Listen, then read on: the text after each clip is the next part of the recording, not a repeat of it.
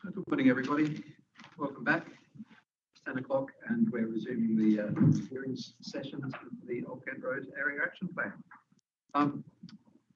Those of you who haven't met me, I'm Glenn Rawlings. I'm the Inspector appointed by the Secretary of State to examine the plan and report to the Council in due course. Can everyone hear me okay? I'm told there's an air conditioning unit at the back that's a bit noisy, so if I do need to speak up at any point, just let me know. Mobiles and laptops switched off to silent, please. Rachel Jones is here with me as always. There's an issue with some of the numbering on the website, I'm told, with the EIP docs.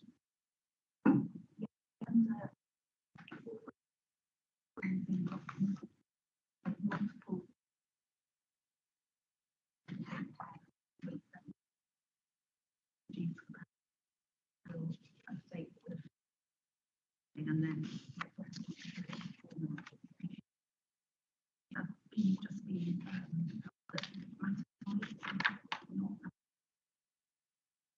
again, let's send that to you.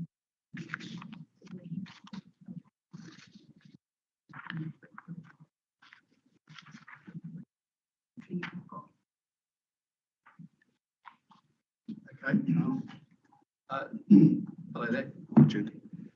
Are you familiar with what's been happening so far? Have you managed to see any sessions? Got an introduction? I actually haven't been Okay, well, I'll go through my introduction then. Just it's not like the one that we did on the first day, just run through a few sort of housekeeping things. So we went through a detailed opening on day one, which set out for the program officer in the conduct examination. Just a reminder that the purpose of the examination is to help you decide if the plan submitted for 2025 is legal and sound, and not how it's so this session, like the others, will take us on a structured discussion of the matters set out in the agenda. Right. Morning, we're dealing with housing and community. As before, I'll start each out with some questions to the council. I've got the response backward and forwarding under each agenda point. If you wish to speak, just turn your name plate up like that, and hopefully I'll see it. But Rachel helps me as well because I've got upstanding name badge blindness. So hopefully everybody will get to say what they want to say at some point. They will, not they will. Good, okay. Could I ask that you focus your comments on the questions in hand and specific points made by others? And I do ask for each contribution to be as concise and focused as possible because we've got a bit to get through today. I wanted to make sure to say. You don't need to repeat what's in the written statements if I've read them all, but if there's any points that you want to bring out, by all means.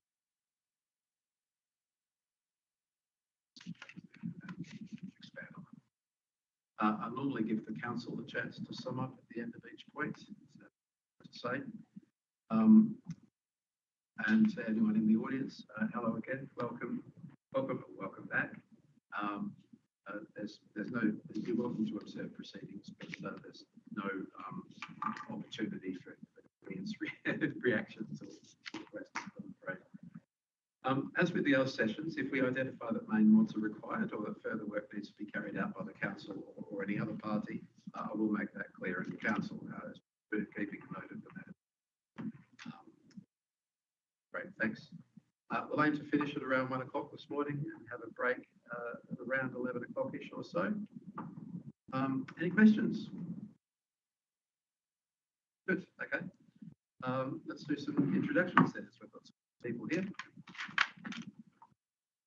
I'm head of regeneration for Old Kent Road. Morning, I'm Patrick Cronin.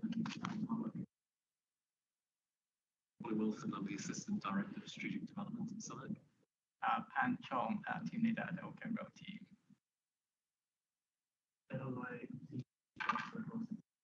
I've forgotten about the solid plans organisations and also been involved with.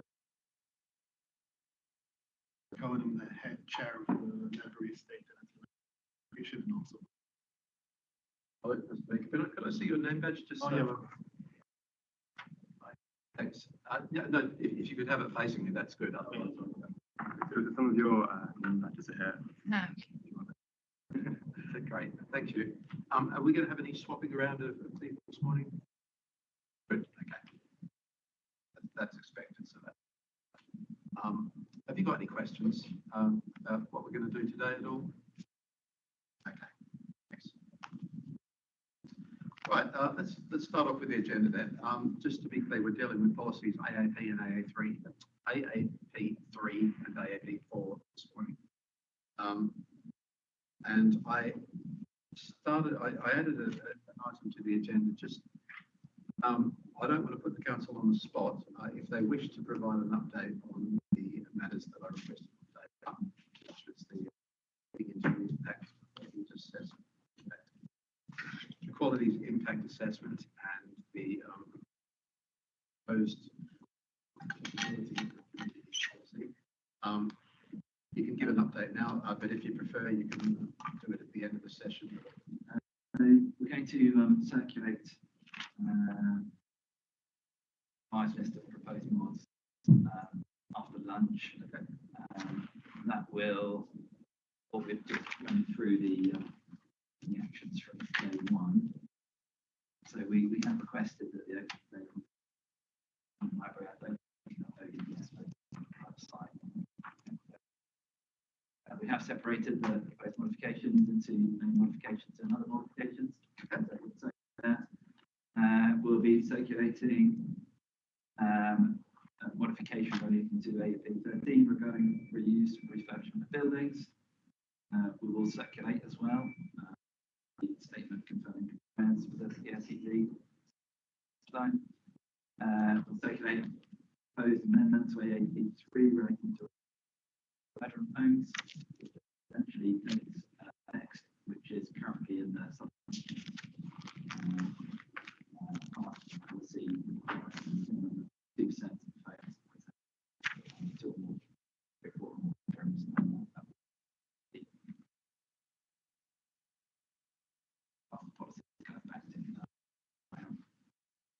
and then we'll also circulate the a revised community uses. It will also pick up on the actions from yesterday, which, just going back up the list, are the reference to the one, the reference to the figures in AAPT, 2, which relates to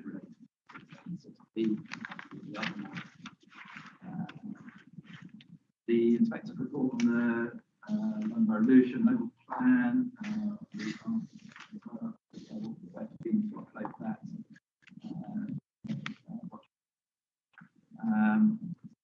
The only thing that we haven't done yet is the amendment to AAP2.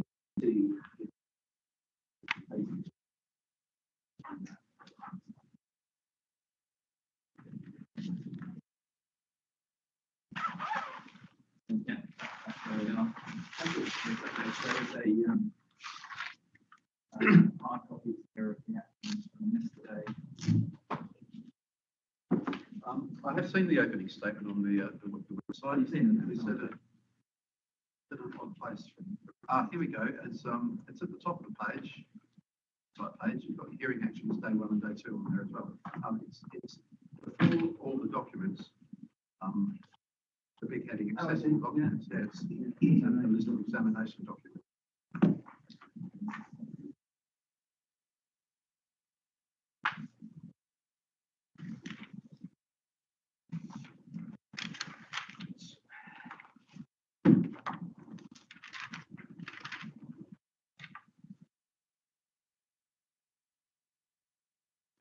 Okay, has everyone got a copy of the agenda now? Can I go now? Okay, so mostly it's going to follow the order of the my cues today.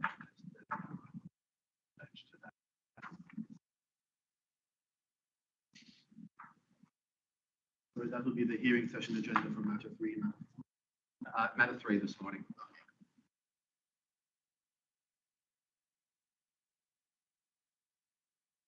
Okay, so let's start at the very beginning. So we jumping. Yep. can we just have an opportunity to maybe respond in writing to the community that comes through? Yes, I think that'd be a good idea. Mr. Lee, also, I mentioned regarding the equality of impact assessment, it may not be, but I'm going to have a look at it and reconsider that position when it comes in. It may be that's required. So yeah, I'll reserve my judgment. There'll definitely be the opportunity to comment as part of the main board's consultation anyway. So,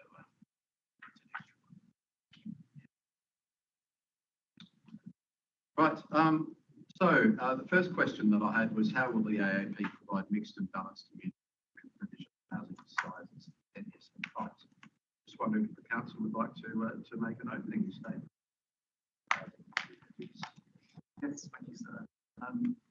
The AAP sets out an ambitious plan to deliver 20,000 new homes, including at least 7,000 new social rented immediate homes over the course of the plan period.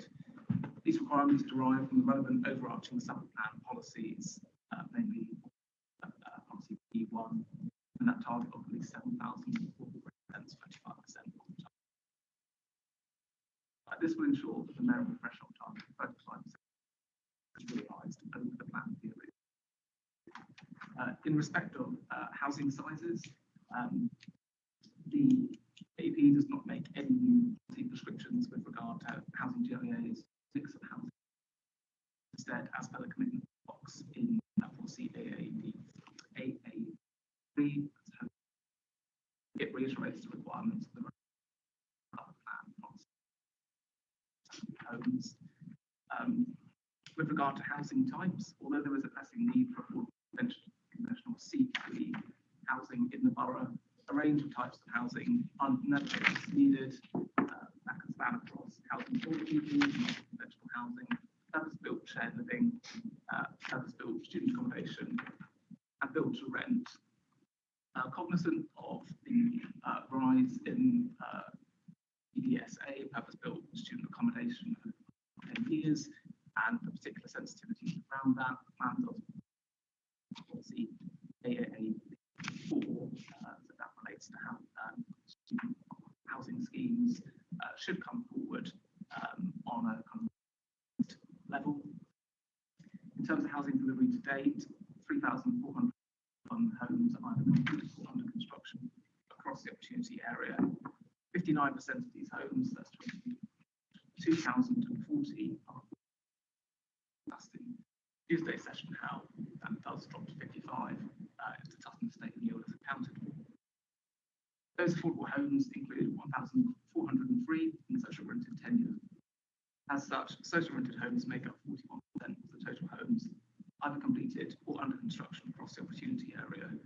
And further information about the housing delivery date can be found by referring to EIP 49, Affordable Housing Delivery 2016 to 2026.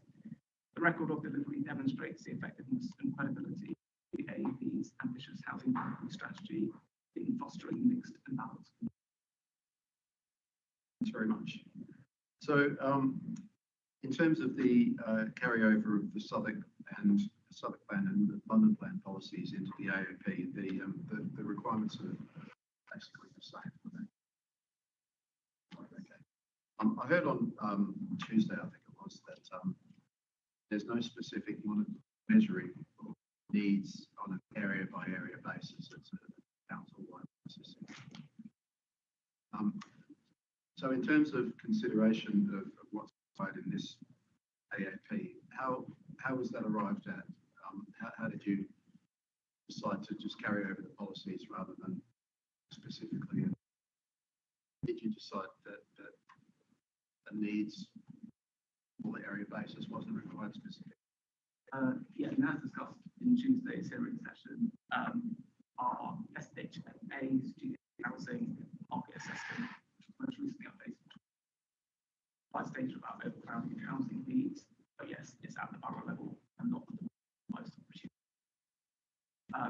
Through that process, it identified the affordable housing need for the borough of 2,077 homes per year. What's attached from part of the evidence is the Southwark Plan, and as a consequence, those dwelling sizes make their way into two. And that SMAR did break down the 2077 annualised housing need by dwelling size, so by 1 bed, 2 bed, 3 bed, 4 bed plus, and it found that 2 beds and 4 plus beds were where the pronounced need was.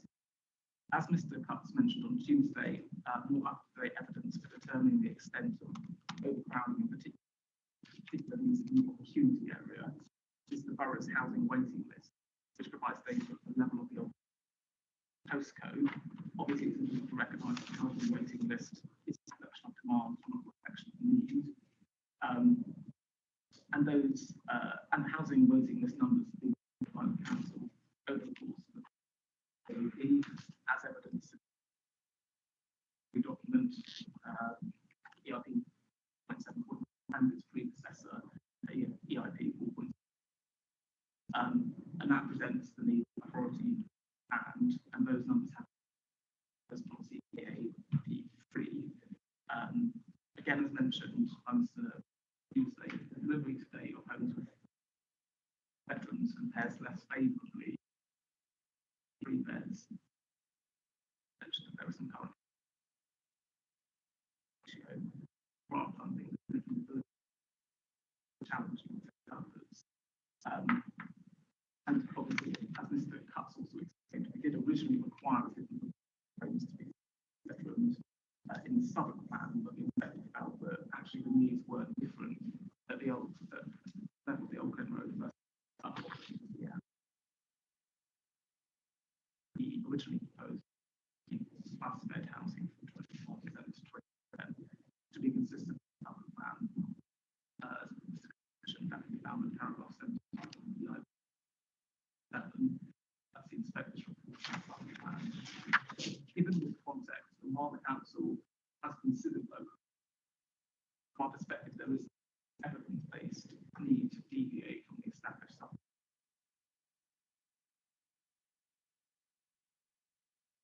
Other than the 3 and 4 bedroom homes, how is delivery measuring against these? Tenure. Well, 10 years any dwelling sizes. Yeah, I mean, this is accounted for on 100 pages of the housing document. And actually, social housing delivery is typically higher than the policy. And obviously, I mentioned dwelling size. Yes.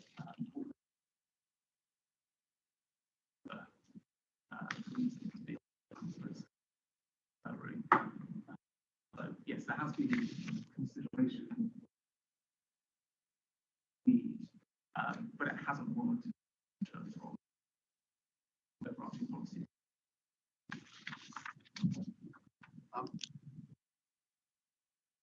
I want to talk about 2 other points as well within this section, and that's council housing, social housing.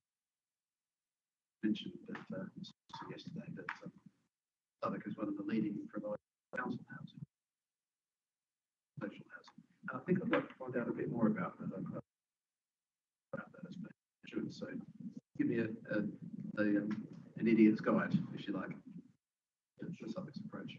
So, probably about 6-7 years ago, the council delivery council housing. So rather than rely negotiations to housing, either directly themselves or through 106 process with developers, the council determines recouncil and by itself. And then managing directly. And in that sense, the council has been successful in getting towards its targets. And I think most recently, just before the election, Broading Council had completed. And in the UK, that was the largest delivery of council housing by any local authority. Obviously, that and council's programme, Tilbury Council has paused because of the challenges of funding that programme. That's a kind of forward programme, but it was already committed to such as Tustin and Ledbury Estate in the Old Kent Road. First phases of those stable generations have been completed, and the second phases are starting. So on Ledbury, demolition of the towers at the moment. And on Tustin, the second phase on site. So that's going to be demolition of sort of box counting, construction of the second phase delivery. Lovely. Hi. So yeah, I'm just going to say my name is Joshua Gottlieb. I work for Southwark Group of Tenants Organisations. I'm just going to respond to a question about the difference between council and social housing. It's not very well understood. Yeah, SGTO with the last surviving faraway tenant federation. And I guess so Southwark is, by far the biggest council landlord in London, the second biggest council landlord in the country after Birmingham City Council. I think the key difference between council housing and social housing is that the council housing, there's the inbuilt mechanism for tenants to organise, have representation. So in Southwark, there's over 100 tenant resident associations. They get funding and grants from the council. We've got two TRA members here who will speak later. And that degree of self-organisation and representation is not in any way replicated in housing associations. And then in my own job as a caseworker, I see that on the ground and kind of people in housing situations. If they have a lot of disrepair, it's a lot longer to fix because less of those mechanisms to organise and represent. What provision is made in the AOP for provision of council housing as opposed to social housing? You can see in the IP 4.7.9 that details the council homes which are under construction. So in each of the sites here, you can see the land which are being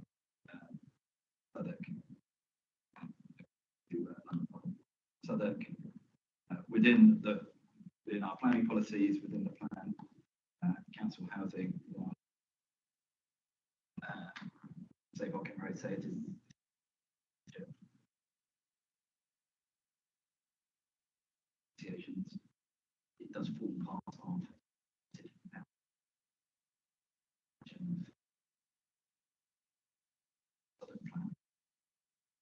Thanks.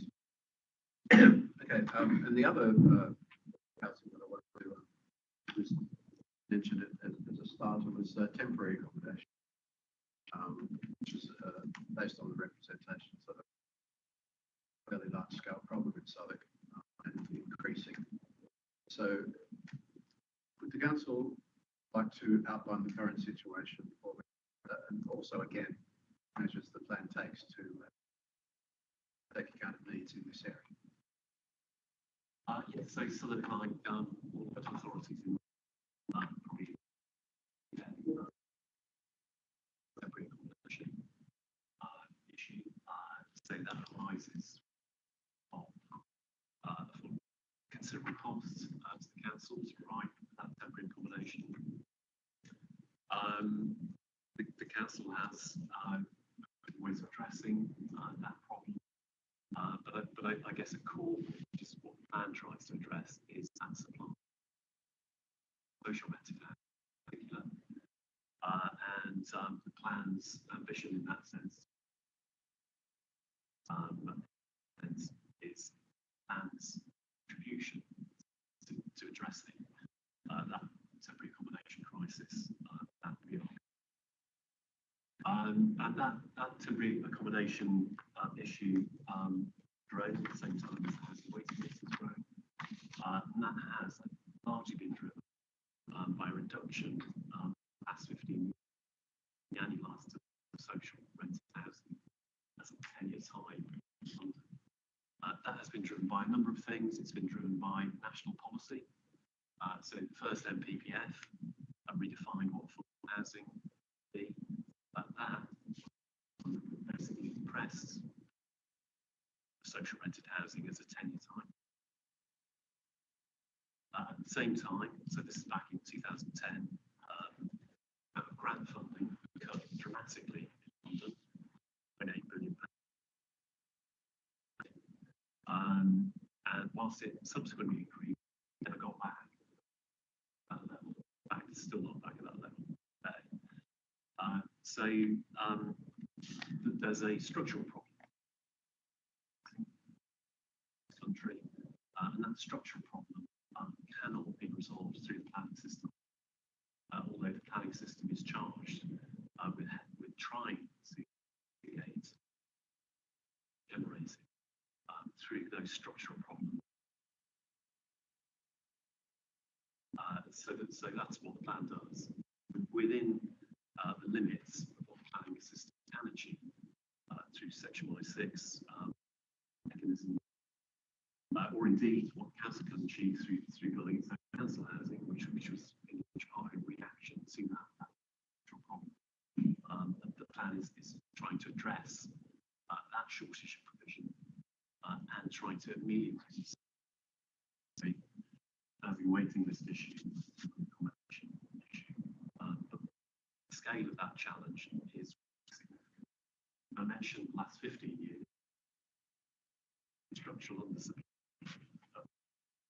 back to took a choice about how to provide social housing, and then 40, 50 trying to deliver, we're trying to live, we're trying to deal with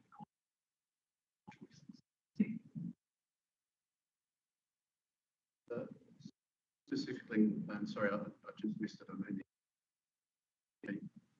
something you said already, but in terms of measures in the plan specifically, is there? So there aren't specific policies and plans to temporary accommodation. So certainly one of the things that the council have a look at is are there opportunities to come forward to possibly purchase, I think, to help with our temporary accommodation issues. That kind of sits more discussion with the housing department, ministry and policy, I would say. But because the plan is generating and affordable housing, it's something that we are certainly investigating. We don't have a specific policy that's seeking to provide. Come to you in a moment. Just one other question. Does there need to be a process in the plan? Just to opportunity that's you in the area. Yes, I mean, certainly could be acknowledged. So, given that there's a focus nationally, regionally, about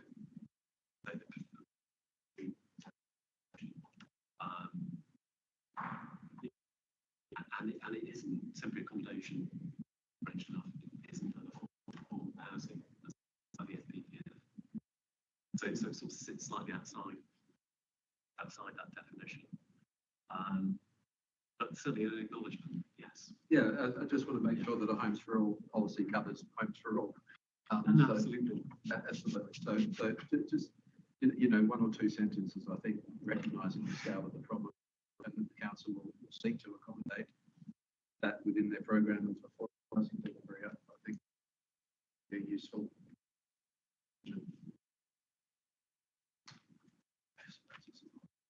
Any comments on that, and then I'll come to you, Mr. Gottlieb. Sorry, Mr. Holloway. No. On the TA in particular. Yeah. I can speak to that. Yeah, I'll try to be quick. I know we've got a lot to get to today. So yeah, just some background. Like I do half my job as casework, and there's organising, so like intimately involved with temporary accommodation in Southwark. It's like a vast amount of our temporary accommodation. So yeah, as we mentioned, temporary accommodation, as I mentioned once, in the area action plan. There's 10,000 people in Southwark Council temporary accommodation. 1 in 22 children in London are in temporary accommodation. It's also important to know that a lot more people should be in temporary accommodation than they are. So National Homelessness Law says if a local authority has reason to believe you are eligible, have a local connection, and have a priority need, should be offered at least interim temporary accommodation. And priority need is defined as being significantly more vulnerable than another person and homeless. That includes all children. Like a big thing across all of London is people trying to get, who are getting evicted, sick and stuff, and trying to get them temporary accommodation. And local authorities, due to one of which being budget cuts, being no, can't offer you temporary accommodation. Actually, the law says they should get temporary accommodation. So far more people by law should be in temporary accommodation. Numbers is 10,000, but in a sense that's the people who maybe qualify most. So just quickly, and I've got a lot to get through. So conditions in temporary accommodation can be extremely poor. So half of Southwark temporary accommodation is outside of Southwark. It's a big thing. Well, how can we get people closer to their support networks in Southwark, right? So everyone in temporary accommodation, Southwark has a local connection. It can be really hard. So a lot of the in-borough temporary accommodation, a massive amount was on the Ellsbury estates, where there was a state demolition. They haven't yet rebuilt it. You've got these decanted blocks which haven't had major works done because they're perhaps due to get demolition. There's huge amounts of temporary accommodation there. It's extremely poor conditions, rampant damp, mold, disrepair, antisocial behaviour.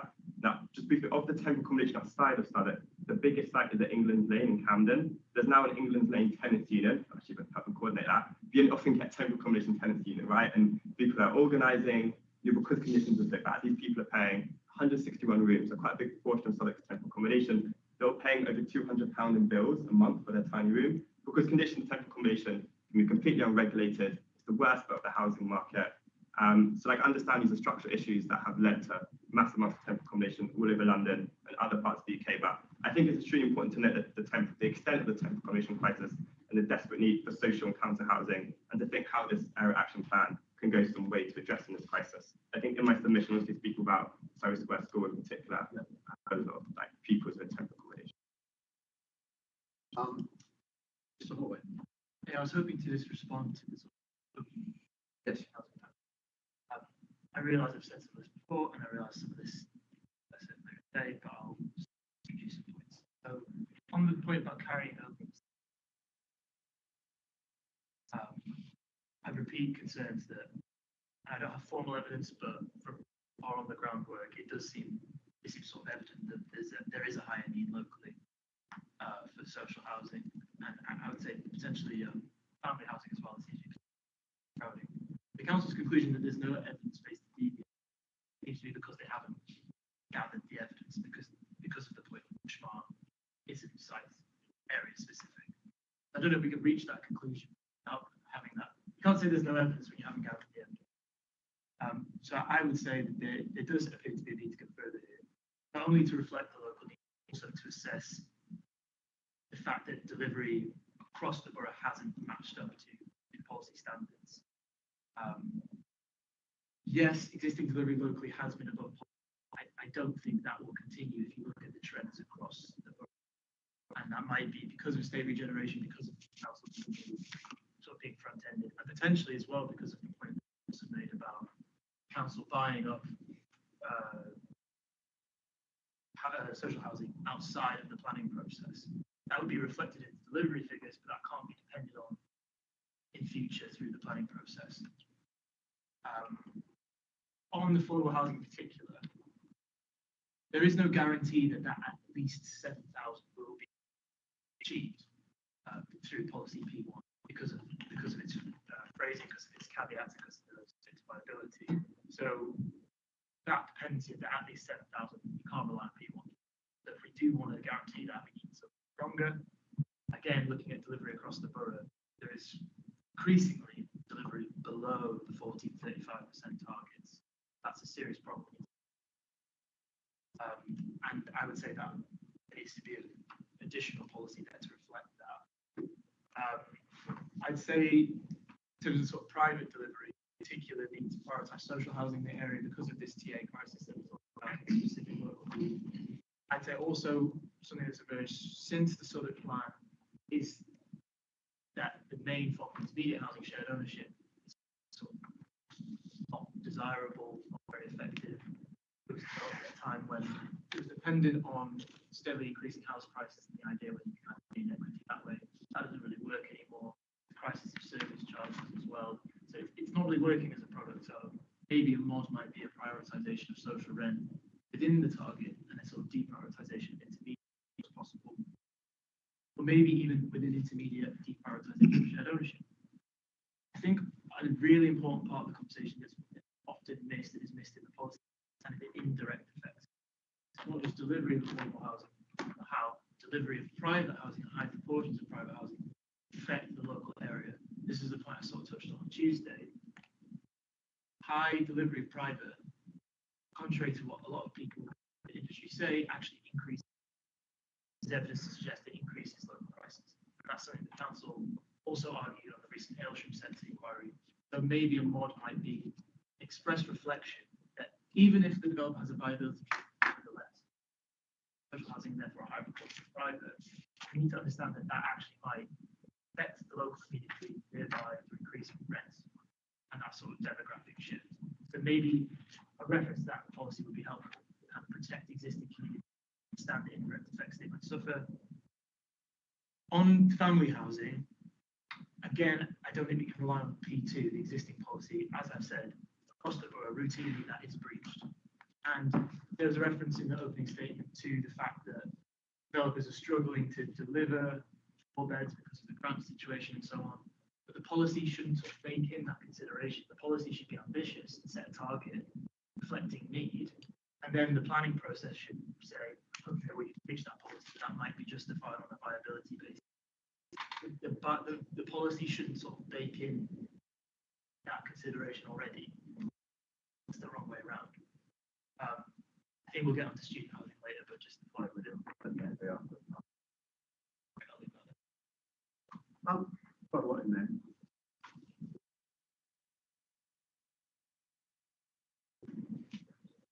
Could you probably break down some of those items? Yeah, no worries. Let's deal with the need first. And I know you've already addressed some of that. Yeah, the question about whether sufficient need studies have been undertaken to justify a deviation from public plan. Yeah, it's First thing I would say about the solid plan is that it doesn't set out it specifies different proportions housing mix in different areas. So, for example, the urban area will be different for suburban areas. Opportunities in the action area are different from. There is a specific proportion of 3-bed plus homes which is given for Long Kent Road opportunity area. That's different from other areas of the borough.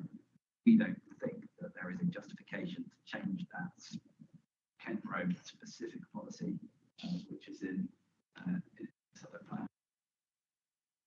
We are proposing, as Mr. Wilson said, mentioned yesterday, a small amendment to say that of that 20%, at least 2% should have bedrooms. Thoughts on that? In the submission, draft. Essentially, we don't feel that there is a justification from the area specific policy. Can I just say, some waste points about tenure. Solid land evidence base does show that the greatest need is social residence. Nonetheless, there is still still those intermediate products certainly have struggled in terms of shared ownership, in particular housing associations. Interested in that bring forward. But there are good affordable housing and there is aid amounts. That kind of in terms of the percentage, social rent 25%, 10%. Yeah. But the plan allows us flexible taking decisions, tenure, and taking into account. Said, I think I mentioned earlier in the week that GLA, for instance, they can encourage that and to prioritise social rent. So incentivizing temporary social rents. The almost cessation of emissions. Yeah. I think the policy as written, do needs and they are still there all the way. It does already prioritise social rent. And where we have had in your schemes where the RP said that they would do an entirely social rent offer rather than a mix of intermediate and social rent. So I think the policy does prioritise those things already, and implementation of that policy it has been flexible. Break that down into it's recognising that it operating within the framework of the Southern Plan. So, still think there's a lack of proper assessment. I think that's a distinct. But then you kind of put it specifically in with it. 2% and is welcome, I think.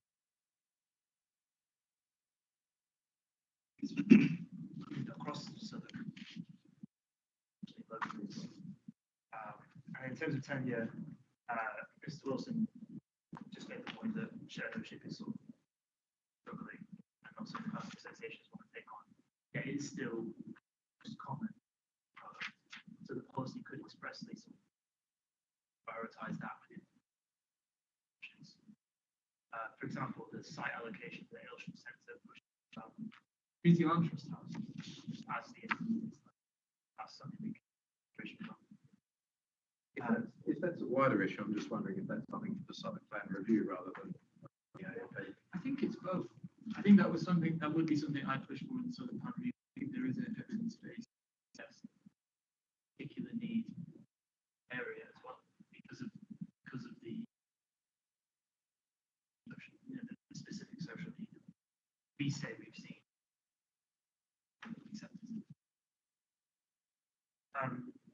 Mr. Wilson refers to flex in the kind of policy system, and absolutely there's been encouragement of social rent.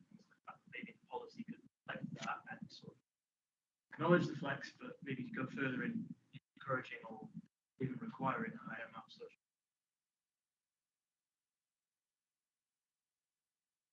Any response from the council on those points?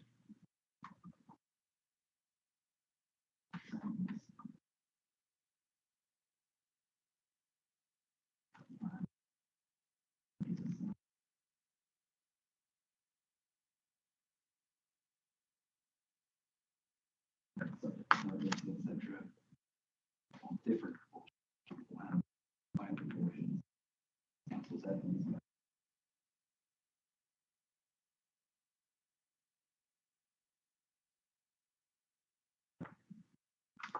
Are you losing something affordable council home redevelopment?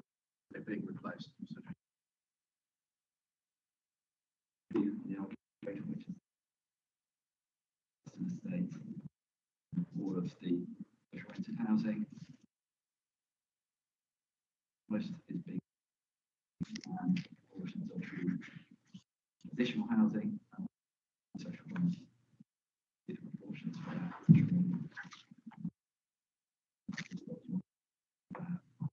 Both those schemes went through a ballot.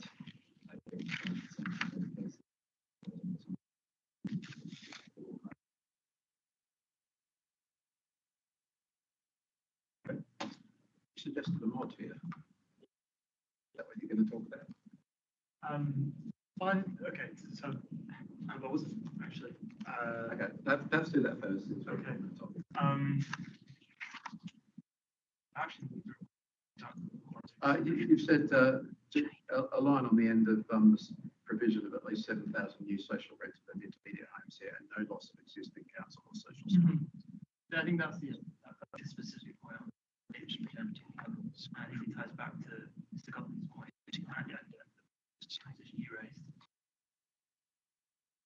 same region, you sometimes see pivot from council to social housing. And as we've seen,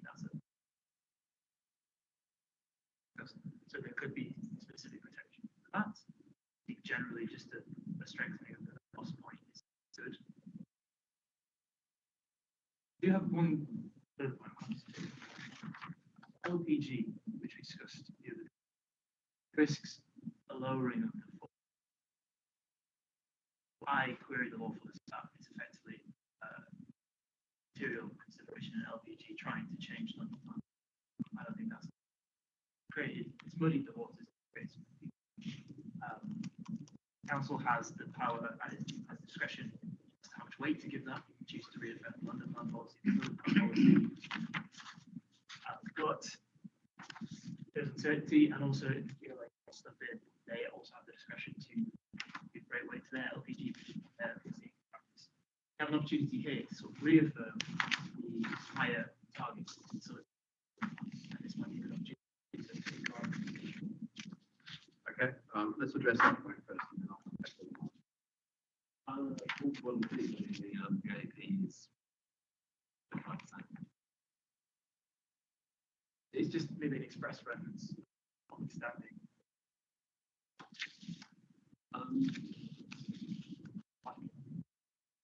Yeah, I mean, it's I feel like we give more credence to Yeah, the thing that you say is, I hear what you're saying actually about can you change policy?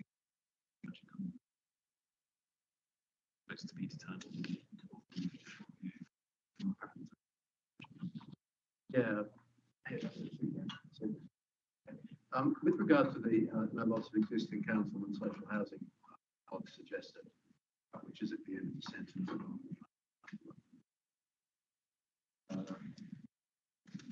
Target number 2 in AAP 3. So at least 7,000 new social or rented homes. Mr. Holloway suggested to add and no loss of existing council and social housing. Just wondering how you feel about adding that in that particular wording, or if that wording needs to be strengthened according to points that I've just heard with regard to transfer, if you like, between types of tenure, social and council housing. So is that something beyond the scope of the AAP, perhaps, or is I think there's justification, there's soundness reasons for having no loss, but I'm not sure about council social.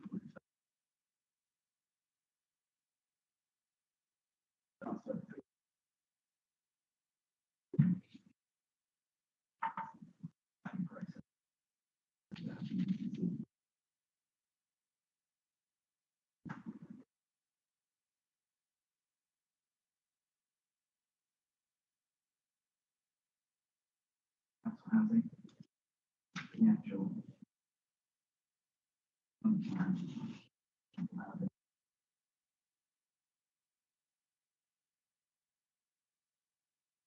that's a state regeneration might be that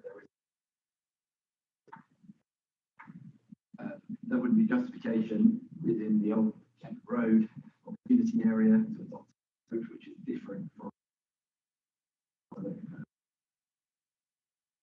London plan about state regeneration. I don't think there's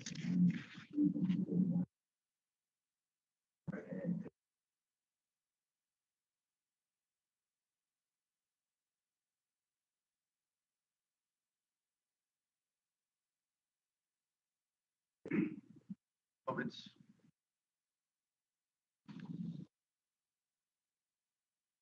Right, I'm going to move on from housing into communities that. Sorry, would I would like to say, oh, sorry, I was unsure exactly how it's said, but yeah, I think a few of us have, sorry, right, I think we're unsure what to comment, but yeah, I've written it. Okay, do you want to pass it over? I'll have a. Did you? We hoping to read it out. Yeah, okay. Okay, I did say on the first day that statements. Oh, well, actually, so this is on behalf of Muna Olu, and it was agreed with. Oh, Rachel, okay, I think, that's on different. behalf. That's fine. Yeah. Okay, cool. So I helped her, so it's a bit hard to follow exactly what to going on. No, that's fine. This is fairly informal. And then I think Conrad and Aaron organised housing points as well, that they'd like to come in. I think they thought we'd let's make it more. Okay, yeah. So I assisted Muna in writing this, but it comes from her. And then if there's any follow-up questions, I can kind of answer them in my own capacity. Okay. So my name is Muna. I live on the near Old Kent Road on the Neck and Jet estate. This is right by the first sub area of the area action plan. With my mum and 3 sisters, I've lived here since 2019. I have epilepsy. My seizures are so frequent that I often fall down the stairs coming into or leaving my home, and I end up in hospital every month. Because of my epilepsy, we need a 4-bedroom council property that has a bedroom, a toilet, and a kitchen on the ground floor. So last year, my family got a lawyer at Southwark Law Centre who helped us get band 1, the highest band on Southwark's social allocation scheme. It's extremely rare to get band 1. To get it, my lawyer had to prove that my housing situation is a significant contributor to me being in and out of hospital. In the 4 years since I've been on the waiting list, my mum checks the bidding system every week. She has never seen a property she can bid for, an accessible 4-bedroom council home. There's an extreme shortage of social housing in Southwark. There are over 23,000 households in Southwark Council's waiting list for social housing, many like me living in extremely unsafe conditions. There are over 10,000 people in Southwark Council with temporary accommodation, so many living in terrible, damp, mold, far away from their families and support networks. In particular, there's an extreme housing need around Old Kent Road. To give an example, let me talk about Surrey Square Primary School, which sits just outside the Old Kent Road Area Action Plan. As of 20th of May, at least 20% of its pupils are in temporary accommodation. 14.5% of its pupils currently live on the Aylesbury estate, and nearly all of whom are in temporary accommodation in dilapidated blocks that have long been decanted of secure tenants and slated for demolition. As shown in my case, Old Kent Road has an additional extreme local need for family-sized and accessible housing. In the EIP document 4.79, affordable housing delivery, Southwark Council explains how 59% of the 3,441 homes are either complete, under construction, or in the pipeline across the opportunity area are affordable. This affordable housing figure has been aided by state-based regeneration, with around a third of the affordable homes coming from the Tustin and Ledbury estates, where Southwark demolished the council homes and counted the rebuilt council homes as part of their affordable housing delivery, so not necessarily a net increase and net loss. So even though the existing figures are high, they're high due to estate regeneration and council-led schemes. So it's highly unlikely that the same percentage will be maintained in future phases, nor should the council's delivery offset developers or justify them delivering under Southwark Plan's 40% target for each site. So of the affordable homes, in the 3,441 homes, around a third are at intermediate rates. So as mentioned, this includes shared ownership schemes, which you can get if you earn up to £90,000 a year. So these are not generally affordable, shared ownership, and not what the local community needs. Additionally, some of the affordable homes that have been delivered have been built are from Southwark Council buying distressed like house building schemes, such as on Glenville Road. Again, this is not necessarily replicable in other parts of the opportunity area. And it's really crucial. Of the affordable homes Southwark have built or are building, only 2.45% have 4+ beds. And of the 465 homes in the pipeline, only 3 have 4+ beds. So this is crazy. Anyone who actually needs council housing knows that there are lots and lots of 1- and 2-bedroom council homes available, but comparatively very few 3-, 4-, 5-bedroom council homes kind of really go on bidding. And when they do, hundreds and hundreds of bidding for each property. So for example, this week, there are 0 4-bedroom properties available for people on the social housing waiting list. 0. So on their Home Search website, Southwark Council have released data that shows average waiting times 2024-2025 for council housing. So there's 4 bands, band 1, band 2, 3, and 4. So band 2 is second highest, most people in band 3 and 4. So if you're in band 2 and need a 1-bedroom home, it takes an average of 2 years and 3 months to successfully bid for a property. If you're in band 2 and you need a 3-bed, it takes an average of 6 years and 7 months. And it's kind of no wonder schools are closing in inner city London, in Southwark, and especially where there's been estate-based regeneration schemes, like around Elephant and Castle. There's not enough affordable family-side housing to maintain schools. So it's even worse when it comes to accessible housing. The ground floor and adapted homes are in the highest demand. So Southwark Council are claiming that the affordable housing figures around the Old Kent Road show how successful the regeneration is going. But I hope I've shown that success is not replicable and that it's not met local need, nor done anything to improve the housing emergency. They might be building some social housing, but it's not going to those around Old Kent Road who need it most. So NPRF paragraph 61 states the overall aim of housing delivery is to meet an area's identified housing need, including with an appropriate mix of housing types to the local community. local community needs social housing, council housing, the area action plan is not providing nearly enough, especially where it's needed most, which is in those accessible and like 3, 4, 5 plus bedroom needs. So on each site, the council allows a low amount of affordable housing in the hope that delivery will be made up elsewhere. So there's a risk that happens on every site until they're used up. So the Southwark Plan targets 50% affordable housing. The area action plan is meant to build on the Southwark Plan. So we think that as the Old Kent Road has such an extreme housing need, 50% social housing target around Old Kent Road would be a good place to start. And there should also be much stronger requirements for family housing at social rent. And within affordable housing, as mentioned, there should be more social rent and less immediate rents. We take that in as a query document as well. We'll have it on the website. And there are other statements as well. Yeah. I mean, yeah, comment. Yeah, I'm just going to speak on time. No, you go first. Mine kind of sits in between affordable housing and community, so it might be we kind of straddle both. Yeah.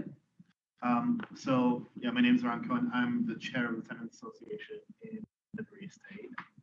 I did put in a written statement, so rather than like referring to that and to the numbers, I kind of want to talk about 3 different stories of stuff that's going around us so they feel it's relevant. One is the situation that schools are facing. The other one is our TRA specifically, and then more widely the community organizers, sort of communal events that are being organized, how they would be affected by plan granting proposals. So I became chair of the TRA only very recently. I was a little bit involved peripherally, but I first got involved in the community on our estate by me and some neighbors sort of setting up a community garden together. And that brought a very diverse mix of local Latino people and Caribbean people. And it was very, I think for a lot of the neighbors, the very first experience of like actually meeting some of our neighbors.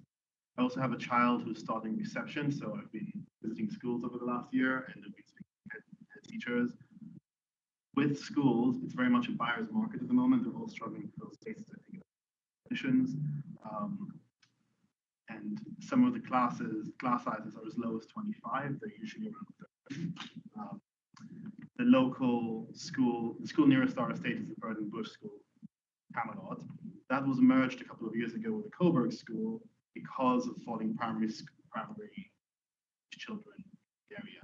So I think that goes directly to reflect the lack of family size housing for not just affordable, I would say council.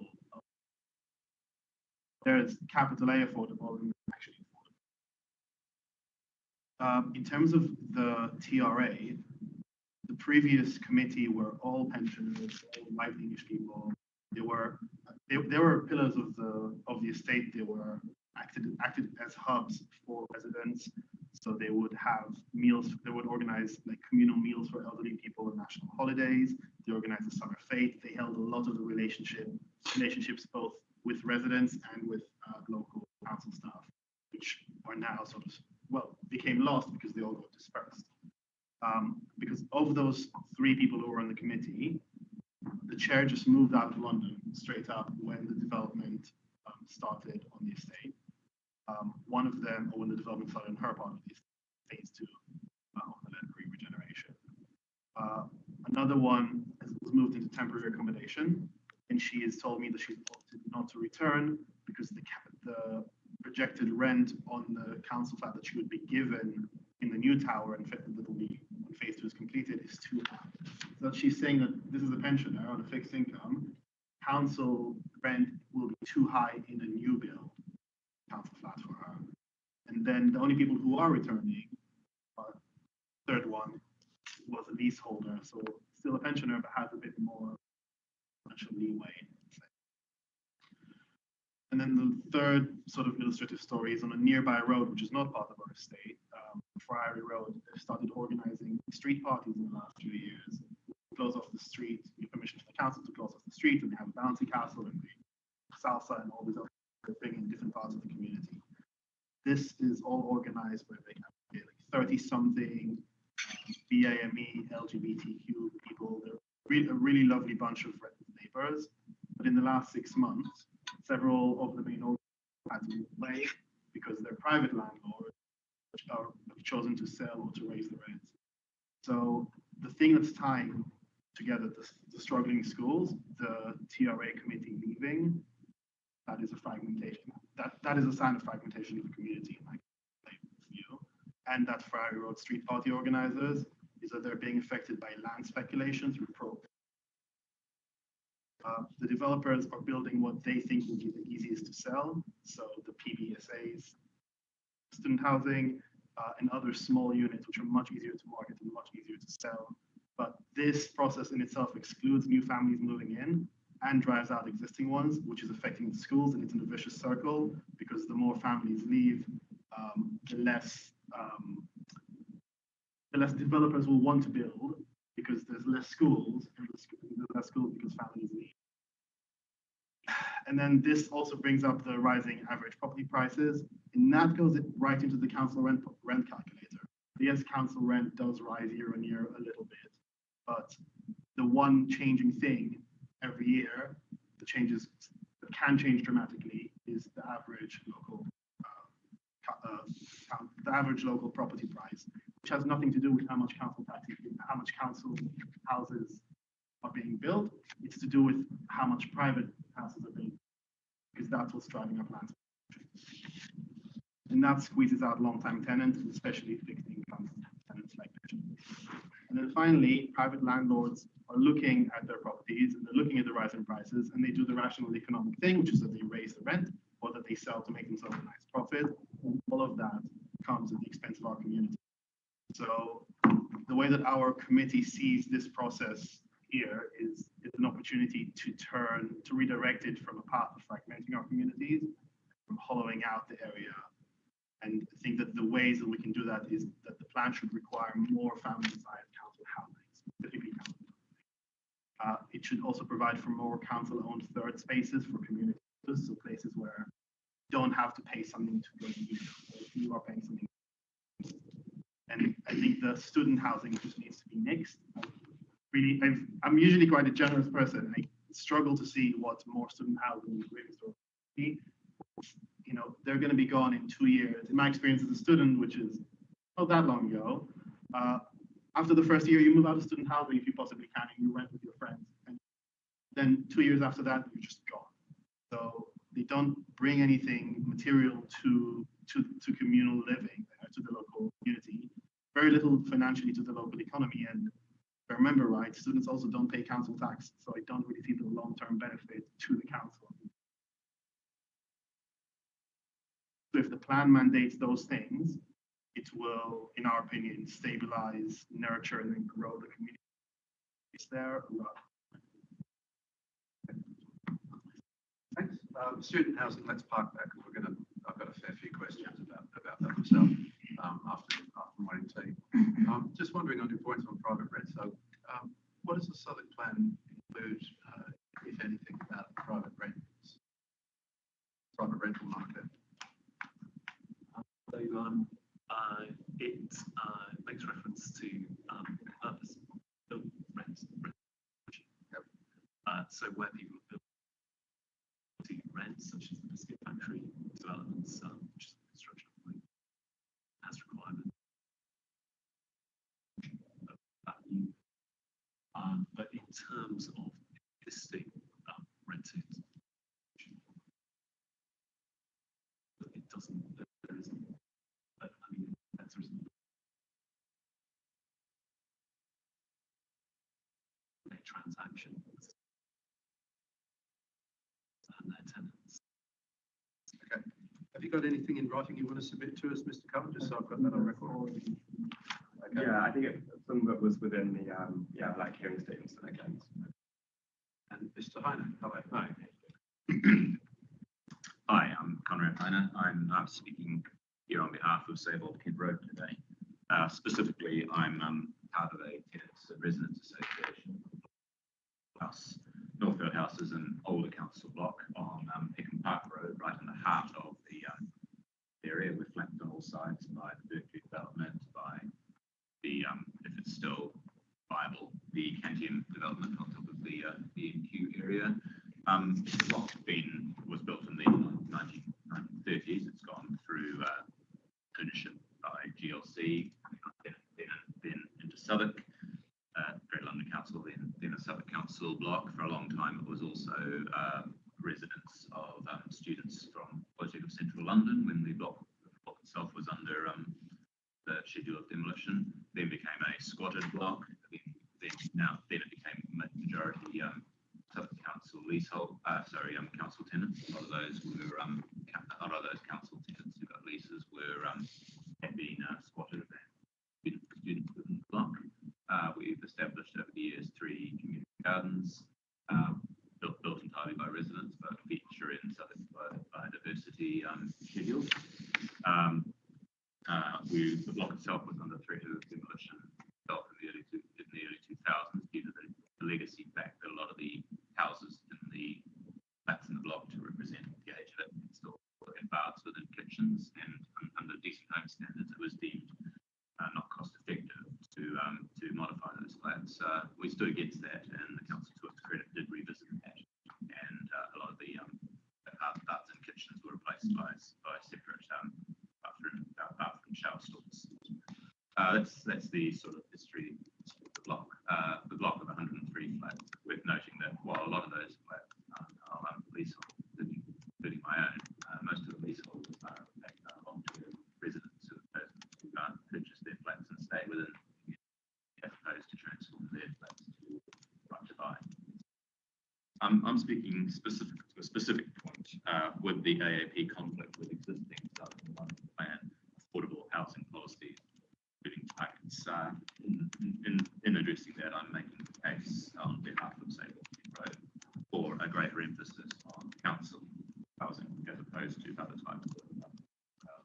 We acknowledge the fact that there are structural challenges to that which have been addressed by Mr. Wilson and others, but this is still, I think, an important aspiration that we need to state in the plan. This will be an unashamed case for council housing at the heart of the AAP. We believe that the AAP does conflict with existing Southwark and affordable housing policies, including targets. To address this, the plan needs to be reformulated to put genuine council housing at its centre. An alternative strategy of planning for majority council housing is properly considered and stated explicitly in the plan. I'm going to state the context here, which I'm sure we're all familiar with, but it's important, and it's been visited this morning for the statement of the record. The Old Kent Road Area Action Plan proposes 20,000 new homes. Of these, only 5,000 will be social housing, and an unspecified number of these are in fact council homes. The waiting list. There are 23,000 plus households on Southwark Council's waiting list for social housing. Thousands of these people are in the highest bands, overcrowded, with severe medical needs to move, as addressed earlier, yet they still cannot get a social housing, even if they have been in the highest bands for years. This is especially the case for those who need accessible homes or housing beyond 2, 3, 4, 5 bedroom homes. We're aware of the plan here from what's been said. A couple of representative cases in my own community, Northfield House. There is a family on the block in a 2-bedroom flat that has 5 children. They have been on the waiting list, a ground floor flat, subject to all sorts of challenges, mold, for ventilation, etc. They have been on the council list for a larger house for 4 years now. The fact of the matter is they're simply forward, and I've been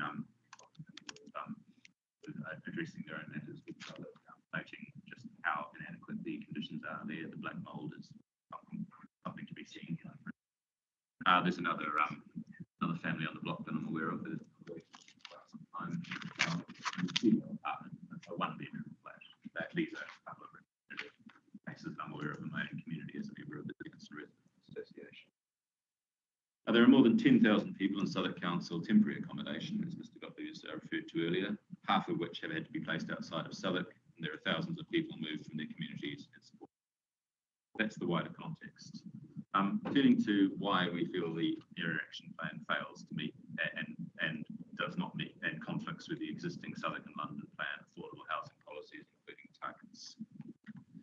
The AAP does not plan for adequate numbers of council homes, or indeed any specific number of council homes, and therefore development guided by this plan will not be sustainable development and does not accord with council or London Plan policy. Specifically looking at how the AAP conflicts with the Southwark Plan. Let's look at Southwark Plan Policy 1.3, which states, building 11,000 new council homes by 2043 as part of our overall housing target. However, the AAP does not contain a target for the number of council homes, does not state clearly how many council homes are to be demolished and how many are to be constructed. Furthermore, the AAP does not clearly differentiate between council housing and other social rented housing. There is no way of knowing the current or future net provision of council housing within the AAP or how this contributes to the 11,000 council homes target. Therefore, the AAP conflicts with that target. Okay, policy Select Plan 1.9, which states, ensuring that vulnerable residents and families are helped to find the right housing to live independently as possible. Most vulnerable residents are in council housing, including disabled elderly residents and low-income people. By failing to plan for adequate levels of council home in the AAP area, the plan will have the impact of denying the right housing to these residents and comprising their ability to live independently. Select Plan Policy 2.3, quote, investing in our communities and residents, and particularly existing residents, so that everyone can access the benefits of our regeneration programs and the opportunities created by those programs for new homes, new jobs, education, training, and new physical and social infrastructure. The AAP conflicts with this policy in that particularly existing residents will be potentially unable to benefit from the vast majority of programs of housing development, which is not council housing. It's quite possible they will be pushed out or subject to higher private rent and will therefore experience a deterioration in their living standards. Okay. Policy ST2.4. We will work with our partners, SP2. We will work with our partners, local communities and developers to ensure that developments improve our places for local communities through delivery of regeneration in our opportunity and action areas. A plan that does not provide for major uplift in council housing in an area like the Old Kent Road cannot be said to improve our places for local communities as a key part of any improvement for the existing community is greater access to council housing. The AAP does not demonstrate that the Old Kent Road area will see an overall increase of council housing that adequately addresses the overwhelming need. That's the Southwark Plan. Now to look briefly to the London Plan and how the AAP conflicts with the London Plan. London Plan Policy GG4B states, support the delivery of the strategic target of 50% of all new homes being genuinely affordable. The only genuinely affordable housing to most people in Southwark is social rented housing, and the cheapest and most secure of that housing is council housing. The AAP does not recognise or plan for 50% of the housing in the area to be council housing or social rented housing. And beyond the Southwark Plan and the London Plan, the AAP is not actually consistent with National Planning Policy either. National Planning Policy Framework, paragraph 61 states, the overall aim of housing delivery is to meet the area's identified housing need, including with an appropriate mix of housing types for the local community. But the AAP does not adequately address this overall aim because it does not prioritise the one tenure of housing that can meet this area's identified need, namely council housing. National Planning Policy Framework goes on to state, the purpose of the planning system is to contribute to the achievement of sustainable development, including the provision of homes, and a social objective to support strong, vibrant, healthy communities by ensuring that a sufficient number and range of homes can be provided to meet the needs of present and future generations. By failing to plan for the provision of majority council housing, the AAP does not propose sustainable development in the sense that it neither meets the need of the present nor future generations. Without planning to provide council housing, it will make the existing situation for the majority of the population worse and will compromise the futures of the next generation. I'd like to present briefly an alternative vision which puts true council housing at the forefront of the area action plan. We believe that the overall... Just going back to something I said on the first day, I can't change the plan. I can't make it sounder.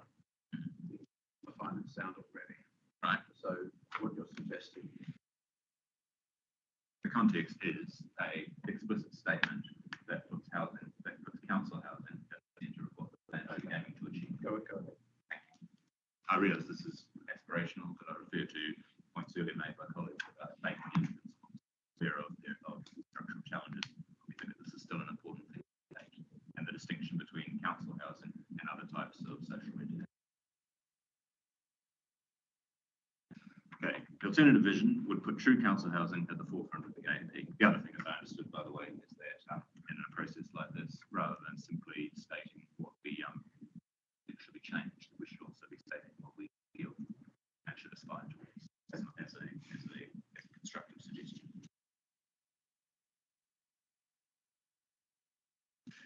We believe that the overwhelming need for housing demonstrated by 23,000 households on the Southwark Council, 23 plus households on the Southwark Council social waiting list is best met by council housing. Do not consider any form of tenure except social rented housing or council housing to be truly affordable to the people of Southwark, and we consider council housing to be the only tenure that will meet this massive. No other tenure will be able to solve the acknowledged housing emergency. Council housing is the only form of housing that can be provided on a mass scale at the lower rents with secure tenancies and some importantly democratic accountability, where the landlord can be held to account and voted out by tenants. Therefore, to meet this need, the overwhelming majority of homes built on the Old Kent Road area should be council. However, the AAP does not even state how many council homes are proposed or how many will be lost to demolition. Instead, the AAP treats the provision of council housing almost as an afterthought. Council housing is almost absent from the AAP, and what council housing there is as part of the plan suffers from the lack of clarity between council housing and other types of social rented homes. The council does not give an overall figure for the amount of council homes already built within the opportunity area, does not give an overall figure for the amount of council homes proposed in the area, does not give a target for the net number of council homes it wants to provide in the area following demolition. The only commitment to council homes in the AAP is in reference to the redevelopment of the Tustin and Ledbury estates in AAP 3, where it commits to the re-provision of demolished council housing. There are no figures for the re-provision of council. We do not know if it intends a full re-provision, one for one, or if some of the new homes will be social rented homes to different landlords. At a minimum, the Old Kent Road Area Action Plan should be clear about the amount of council homes demolished and the number of council homes to be provided, so we can understand the net figure. You can see if there's proposed upwards or a reduction in homes. Finally, going forward, the AAP needs to put true council housing to the forefront at levels sufficient to meet current and future need. By council housing, we mean council housing within Southwark Council's definition of council housing, i.e. rented at no more than 40 to 45% of market rents. In the AAP, the council should acknowledge that council homes are defined as homes where the council is the landlord, the tenants are secure tenants, and the tenants are paying council rents. Thank you. Trying to submit that as a document? I can't do it. Yeah. Okay, any comments? Yes, in terms of existing policies, so go to P1 in particular, and the AAP 3 does state that all developments must comply with something. I mean, we haven't completely repeated AP because actually the AP. So our advice together was the necessity to repeat it. But we have highlighted that, for instance, anybody who agrees would be expected to comply with policy. And anybody bringing forward any development in the Old Kent Road would be expected to comply with policies of the Southwark Plan, as well as those in the Old Kent Road Area Action Plan. And then the plan for the Old Kent Road and Southwark Plan and London Plan deal are conforming with each other. So we're not Stopaway's point earlier, we're not inventing new policies in the Southwark in the Old Kent Road Area Action. We're just saying with some more detail how they might be applied in the Old Kent Road area. The target in the Southwark Plan for 11,000 council homes and whole of Southwark, therefore that part of the contribution to that is in the Old Kent Road. And the Tustin and Ledbury estates are the two largest estates in Southwark. And to the point about re-provision, both of those, Mr. Cook's mentioned earlier, both of those state generations do involve everything there already and the provision of additional council housing under the terms that Mr. Hyde described, where the council is the landlord, where the rents are those social rent level, and where the tenancies are secure. I think it's important between the borough-wide policies. See that Southwark. Want to be housing. 11,000 is Worcester, 11,000 council homes. That's the borough. B1, side-by-side policies for the minimum 35, and its expected difference is made up in the way that we've seen in Oxford Road, for example, housing associations, which have converted then the entirety of homes in that scheme to affordable housing. In some cases to 100%. In terms of the definition, social rented housing definition is set out. Southwark Plan, CP1, and social housing, social rent housing, as where rents must not exceed the rent level determined by HCA tenants, whether it's council association. The AP has been prepared in that. I think finally as well, it's also just important to reiterate the advice that we received from Council, which is set out in 4.7.2, which is the requirement in the MPPF, paragraph 67. Southwark Council and the authority has to address housing need across its whole area. Housing requirement is generated across the whole area, which is the entirety of the borough. The area action plan in itself doesn't generate its own housing requirement. It has no housing requirement. Southwark Plan, what it's seeking to do is to give effect to the policies which are in the Southwark Plan. Basically, I wanted to ask, when is it time for some of us to swap out for Diego, Andrea, and Richard, who will also be speaking by the ICA?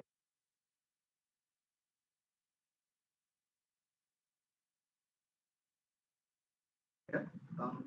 Now, awesome.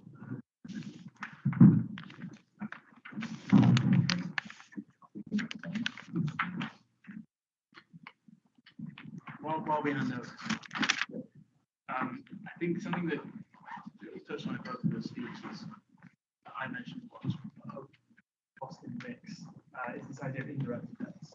That's how you can bring in the private housing market that already exists into the planning world by understanding how new development affects existing.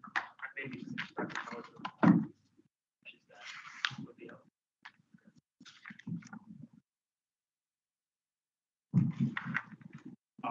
Very quickly, I'll make my point that to reiterate the point that I made, to remind the distinction between council housing and other types of social housing and the democratic accountability that comes from true council housing. I think it's essential.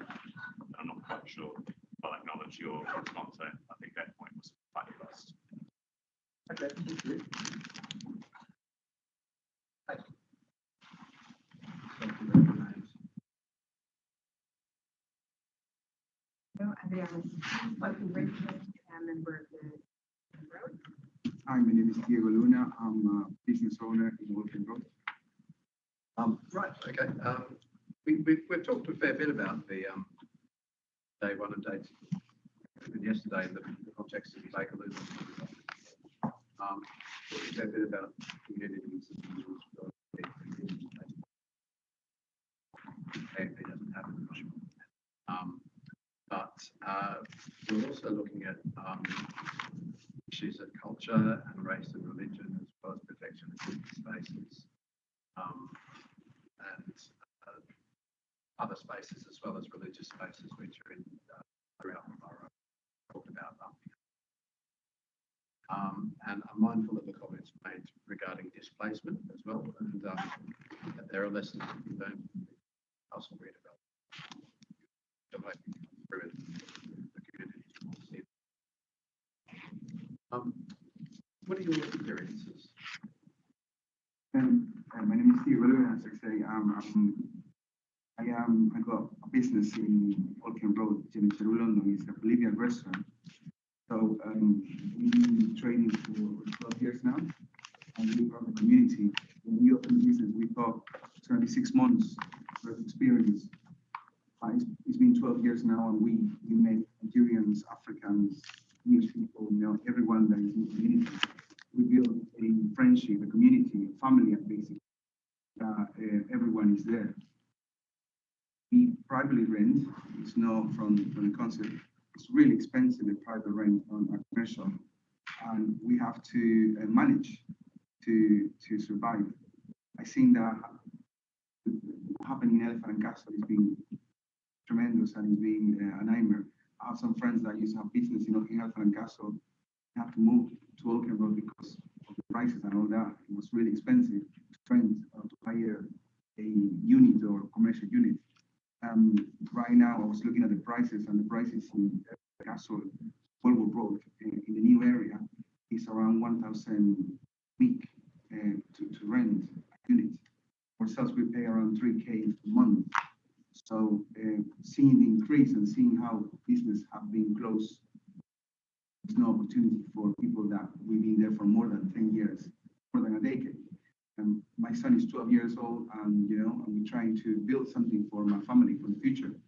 We know most of the people around Oaken Road now, and they know us as well, because we're not just part of a business, we're also part of a community. So I got people that they don't speak no English, they come to us to get involved into the community, to learn the language, to learn how that's working, going to the GP, going to the schools, trying to be a family.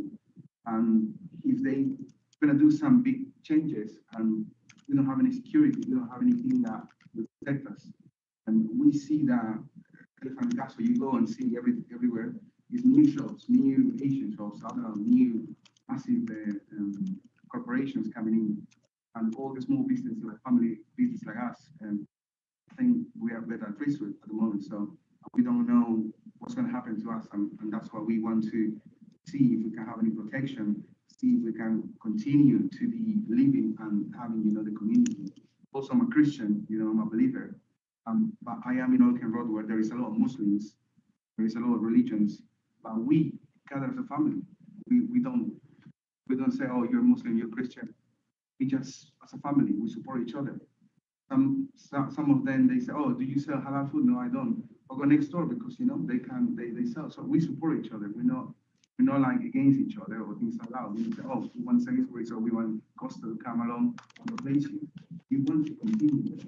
And I want to continue because of my family, son, and all the relatives I have around. Some of the relatives I have around, they're not even black relatives, friends. I call them brothers and sisters right now, because it could be black, it could be white, it could be dark, or it could be Latinos like me. We are family. So that's why we want to make sure. Even on housing right now, I'm renting in Rosario Square. I'm renting privately because I'm bidding for housing. If you get a house or a housing or flat from the council, it's around £1,000, £1,200 for a 2 or 3 bedroom. But if at the moment I'm paying for a 3 bedroom house, I'm paying more than 3K because it's privately rented. Some people say me, why are you crazy paying 3K? You should be buying your own home. But I don't have the deposit or things that I have to buy my own house. So I have to apply, but I've been 10 years waiting, bidding. Nothing is happening because I'm not disabled, or maybe I don't have too many children. But I keep waiting. I'm in band 3 or band 4. I have to wait more than 10 years or more. I don't know how long. But I'm trying to get into the community. I'm trying to be part of the community. All the people around us, they know us, and we're trying to help each other. If these big changes are coming out and we don't have any security, what's going to happen to us? That's my concern, and that's why I'm trying to be here, representing not just the Latino community, not just the minority of Bolivia, trying to represent everybody who's local, because we've been in business for more than 10 years, in every single business. Example, very quickly, business rate. We have to have a private waste collection company. Business rate don't cover the waste collection, and it's a nightmare with the waste collection in Oaken Road. So what is the council doing about that? Nothing really, to be honest with you. It's been a nightmare. So I don't know why it's going to happen. And we don't have any support from the council. At the moment, I'm in debt with business rate. I want to see if they can help me out. They don't. I don't think they can send the bailiffs off to try to recover the money, and that's it. So I don't get any support or anything like that. And we're trying to survive as a business. we don't know what's going to happen. I was telling Andrea recently, you go to Dulwich, you see all the businesses in Dulwich. It's beautiful Dulwich, a lot of rich people living there, but you see the family business operating. They are very secure. I don't know what's the rule in Dulwich, but I see that they are there, they are living, and they are supporting each other. What's going to happen? So I met Diego and a few other traders on the road. We did a survey, empirical survey, and the council survey. Doesn't cover a lot of things that should be covered. In order to monitor what is going to be gained or lost, we need to understand what is there. And I think what Diego has mentioned now, it paints a picture that those businesses are not businesses, are actually communities. They are supporting more livelihoods than actually the council is aware of. So one of the first things we require is to have this survey, this proper survey. So the survey we are talking about is in 2019. That is previous to the pandemic. That is not recording the ethnicities. That is not recording all these other levels of friendship and other levels of support that those provide. For example, bigger business provides support and hires local people that wouldn't otherwise be able to get employed because they allow flexible working hours. They allow local Bolivian and Latino communities to come and rehearse for their concerts and so on and so forth. All that microcosm of uses are not recorded whatsoever. What we have learned from the elephant in Castle and other struggles around other, that this regeneration in development doesn't necessarily become all the family and all the livelihood. We go roots in there and make it be what it is.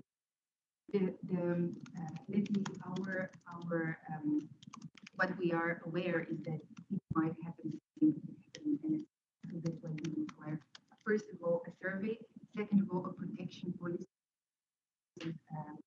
Members, we've done this survey with Carmen, Michael, Richard, and a few others of ours, which are local residents from SC5 and SC1, very local, that understand this microcosm businesses that unfortunately we are slowly getting, we are losing them. What we have discovered is Algerian community, West African community, African community, North African community. How is that level of finer grain recorded to be able to understand in this plan that is meant to be an incredible plan? We are very much in support of improvement. We are very much in support of development. And I think what Diego is saying here, it could be an incredible asset for SADR to really play on this multiculturality, multi-ethnicity. And we understand that all these businesses get along together fine, even though they don't get together. So we definitely require, as I said, the survey, the proper survey. We require a protective designation. We require a longitudinal study, and we want to understand year by year what are the effects from this area action plan is going to be, let's say, approved and further on with the SADR global plan happening as well. We want to understand what are the effects so that even for future development, things can be taken, lessons learned, so that it wouldn't happen the same and so forth. We also require community hubs. As I just said, there is no such third place these are all by spaces. Diego has been telling me how their previous church has been shared with the Muslim community, where they get along very, very well, but because of demand, they had to find a new place. And we are requesting that all those intricacies are being monitored and understood so we don't get to lose them. The other thing is low-cost workspace and social leases. I could go on for long, I'm mindful of timing, but I really want one more thing. What we are requesting, the council has done quite a lot of work. There is the social regeneration charter, there is the SADR Clan Commission report. In the SADR Clan Commission, the 3 recommendations, which our team, as I mentioned, there are some land commissioners in today that will. Well, I'll just mention 3 of these recommendations that we have been looking at, and we think it's the perfect opportunity to actually play on those things. There is the local land forum recommendation, which really talks about having the local people involved in a proper consultation. The other one is about the social purpose of land framework and understanding all the social aspects. The third recommendation that I'm mentioning is the community empowerment fund. And I want to take this opportunity, Diego, for making the time to being involved. That's for the past year. This is something that expense, it's his family's expense, but not all traders have been able to do that. We have found community anchors from the Algerian community, African community, but they were quite few because everyone told us, sorry, we don't have family, we have business. This is something the council has written in the Land Commission report, which we find it quite, quite useful for our recommendation and something progressive that the council can act on. And we do not understand why there is not such a communication between the two. I will have more to say, and we have our written report about a few other reports. Yeah, I've got them in fair detail. I think I've also got the that you spoke. The other one. I think we'll have a break unless there's anything that you want to respond to. Okay. I mean, on the survey, just to note that in section 3.1, it does report the ethnicity of businesses. So part of the questionnaire used for that survey, these questions on the rate, etc.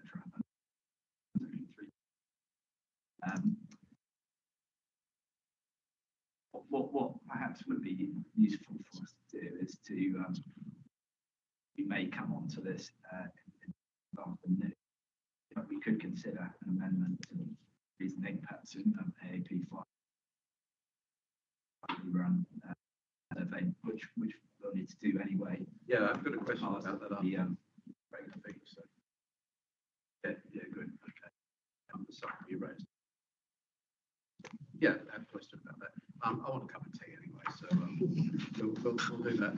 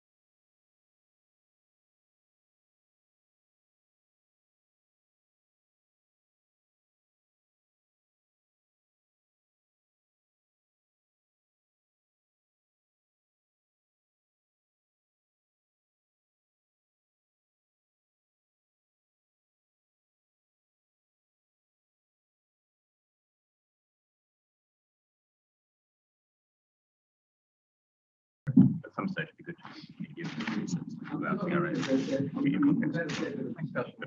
stuff already. So I'm not going to dwell for a long time on community stuff, but there are three areas I want to, and based on what I've heard. So first of all, I want a quick discussion about Elephant and Castle. I want to speak about the potential for protective policies, as just heard, and lastly, about the potential for review, which briefly just. So, stepping outside I should also say I've just had a quick discussion with Mr. Lee about the happened on Tuesday after he went and the suggestion for the communities policy and that I listed the policies and decided that should address. He suggested that he might like a collaborative policy drawing up session, and that's outside my remit. But I don't want to. We're at a fairly late stage here in the process, and I don't want to muddy the waters too much with respect to you, Mr. Lee, and your colleagues. I think that I'd like to see what comes from you first, and then I'll consider the opportunity to bring you in. As I said, there are a lot of aspirations. There are a lot of things that everybody wants. Not all of them I can put into a plan because we met with a specific framework. What is common to everybody here is that we want to see the best for the area. So well, that's my job basically to see that Southwark is on track in terms of soundness and fitting within the legal framework. That's an extra dimension as well. Okay. Best for everyone. Well, yeah, not for- I mean, there's an existing community Yeah. here, so it's it goes back to the whole principles of why town planning exists. So, okay, we have Elephant Castle to discuss quickly, and I remember the aims when I was a resident of the area to protect the existing communities as well, and the policies that were put in place. Has there been, was there a policy failure, would you consider? Because that's what's coming through from what I've heard the past few days. So again, just to set the context briefly, proposals for the Elephant Castle Shopping Centre were correct. Shopping centre. Tenants, businesses, as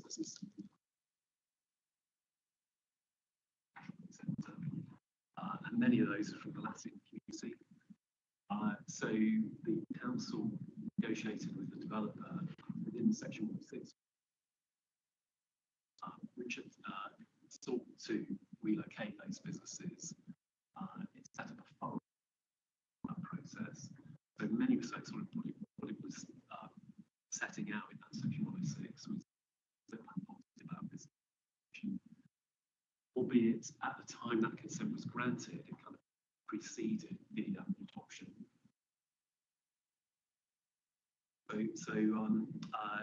But the message was very strong from the local communities that needed to be arranged. Businesses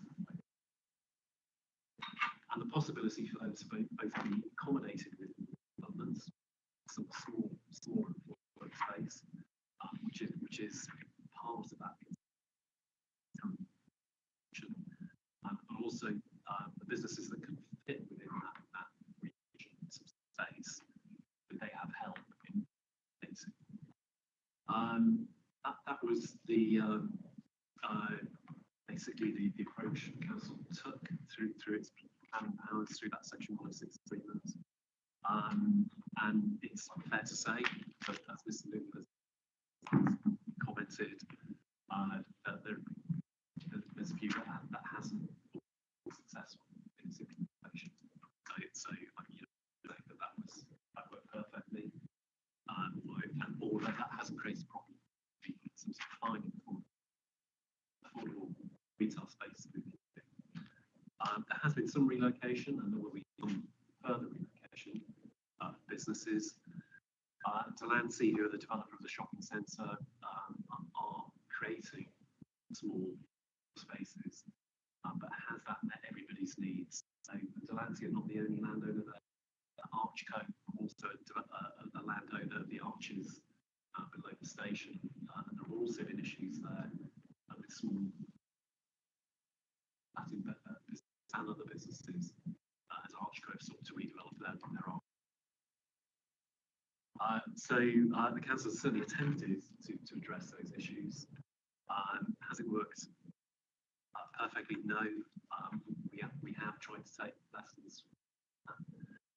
In terms of the applicability of that experience to the Old Kent Road, earlier this week, I said that there's a key difference here in that there isn't a proposal to redevelop the north end of the Old Kent Road. So in that sense, it's not like the Elephant, where you have a comprehensive redevelopment shopping area. The ownership structure of the Old Kent Road is very different. There are a number of small owners, landlords of shops and shop units. The council owns some of them, but the majority are privately owned. We don't think that there will ever be a comprehensive redevelopment plan. Doesn't aspire or promote that. The plan's aspiration is to recreate shopping frontages on the remainder of the Old Kent Road, which currently have out-of-town retail, on PC, CNN, etc., at the Tesco site. One of the things we have done is designate the area as a conservation area, which I think also in a way cementing that idea of fundamentally redeveloping or changing this part of the Old Kent Road. I mean, as Mr. Luna said earlier, the aspiration for the Old Kent Road High Street, the recreation of that street is for it to be a vibrant place with a wide variety of uses. I think everyone on this side of the table spends a fair amount of time because the community hub which we have created at the shop we own at 231 located there. So I would completely agree, that variety of uses, shops is a great thing. But I don't feel that it is directly threatened by Anne's broader aspirations. Think about the kind of trickle-down effects of generation. Is that like stuff like increased rents and gentrification and that sort of? Yeah, in terms of increased rents, which Mr. Luna is experiencing, we can't control rent levels through planning process because it controls developments from relationships. I think Mr. Holloway's point is, yes, but encouraging development is that driving rent up. I don't have any evidence of effects of bin and part of the Old Kent Road. It has the character of any kind of other high streets in London. So my local high street comes section of it where you have shop fronts, multiple small ships, landlords. So it kind of lends itself to smaller levels. And so I think it's unlikely that it's going to be gentrified if that is the perceived threat. In terms of plan policy, it's plan policy can affect consequences of developments like the Elephant Castle redevelopments. But if you have a restaurant use or cafe use in your cafe changing to a different restaurant or cafe use, that isn't necessarily development, so you don't require planning permission for it. So in terms of protecting particular types of restaurant uses in the Old Kent Road, there are limits to what the planning system can do because it only becomes a thing that you can protect if it is developments. And if there are changes of ownership and type of facility, but it's not a change of use, then it's impinge on the planning system. And there are limits to what we can do in terms of rents, rent increases,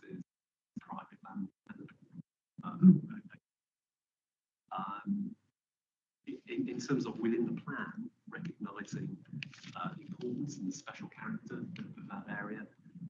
Yes, in 7, make reference to wanting to have a special character feel on the whole of the organization. But I think there is an opportunity in there, in justification to say something more about Or in the community. or indeed in the community, or possibly in both. The impression I got from AOP 7 was that was more of a designish type policy. Which is one of the reasons why any policy the first of the 3 sort of. Yeah, okay. I'll come back. I just want to pick up on the point that so you mentioned about rents offsite, but about on-site stuff, and I think that draws us into the sort of protective policies that were suggested just then in terms of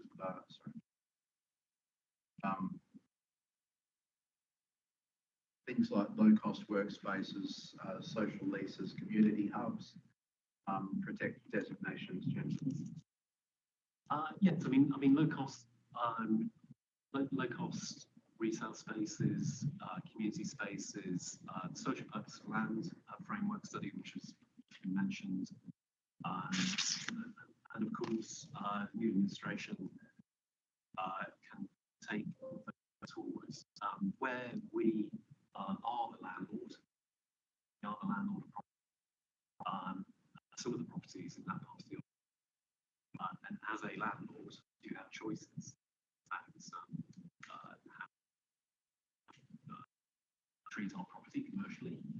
I mean, the council does have a best value in terms of its commercial property transactions, but it does have an option to look at things workspace, and we are certainly looking at providing space in the borough, which we can manage directly. So yes, there are options around where we are the landlord on property. But I think in terms of a plan policy position and a soundness position, I take the point about is this something to protect the existing businesses as they are at the moment through plan policy, and I don't really see it could do that, but your views on that. I had quite a few. First of all, I think what was really keen to say is mention 3.1, the report, really just to say the survey that the council refers to, business diagram that surveys that only has the ownership profiles that Mr. Wilson also referred. We are discussing here are traders on the ground trading today. They are not necessarily. First thing, yeah, so we are looking at the trading. The second thing, ownership profile only mentions male white, male BAME, female white, and female. This is not the ethnicity we're discussing those. There is no such survey that cuts is referring to. Otherwise, we would want to understand. So, first of all, this is an important mention in the session before the break. There is no such survey. Looking at that. The second point I was going to make is Mr. Wilson refers to relocation and relocation. Before we get to relocation, we need to understand what is there and how.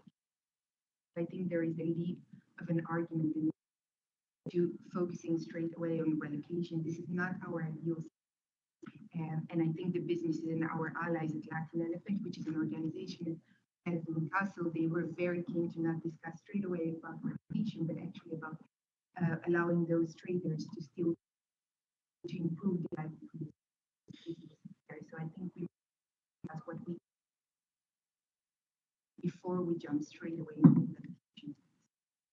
Secondly, about the shop fronts policy that Mr. Wilson refers to. Again, this is the design aspect and final grading.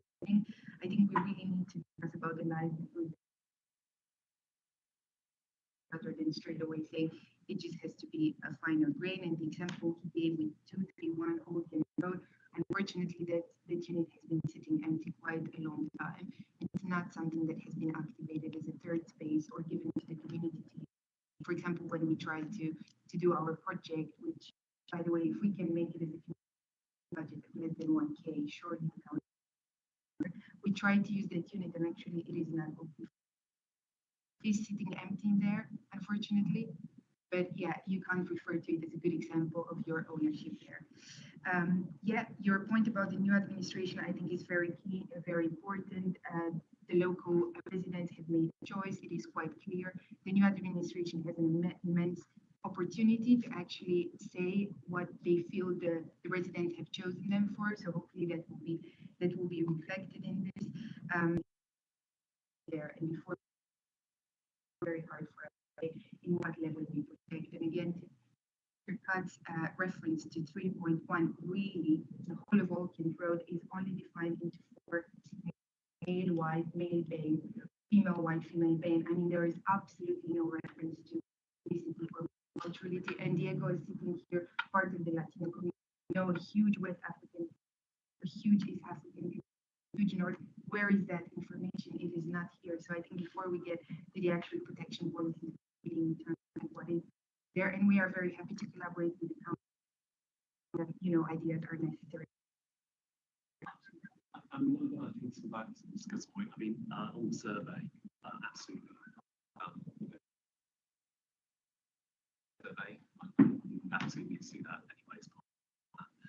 I think the idea of a longitudinal survey is a great idea as well, just plays out over time.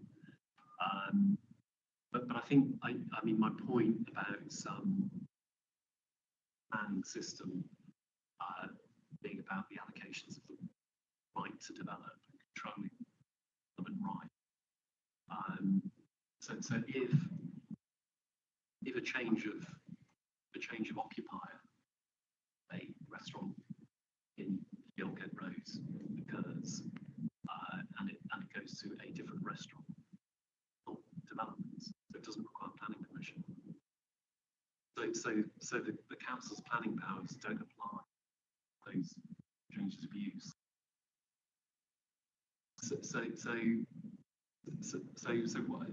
in terms of a policy of protecting the existing situation in North Parliament, the limits of the way the planning system works is that could only apply to redevelopments, developments.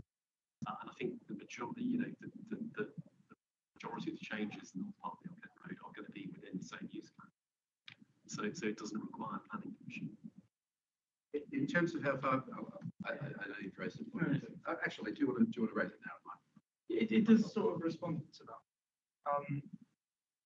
I think there is a distinction with the large scale and castle redevelopment to some extent, but I still think it's a very useful case study. Also, there's other development in there, which is smaller, more pertinent. One case we've been looking at recently with Latin Elephant, one of the arches, it's owned by one company. Inside the tenants are 3 different small. Developer wants to keep it as retail, but does want to bring it into the world of development through physical refurb. But that invites planning board. I think that might happen a lot in Old Kent Road. So yes, a strict restaurant out, restaurant in doesn't bite planning, but lots of times when the restaurants will change will require some sort of planning application. In that case, the developer didn't acknowledge the fact that it's small site, didn't acknowledge P93. It's only when the traders us, we find it with the officers.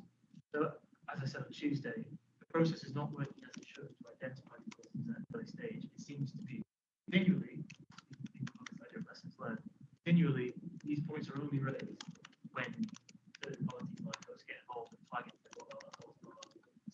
And that is a big conversation today. We're still having a fight. I don't know. But that is a perfect example of risk. That's not large scale development. That's not the sort of development you expressly plan for in the AAP.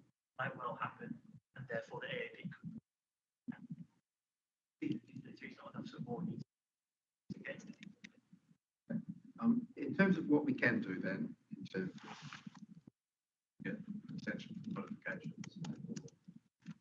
This community policy, and I know I sound like a broken record. But yeah, I won't go over the reasons that I said on Tuesday. What I did say on Tuesday was that there needs to be a recognition of the various sort of communities. That's strongly.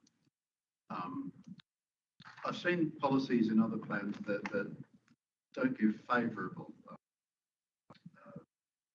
treatment to applications, which sort of recognise and plan for those communities, but some sort of positive word that helps developers to see that in terms of accommodating communities through the ways that we've thought, there could be benefits to it. I'm not very good at drawing up policy wording, I'm afraid, so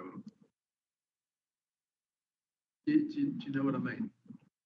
Yeah, I'll put it in a different way.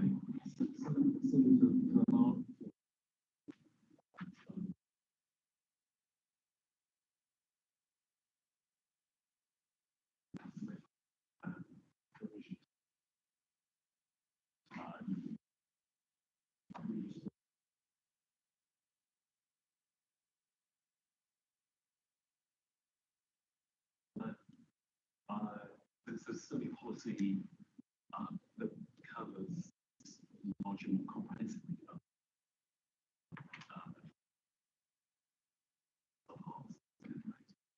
I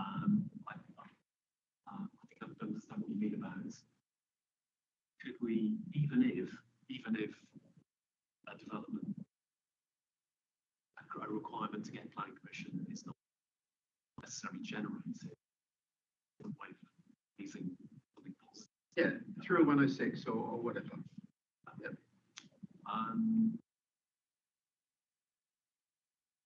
Yeah, I mean, happy to. And as I said, I mean, in the reason justification, certainly within that, I think we say more about the north end of the Old Kent Road and this kind of relation character. I suppose Mr. Holloway's point is, what if somebody were to do some redevelopment? And even though that seems unlikely, did happen. Perhaps we could put something in which reflected the importance of that character and the nature of the kind of cultural and offer within the park north end. Yeah, happy to have a look. Thank you. And the other thing that it might be to which was my last point, and also going back to the suggested review, is a review. The longitudinal study that was mentioned, and also the potential for how well you're performing at the end of phase one, maybe. Against the policy objectives. I mean, that it will be reviewed as a matter of course anyway through the plan. We're just starting that. Part of that, yeah, we will publish.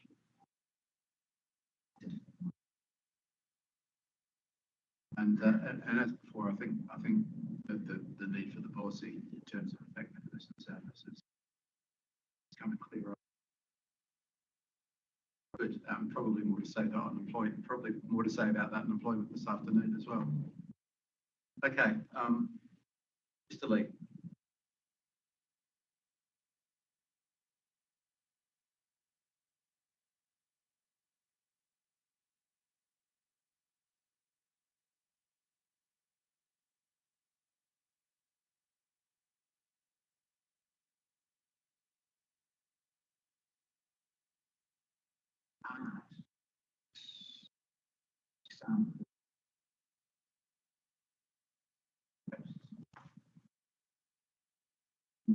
I'd like to start with gypsies and travellers.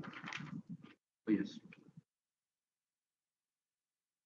Gypsies and travellers, I'll be corrected if I've not found it, but I can't see any reference in the area action plan at all.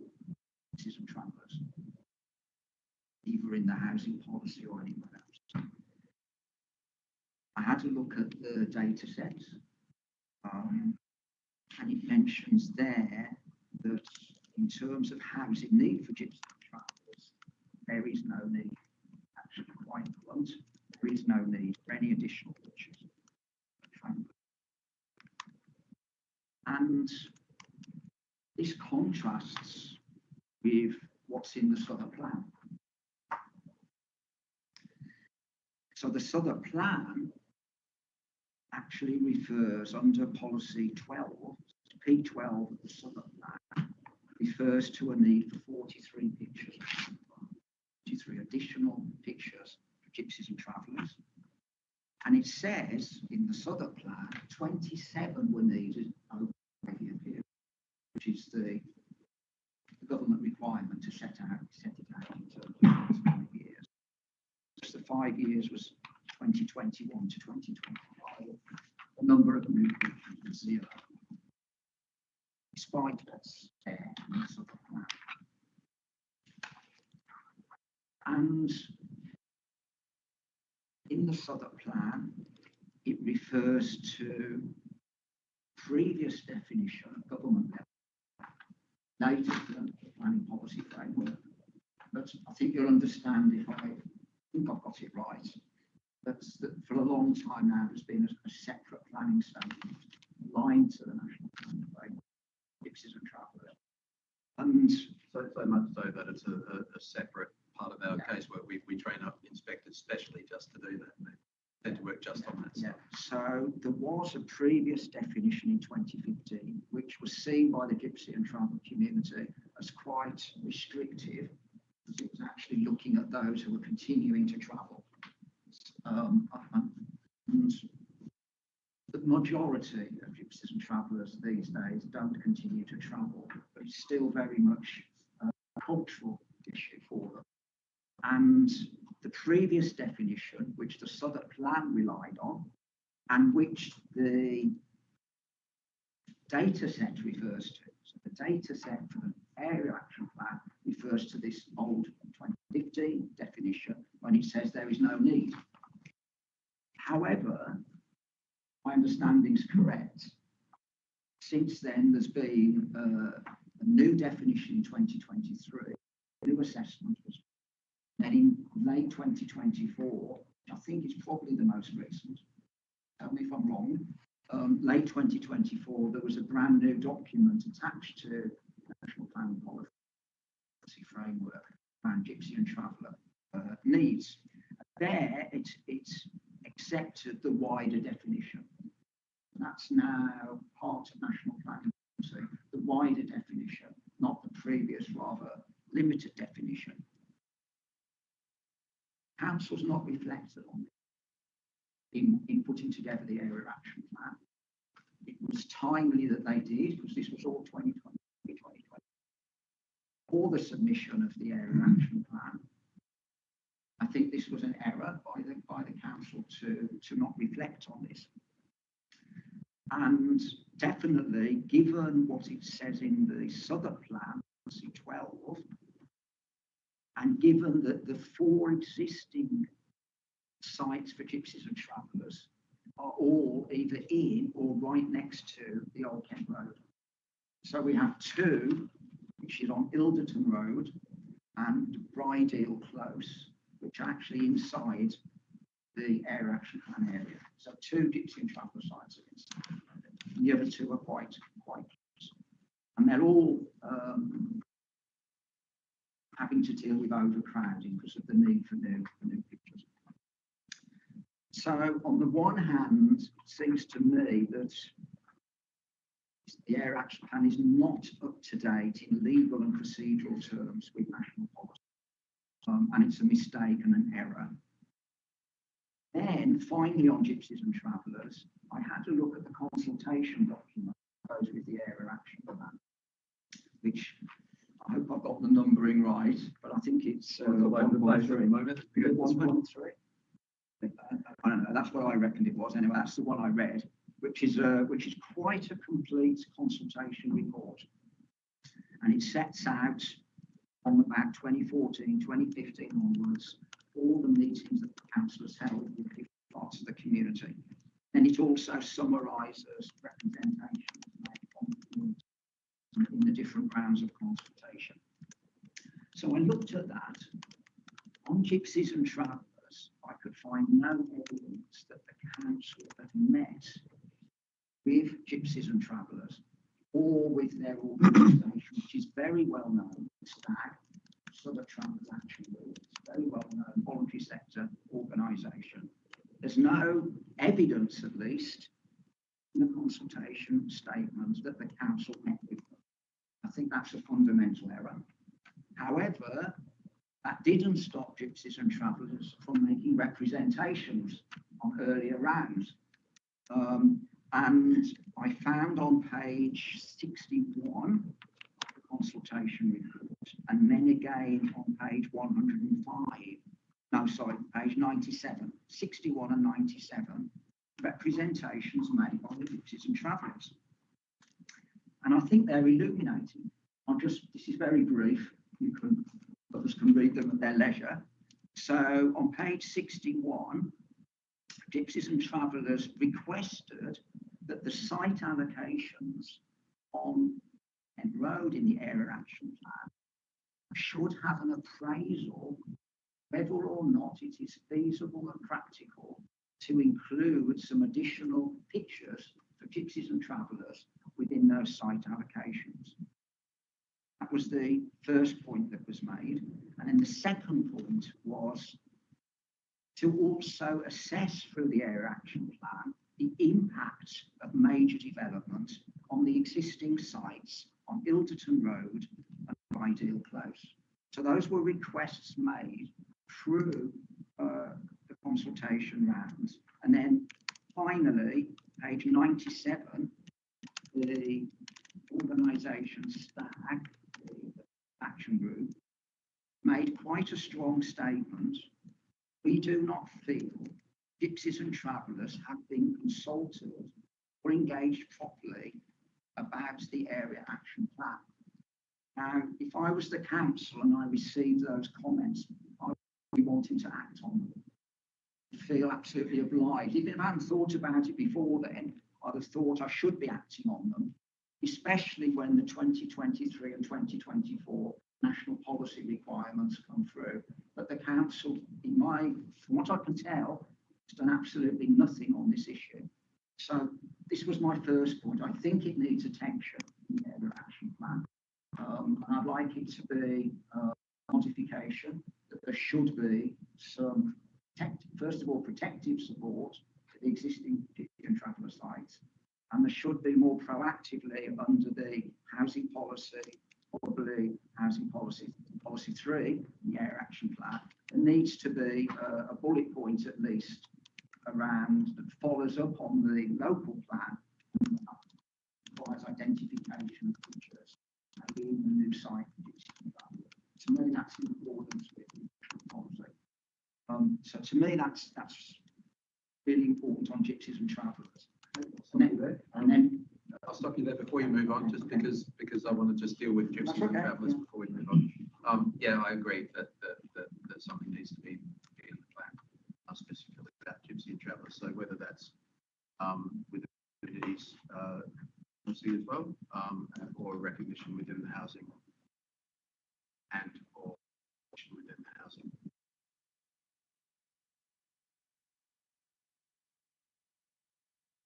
Continue to. What's the framework of the Southern Plan? Now take. Perhaps a reiteration and then reference to the Southern Plan policy. Okay, sorry, Mr. Lee. You're off the full flow there. No, it's not. And second group that feel needs more protective support. Young people. Did touch on them a bit earlier, but I got a little more to add on opposition. Now, on young people, when one looks at the consultation reports, there's huge evidence of meetings with young people in their organisations. It runs all the way through the consultation report. But find only one example where it actually said, and this is what the young people asked for. Just said we met with young people, met with the young people's advisory group, we met with a secondary school, we met with a primary school, but there's no detail whatsoever in the consultation report. And then when I looked at the one example where there was information, that was a youth roundtable on Kent Road, which is page 105, consultation report. It actually, the young people were saying, what will the council do to avoid increases in the cost of housing? That's a big worry. Council do. How will the council involve young people in the actual design work that's carried out for new development, so that we actually feel we're involved and can actually have a say around designs that might be particularly relevant for young people? And then finally, it actually says, and this prompted me to look elsewhere, there's been no look at young people on housing maintenance. Actually, council to actually do a little bit of work. Well, who on the waiting list is from the Old Kent Road area, and how many of them are actually young people? And the young people themselves were saying this. It's recorded in the youth round table that they would like this to be done. Again, I can't see any evidence that it was done in the work undertaken. And it seems to me that when one looks at, obviously, 3 on housing, there is no reference to young people. No reference at all. We talk about young people in terms of youth services later on. Absolutely right. But in terms of young people and housing, I can't see any reference at all. And I felt very motivated by the evidence earlier on this morning and examples of young people in temporary accommodation. What I wanted to add is that there are things being done by other boroughs and supported by the Mayor of London, which Southwark could be doing, could be thinking of. So, for example, the Mayor's actually at the moment supporting projects in 7 boroughs around young people and supported living projects. And there's a couple of examples in Hounslow and Islington. They're actually calling them in those 2 boroughs, they're youth community hub. And they're linking up accommodation with actually wider support needs of young people. The Mayor of London, when he produced this announcement, also spoke about the need for everyone in London to actually recognise youth homelessness, the rise of young people who are in temporary accommodation, as we were talking about earlier, and to actually bring forward propositions about this. So it's got a Mayor's support. Not sure whether it will be in the new London plan or not, we'll have to wait and see. But certainly funding-wise, the Mayor's doing something about it. He's actually talking up the need for councils to be with this. So again, it would seem to me young people and housing is a gap. We know there's more young people in the Old Kent Road than any other part of Southwark. We do have data on that. We may not have a lot of data for Old Kent Road, but there is data saying 20% are 15 or under, 20% of the population, and that's the highest across Southwark. So they're all aspiring to have a home. Many are probably all with their families in temporary accommodation at the moment. Let's do something about it and bring forward a modification. And I've got one final point before I finish. I don't know if you want me to pause again. Is it on you? No, that's finished on Okay, let's do you then. I'll ask the council for a response on those there. I know that we've got AAP 15 and you did sort of vaguely refer to it. See, one of the things that I picked out is that you could give the opportunity to give young people the opportunity to get involved in planning, and there is a specific reference to that.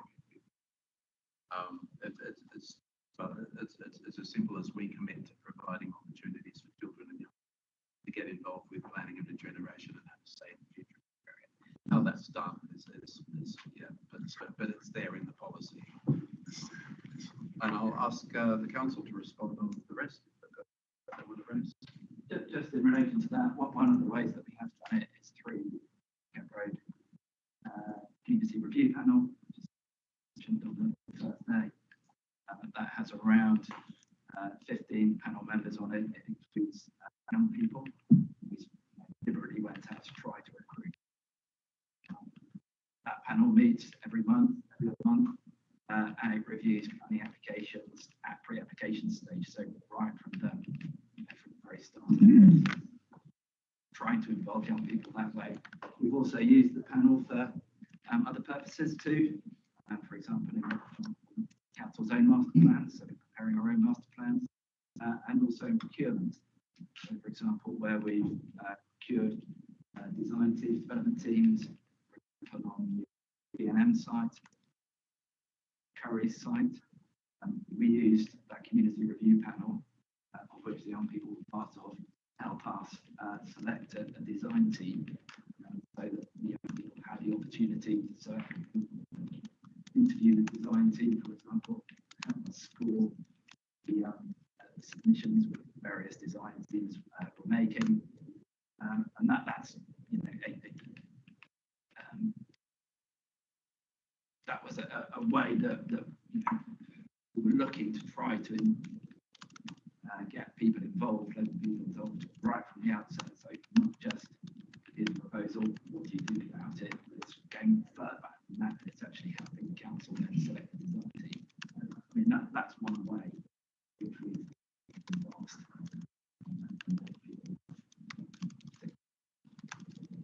contributed.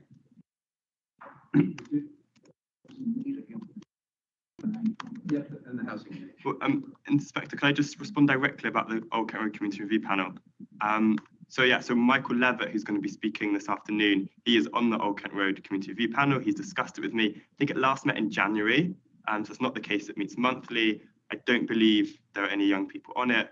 I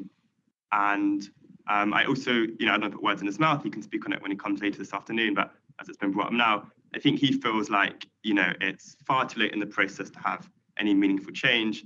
And, he feels like a kind of broken clock, repeating the same thing and not necessarily leading to productive change. So I just wanted to say that I don't think Old Kent Road Community Review Panel has had its intended or stated function. And can I just quickly build on that? We have to be very clear about when we talk about young people, what young people are we actually targeted in terms of age? And also I knew of a young person who went onto that panel, and there was no actual training or understanding. It was just the assumption that that young person would actually feel comfortable in an environment that was slightly intimidating. So we have to think about the type of young person who's actually sitting in those spaces, whether young people who, for example, may have an autism background or a disability background. Those are the type of young people who we know are more likely to face more health disparities with regards to housing and employment needs. And they weren't included in those discussions. And I have to support what Josh said. There weren't any, the last meeting was, I believe, in January. That is the case. The last meeting was in January, so we haven't had any pre-application since that point. On our website, you can see all of the minutes of those meetings that go back to 2020, and it's quite a long list. So they're up there. The panel does include young people. We have given people training. So every year, for example, we do a training event, and we also do an induction for the panel, taking panel members around completed developments, industrial estate pickle factory, around Bermondsey Works development, around Hatcham Road. It's chaired independently by an architect, Gurmeet Sian. He's given people training, so he provides the training for us.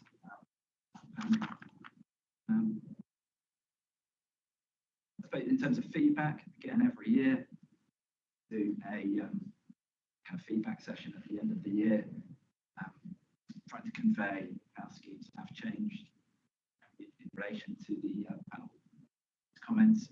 And we also encourage developers to go back to the panel for a second time. A few cases, able to go back and say, well, this is the way that the scheme has evolved and the changes that were introduced.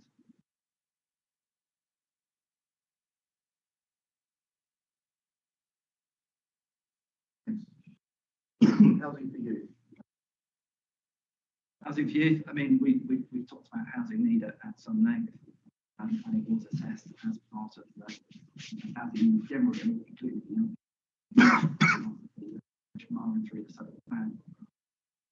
You know, and as we discussed again this morning, the AP doesn't have its own housing requirement to the policies which are in the southern plan. The last point, Mr. Lee.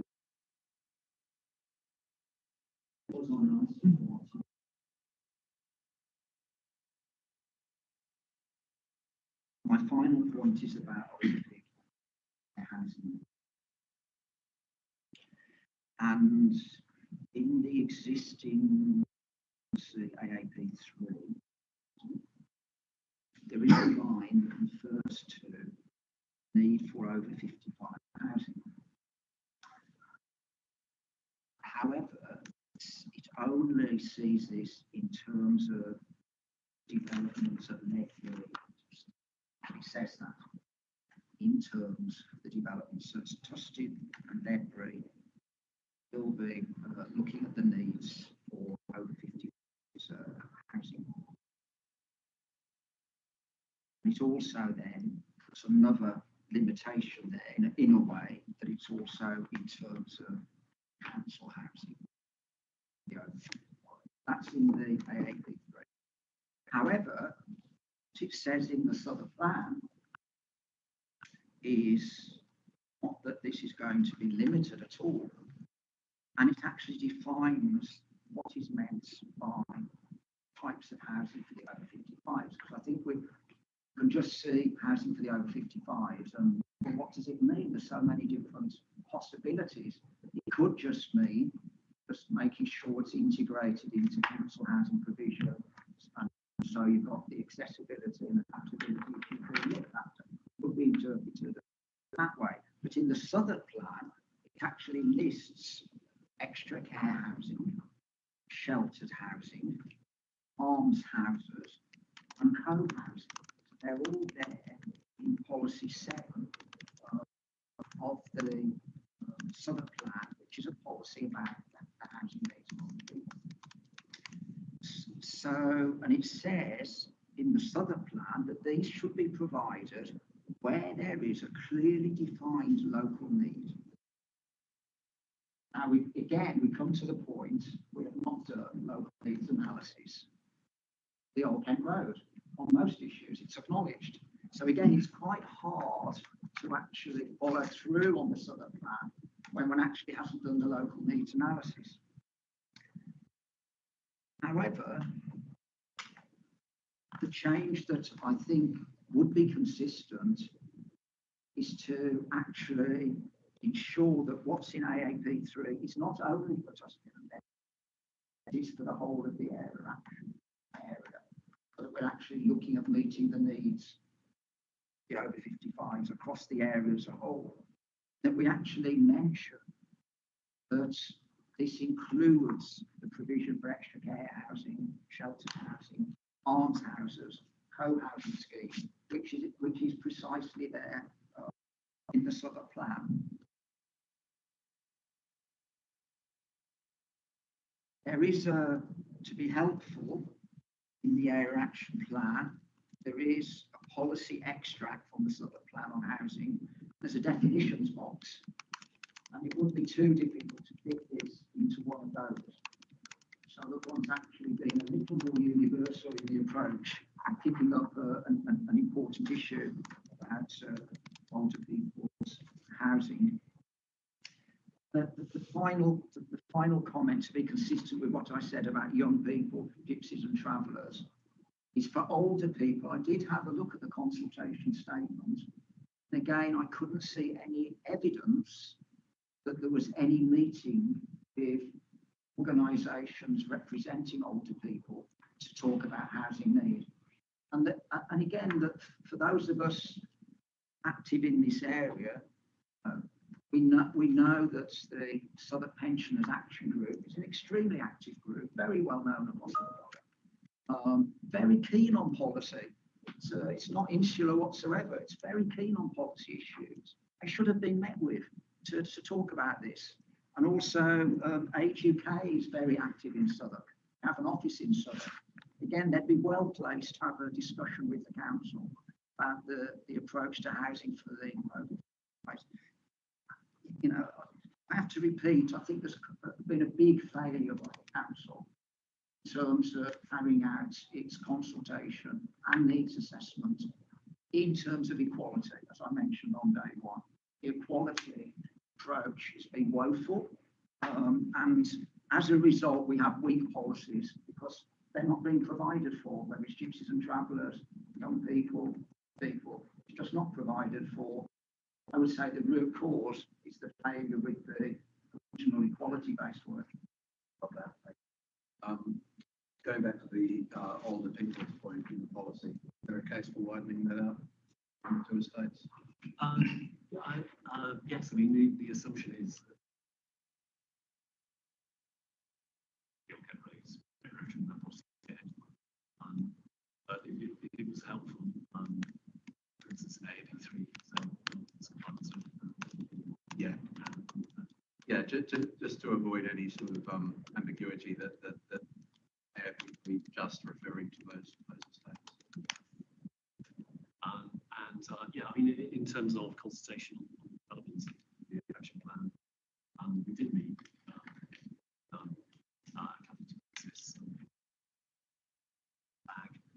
and I think, you know, that involved a presentation about that.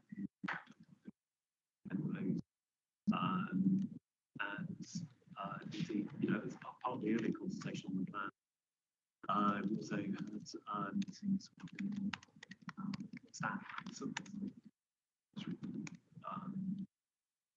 That's okay. There are issues there about the impact of qualities assessment, which I've asked you to address already. So, thanks, Mr. Lee. Going to find the middle ground now. Talk about students. So, does there need to be a reshuffle before we do? Maybe I could come in as well. Yep. If that's all right. Thank you. Now, I'll give you the opportunity to get sort of settled first before I leap into it. Thanks very much.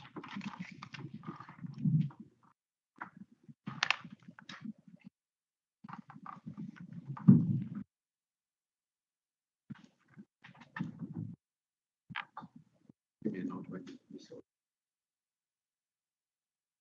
Lovely. Okay. Thanks.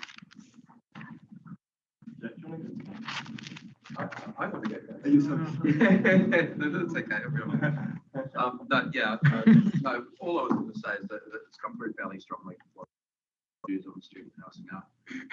That you know, there needs to be a medium, you know, a happy medium, I guess, between what's proposed and what is suggested to be. And I've asked two questions as part of my question, and that's that reflects the themes I think that have come through. First of all, is the proposed provision appropriate, and does there need to be a limit? I can't put it simpler than that. So, Save Old Kent Road says there's a large amount of student housing approved or under construction, up to 9,000 rooms. Save Old Kent Road, AAP area. And now there are several issues around this. The expense of accommodation is fairly high, so it doesn't really cater to A-based students. So that means they're more likely to live at home, and also in that it contributes to affordable housing figures that reduces the urgency vision for other types of housing as well, because it's up within the overall. I guess what first question that I have is Yeah, how do we reconcile that? What's the, well, again, actually, I'll go backwards. A bit of background perhaps on how we arrived at where we have such a high, relatively high level of provision. I mentioned earlier, one of schemes coming from the PBSA, and we have the paper that's EIP 7.10 that contains an up-to-date schedule and a map of the PBSA schemes, including the sites in your download. One thing to know about that map, that paper, is one scheme in the York area is, despite being listed in the text, not actually shown on the map. Be absolutely clear about the distribution of PBSA schemes across the community area. Those pieces of information hopefully give you an understanding of the PBSA schemes coming forward in the community area.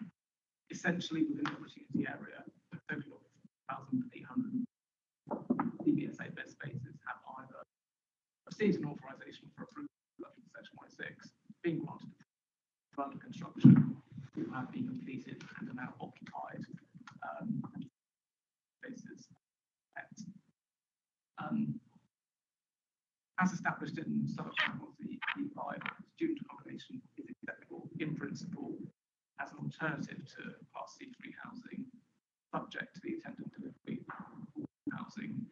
Therefore, student housing does have an important continuing role to play in contributing to housing targets, as has been recognised in our statements, and by extension, obviously, economic prosperity and community life across the opportunity area. To get to the point around CAP, the London Plan promotes a localised, site-by-site approach to determining the suitability of individuals PBSA. It also doesn't set borough targets, neither the London Plan nor the 2024 PBSA London Plan guidance promotes the application. And London Plan Policy E15 does state the strategic need for PBSA is not broken down into lower-level targets. Will vary over the time. Changes in higher education rates and expansion plans, availability of sites, and changes in government policy funding. So that's why we haven't proposed a cap. As I say, we do monitor delivery of purpose-built shared accommodation, purpose-built student accommodation, and have been doing so over the course of application of date. Proposed policy AAB4, that's one student housing, sets out a number of expectations that creating student needs, making clear that the appropriateness of individual proposal be a balanced judgment for the decision maker, taking into account other plan priorities, including the supply of housing locally. This will ensure that issues such as an over-concentration of student accommodation or the suppression of the conventional housing supply can be assessed case-by-case basis at the point in time that the application is submitted. This enables the AD to be implemented in a flexible way, responsive to around circumstances, and is in the spirit. Thanks. Is provision of student housing discussed at a fairly well, no, I'm going to be blunt and rephrase that. There's anecdotal evidence that developers choose student housing as an easy way of getting their affordable housing. Is that the case? It's suggested that there's perhaps less management, less onerous on the developer, easier to maintain, easier to fill, less sort of red tape to go through than perhaps working with the social housing department. It is fair to say that in terms of actual C3 housing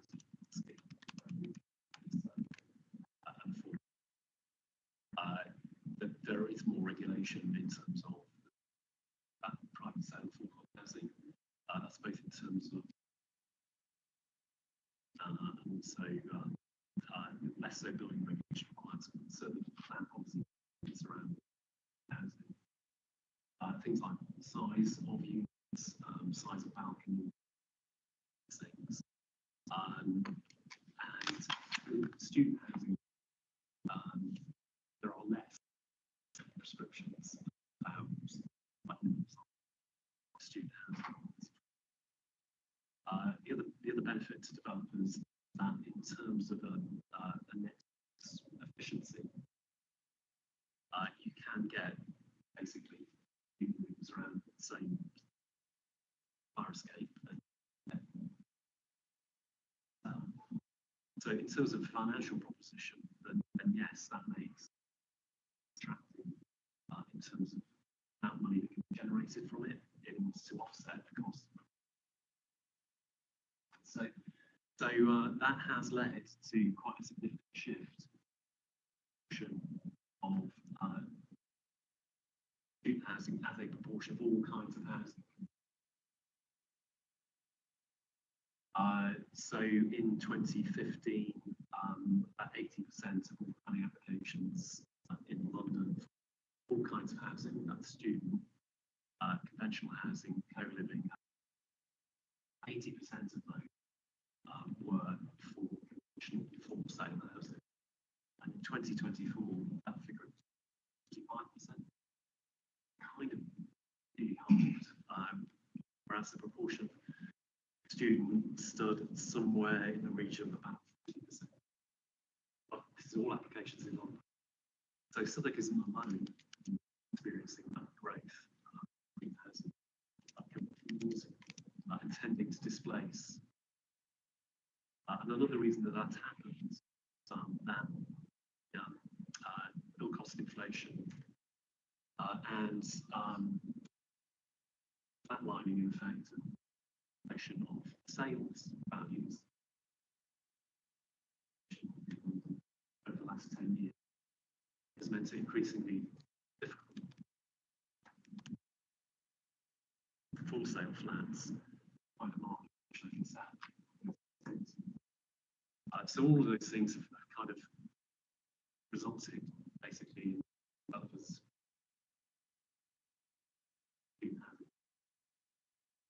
There was a change in the London plan in 2020 that was published, and if you look at the growth student has that period, I would anticipate that the new London plan will probably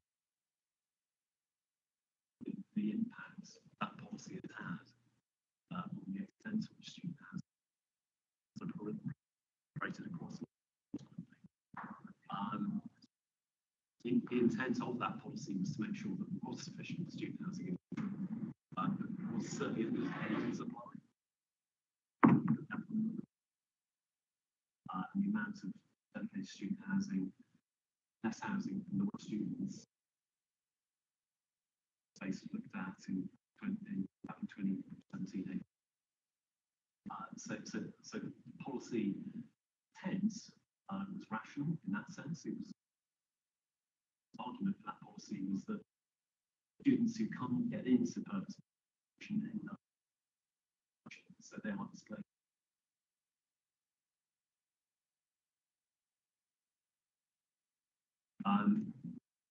So at present,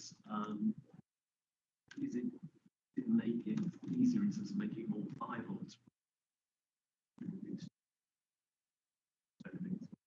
Yes, it does. But again, we would anticipate that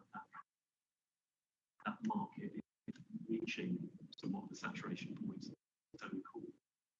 All the things that we will be doing, I'm sure colleagues at GLA is again looking at the evidential base, whether the need student housing actually met, close to being met, bigger regional scale across the in Southwark as well. And as Douglas Crone said, we are monitoring, and it shows that where these sites are going forward, so that whether or not they are contributing to the mix, tracing or is the delivery of social housing and students. So taking all those things balance. How does the policy, because the policy looks at you know, the standards of student housing. So how does it include that review like that you just touched on? How could it? Does it need it? Yes, it could do. So we're going to make matters. Make it explicit.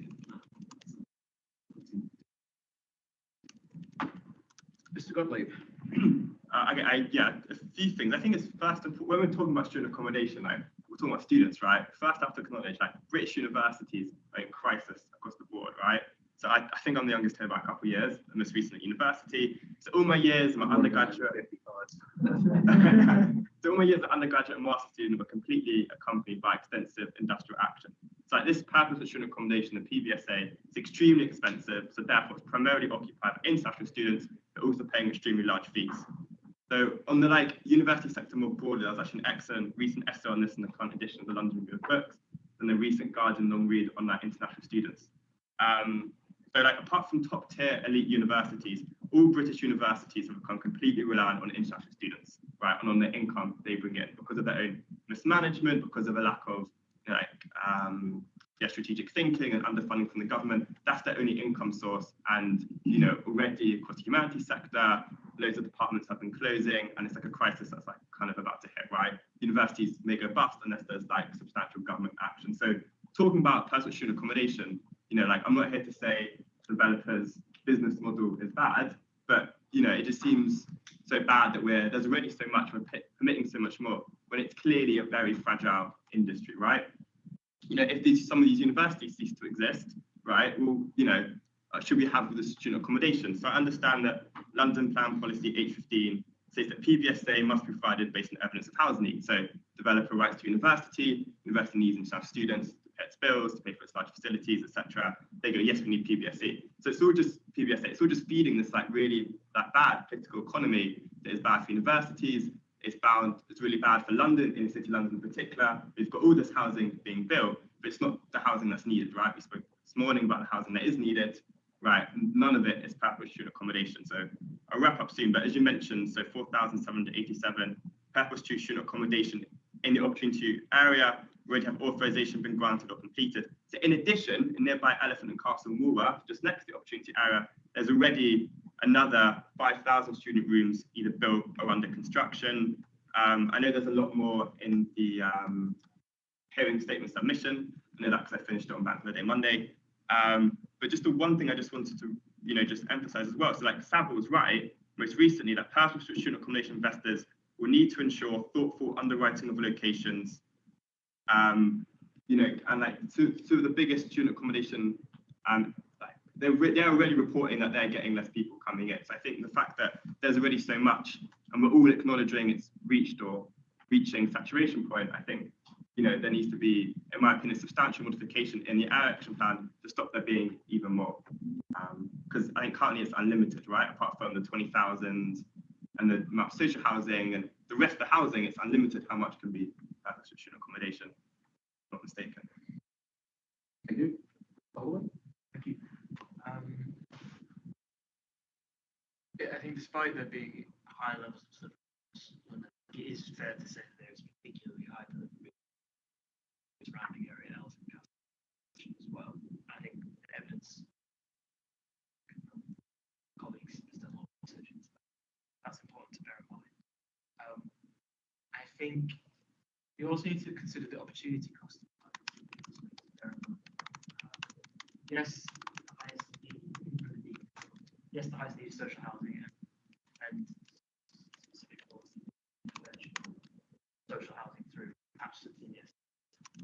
What it doesn't do is deliver conventional family house, conventional housing. That's a huge cost there. And again, it's family code that about accounting for yield, closing down, and so on. Mr. also touched on the plan evidence for PBSA. Basically comparing students to PBSA. That just kind of ignores the basic reality that I think we all know in practice, that most students don't want to live in PBSA, especially the ones in the existing housing market. So most of this PBSA is targeted at actually bringing new people in. It's highly priced.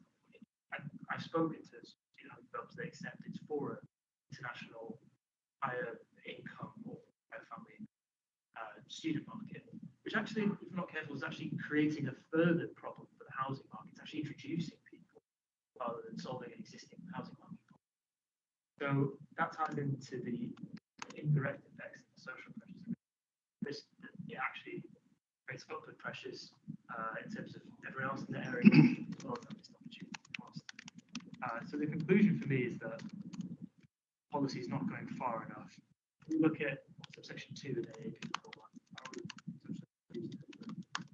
If you're a developer responding to this AAP 4.2, demonstrate that the development would integrate with existing future residential businesses, create successful mixed inclusive neighborhoods. 2.1, you have to show co-location of residential businesses. So yes, there's residential businesses. Proximity to other student housing. So yeah, there's some other student housing nearby, but that's fine. There's no real any bite there. Availability of other sites for homes. So yes, there are other sites.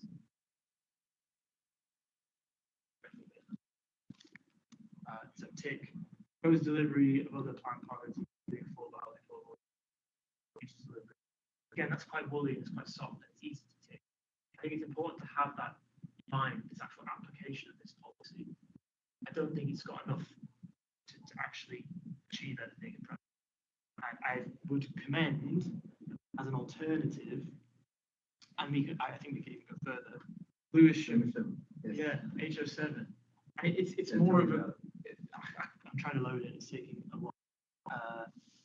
But it's more of a presumption against, unless you can robustly demonstrate through evidence there's not an over-concentration, there's a particular identified need, will not result in suppression of delivery of conventional housing. Things like that. And create stronger owners. And we also need to have in mind planning committees. They need to feel confident based on policy if they don't think the student is appropriate. I think AAP 42 stronger policy into the Lewisham one would. Okay, I think there's maybe two ways we can approach this. First of all, would it be better to achieve what you're asking, better to make section 2 more restrictive, or if the mod that was previously suggested into bringing a review of the mechanism in as part of each new application, perhaps that could provide a sort of gateway, if you like. I don't think I fully understand what the review.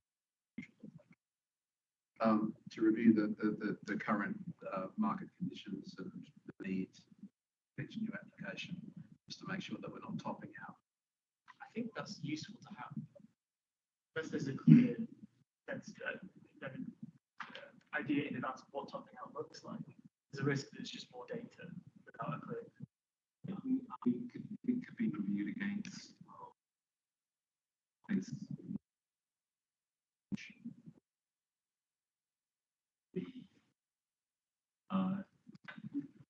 technique solid is measured against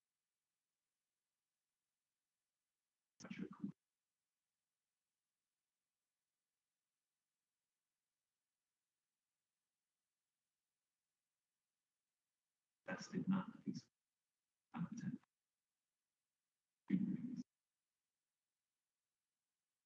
Yeah, my concern about making section 2 more restrictive is that if there's a need, I'm not taking away from any of the things that I mentioned earlier, the consideration of other affordable. If there's a need for student housing, why make it more restrictive to get that need fulfilled? I guess it just flips the onus. So the developer has to robustly demonstrate that need. And we're sort of presuming there's not the need, shows it, which I think is a sensible approach. With our student housing applications, would usually submit an assessment. So that's a regular feature of applications. I think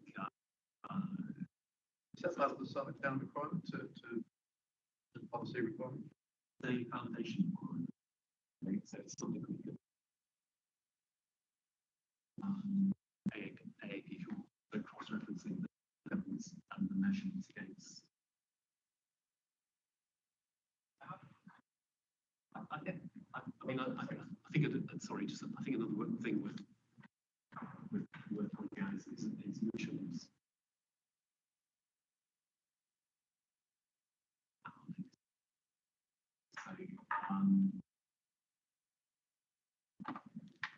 Whilst there's a very important point to make about back to student law, the provision of student potentially provides significant affordable housing supply, so it's at a time cheap.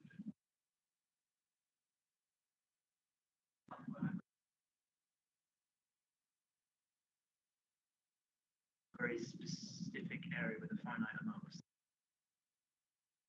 Yes, if it means we get some social food, that's good, but it does come out of context. The ability to deliver social life, it seems like everybody's will improve. On the housing needs assessment,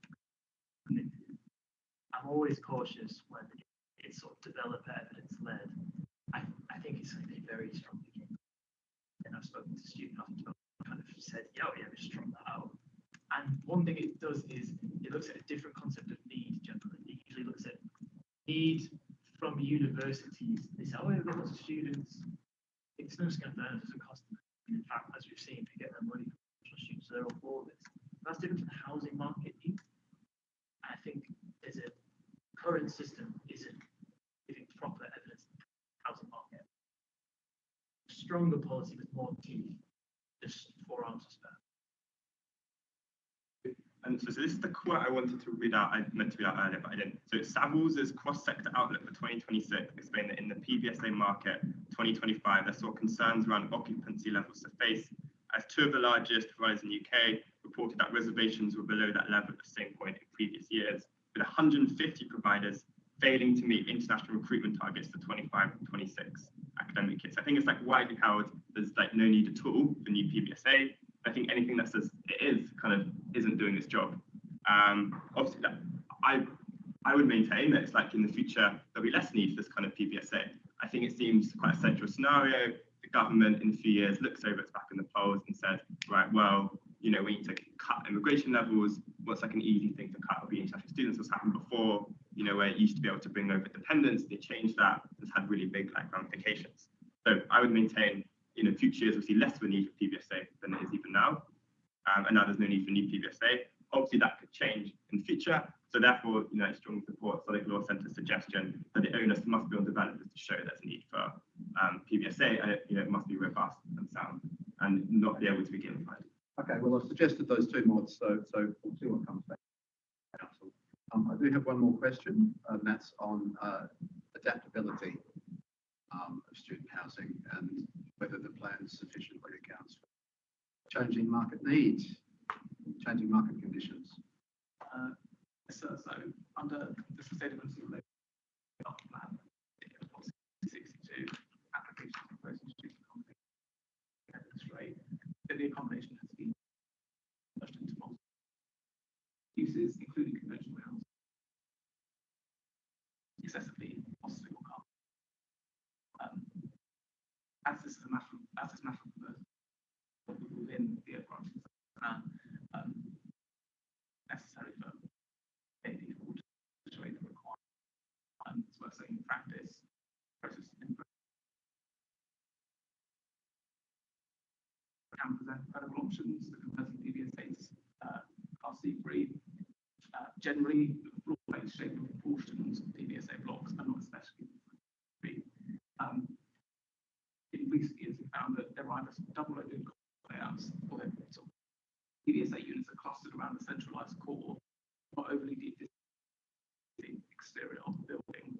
And so that does enable conversion into relatively shallow plan C3 residential units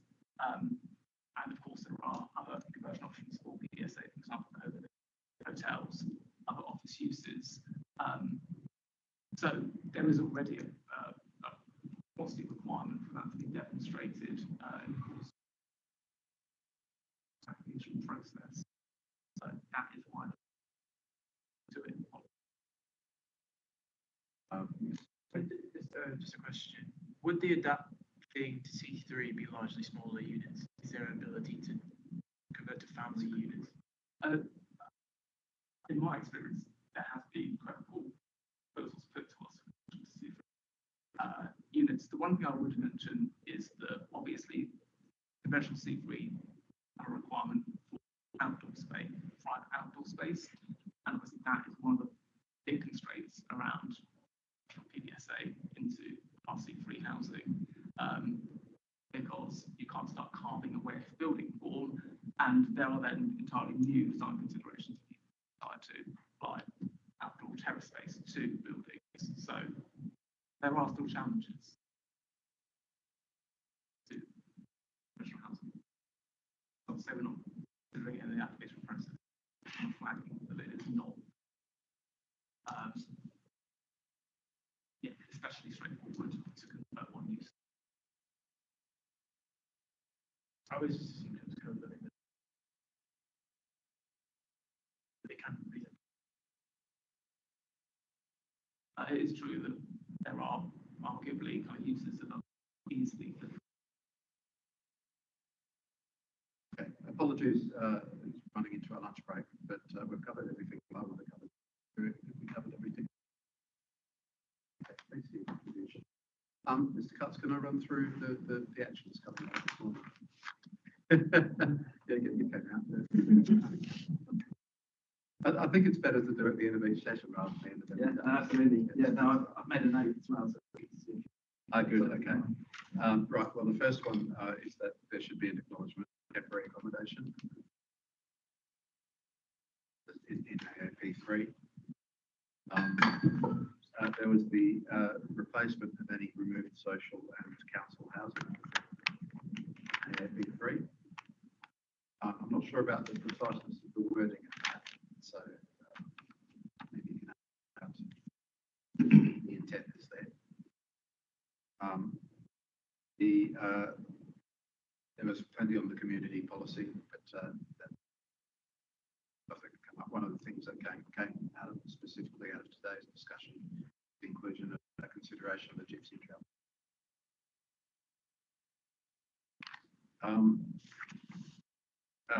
Another AAP 3 mod was widening the older people considerations beyond the 2 estates. And just now from AAP 4, there was looking at folding a review into consideration of applications and also need. How does that tally? Great. Have I missed anything that you had?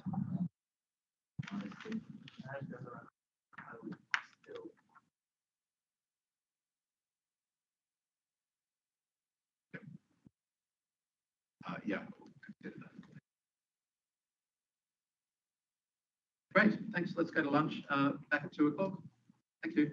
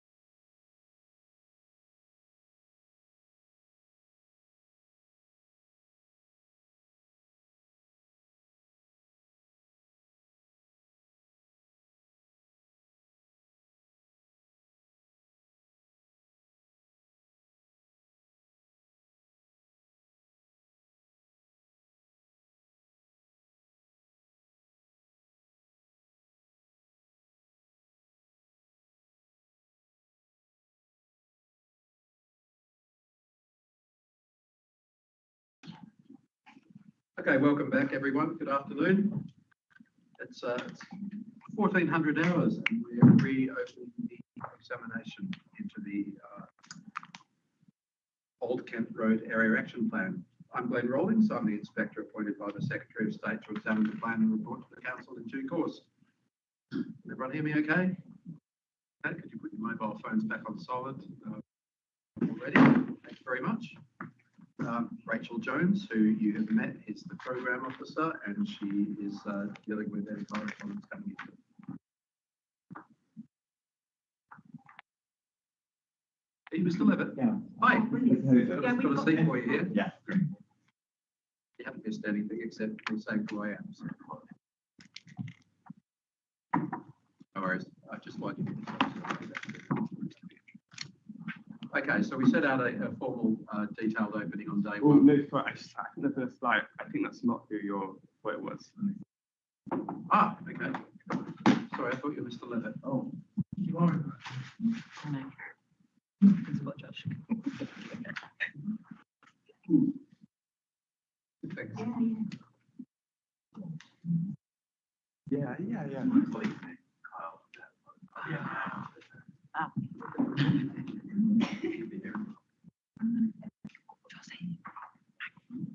Name in front of him. What's Michael's name? Yes, Does it say Michael? yes. Yeah.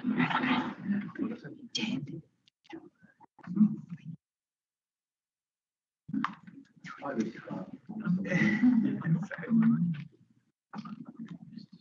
Michael. You could do it. The chair at the end.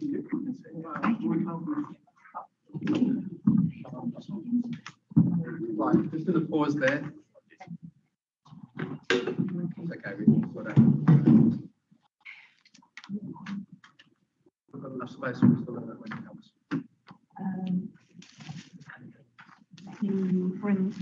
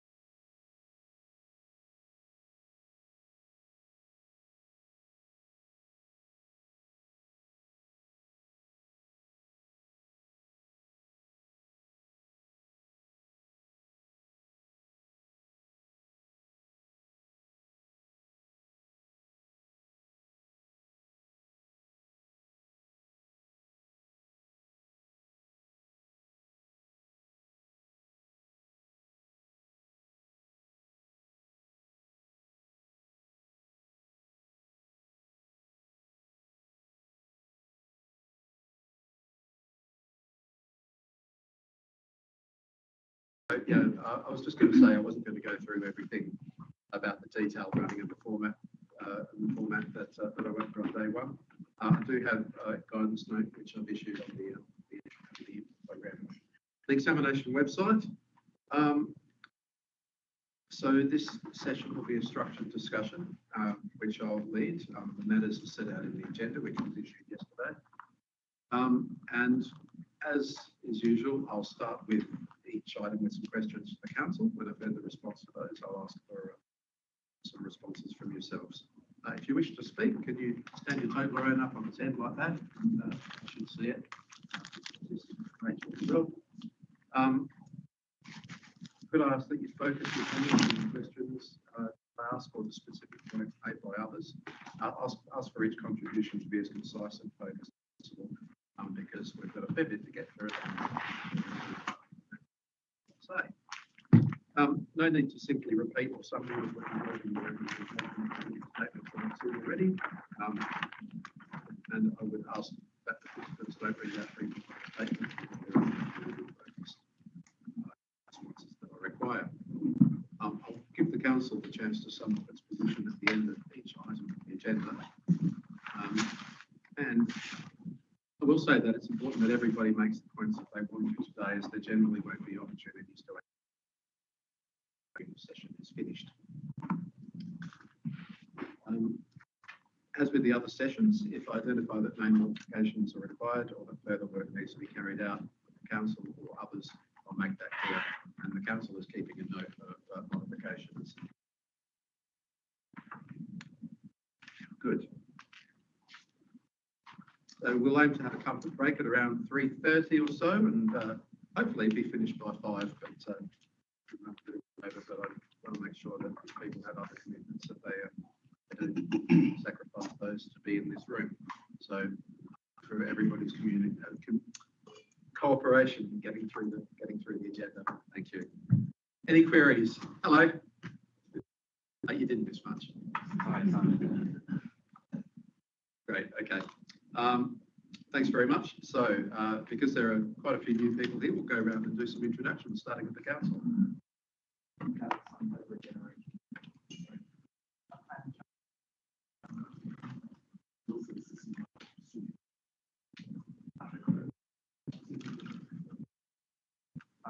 Have a introduction? Do you want just names?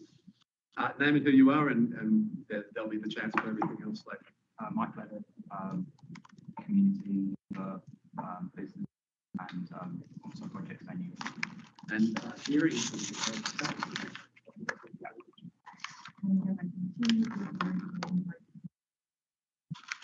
my name is Michael. I'm former owner of collection of community businesses in Southwark for 22 years. That was sadly displaced due to failed business strategy. I'm here today to prevent that continuing happening. Mark Brearley, speaking on behalf of Save All Kent Road. I'm proprietor of KMET, it's a factory, initiator of the Vital KR Business Association, Professor of Urbanism at London Met University, and I worked on city strategy and place shaping matters for the Mayor of London for 13 years, including 5 years as design for London.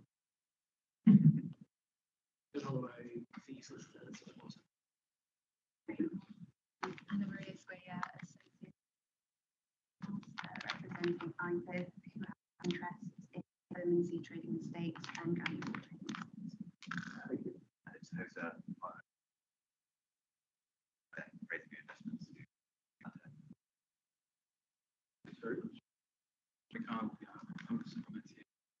Thank you.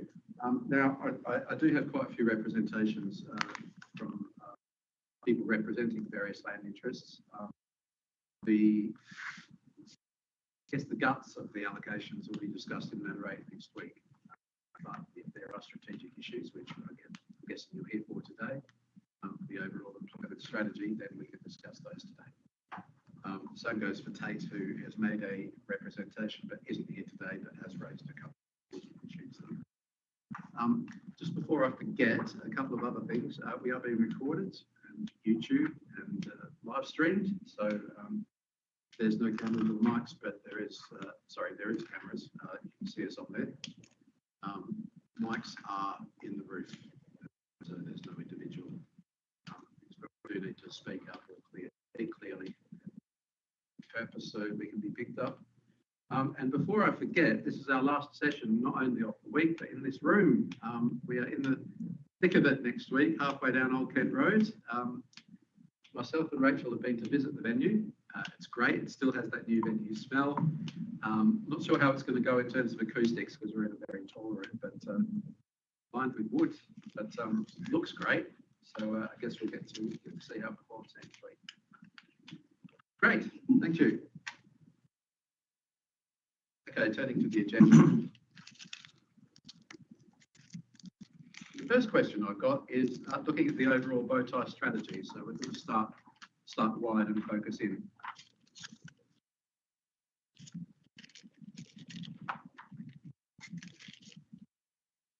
And just to be clear, the policy that we're focusing on today is AAP 5, Business and Workspace.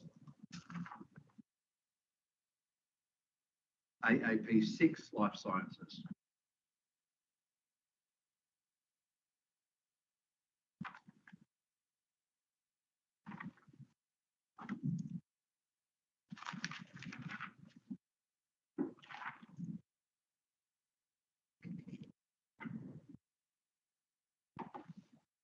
Thank you. So, first question to the council. Um,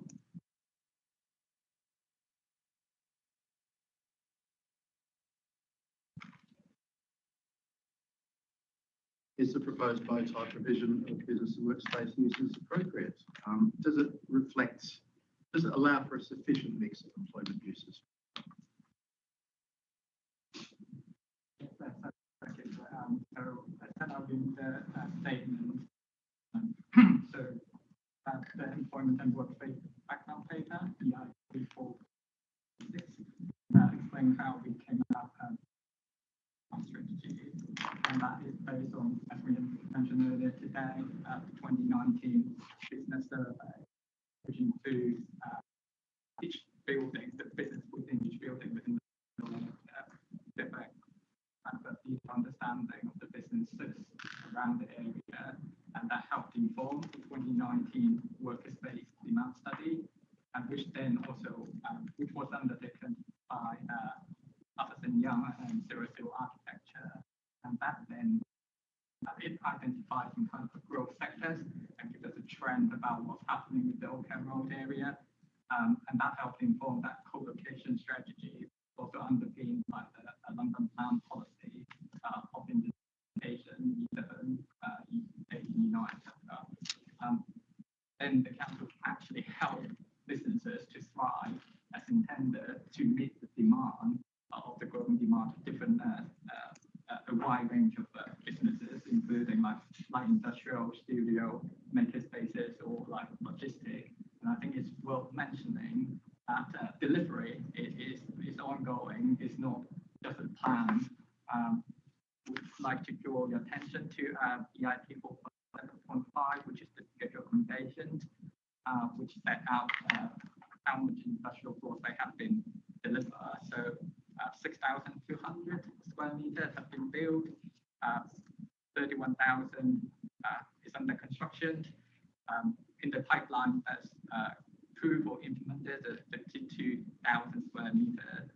So overall, there's a kind of healthy pipeline going forward through the, the policy guidance from the AAP. So that kind of speaks for itself about the Great, okay. Can we talk about diversity? Because we're on it this morning, so it seems a good place to continue. I've read quite a lot from Save Old Kent Road and other community submissions that there's quite a fine grain of employment uses in a lot of the borough road area, North Kent, Old Kent, North Kent, particular case of thinking about it quite a bit. And just wondering what provision the policy makes for similarly fine-grained employment development that can support the existing diversity, also grow that if you like, where there's diversity existing, so not necessarily throughout the entire borough, just particular identity.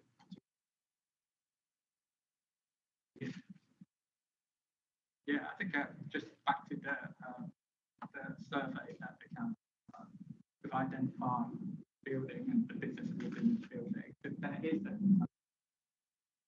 business are in different areas, but particularly I think the concerns about arts and culture facilities. And they're mainly in some area 2, like Sun Road, Platinum Centre, in some area 4, and also around Patcham Road and Onside Road, Onside Street. But we kind of have an understanding of those area. Particularly, the reason being that why they were there, they still are there, is because of the building itself, because they're quite like small buildings, more that can cater for this type of use. So in the typology plan, that's in those area that has been factored in, and then lots of spaces are provided for light industrial and studio workspace, that type of space, particularly for this type of business. And in terms of how they can grow, I guess the one of the key theme in the development plan is to provide different type of uses in their area, and they come forward at different times because of different land ownership, and they would then kind of create an additional supply for businesses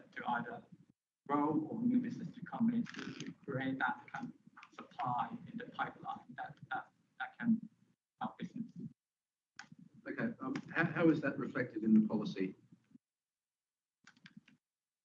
AAP 5. I mean, the policy sets out the overall strategy, detailed implementation. That policy is set out in sub areas. That in separating buildings between kind of smaller co-location spaces with industry for studio uses, identifying also those kind of larger premises that might support the last mile and logistics. That's setting out that kind of finer grain, different grade spaces needed to accommodate different types of business within the Old Kent Road. That was, as Pan said, directly informed by, first of all, the survey that we did in 2019. And the Addison Young study with Zero Zero, they applied their own analysis to businesses, Old Kent Road and expected growth. And they then advised the council on the kinds of spaces that would be accommodate those spaces, those businesses, and that then directly informed the typologies. But when was the Ernst & Young study? Because there was concern that the original 2019 study didn't, not only through its age, but it didn't understand the nuance. So that was also in 2019, but the conclusions that it reached were pretty similar. Conclusions also of the 29 study, business survey, in particular, both studies noted that there had been growth in manufacturing, so smaller maker spaces, and they expected that to continue, but also been growth in spaces used by creative businesses, and that was also expected to continue. They've noticed some contraction in other industries, but overall, what they tried to do was to associate with identify trends based on changes in the market over the previous kind of 5 to 10 years. Been a bit of water under the since then. Lockdowns, pandemic, 7 years ago. Still current? I think it's still current in terms of the occupiers as starting to move into new spaces. They are largely, for example, in the smaller scale manufacturing, creative sectors. It reflects a kind of structural change in the economy as well over the last kind of 20, 30 years, which the competition of businesses around the Old Kent changed. We've seen increasingly is that the businesses that are around the Old Kent Road are there because either the customers are close by or their suppliers are close by, and they've got a reason that they want to be in central London. Mr. Leonard, I think you might have missed a bit, but if you do want to talk likewise with anyone who missed it, just thanks. We've touched on it already, but how can we look at preventing displacement, existing employment uses when they come up? Yeah, I think that's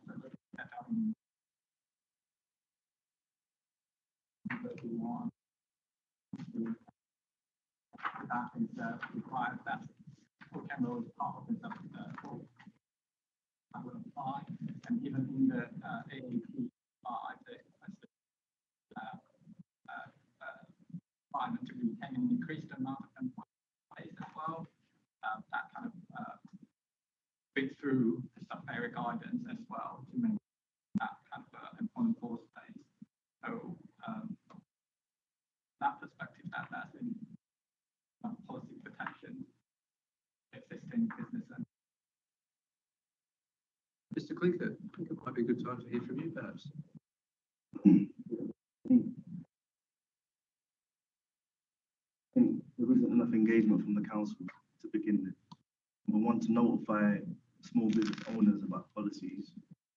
I don't think there's an I don't think there should be an expectation. We should understand. I would urge the council to make contact as soon as any application is submitted with obviously stakeholders.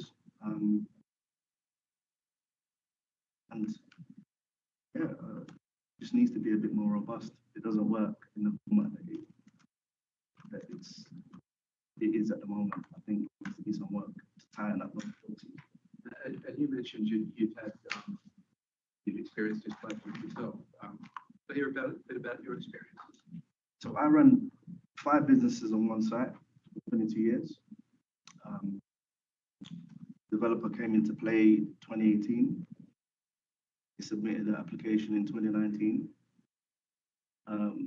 Policy PV3 existed, but nobody in the council notified me that. So what happened with us was the council approved the planning permission without sort of notifying me that I was entitled to a relocation because I'd been there for more than 10 years. And then what happened was wrote to the mayor then notified me that I was entitled to 233. But unfortunately, by then it was too late because the developer had already set in his mind that he'd already passed the obligations of the planning policies and planning had already been approved. But fortunately, the council recognized the mistake and in 2023 put their foot down and tried to sort of mitigate the situation with the developer. The developer didn't take the situation seriously. And I was left in limbo for more than 4 years. See, waiting for a relocation that never happened. It's important to understand the strategies that developers use are to put you in a chokehold of sort of dealing with complicated stuff like planning and dealing with the fact, the possibility of displacement. We don't have the capacity to fight the large corporate organizations in the midst of trying to keep business afloat. We need that support to come from the council. I feel like that support primarily should come from the council. The developer should fear the repercussions from obviously not adhering to the policies, but they don't. They treat the situation as simply tick boxes.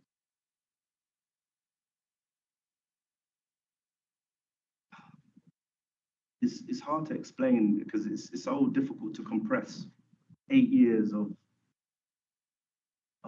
like disregard and disrespect from the developer, which is something that I suffer.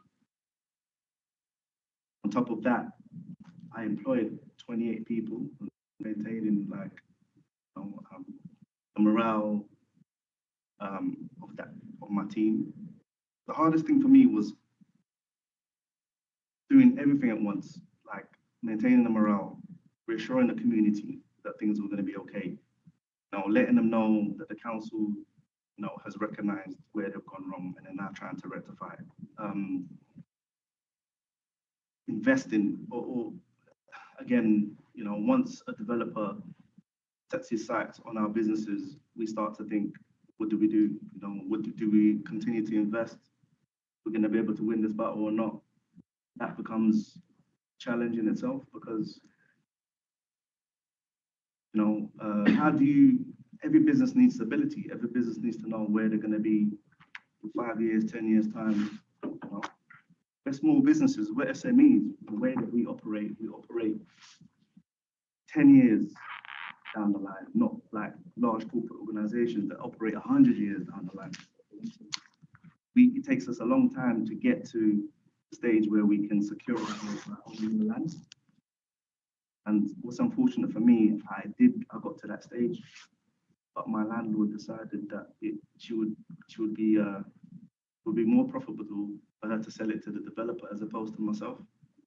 That's a huge concern, especially when you're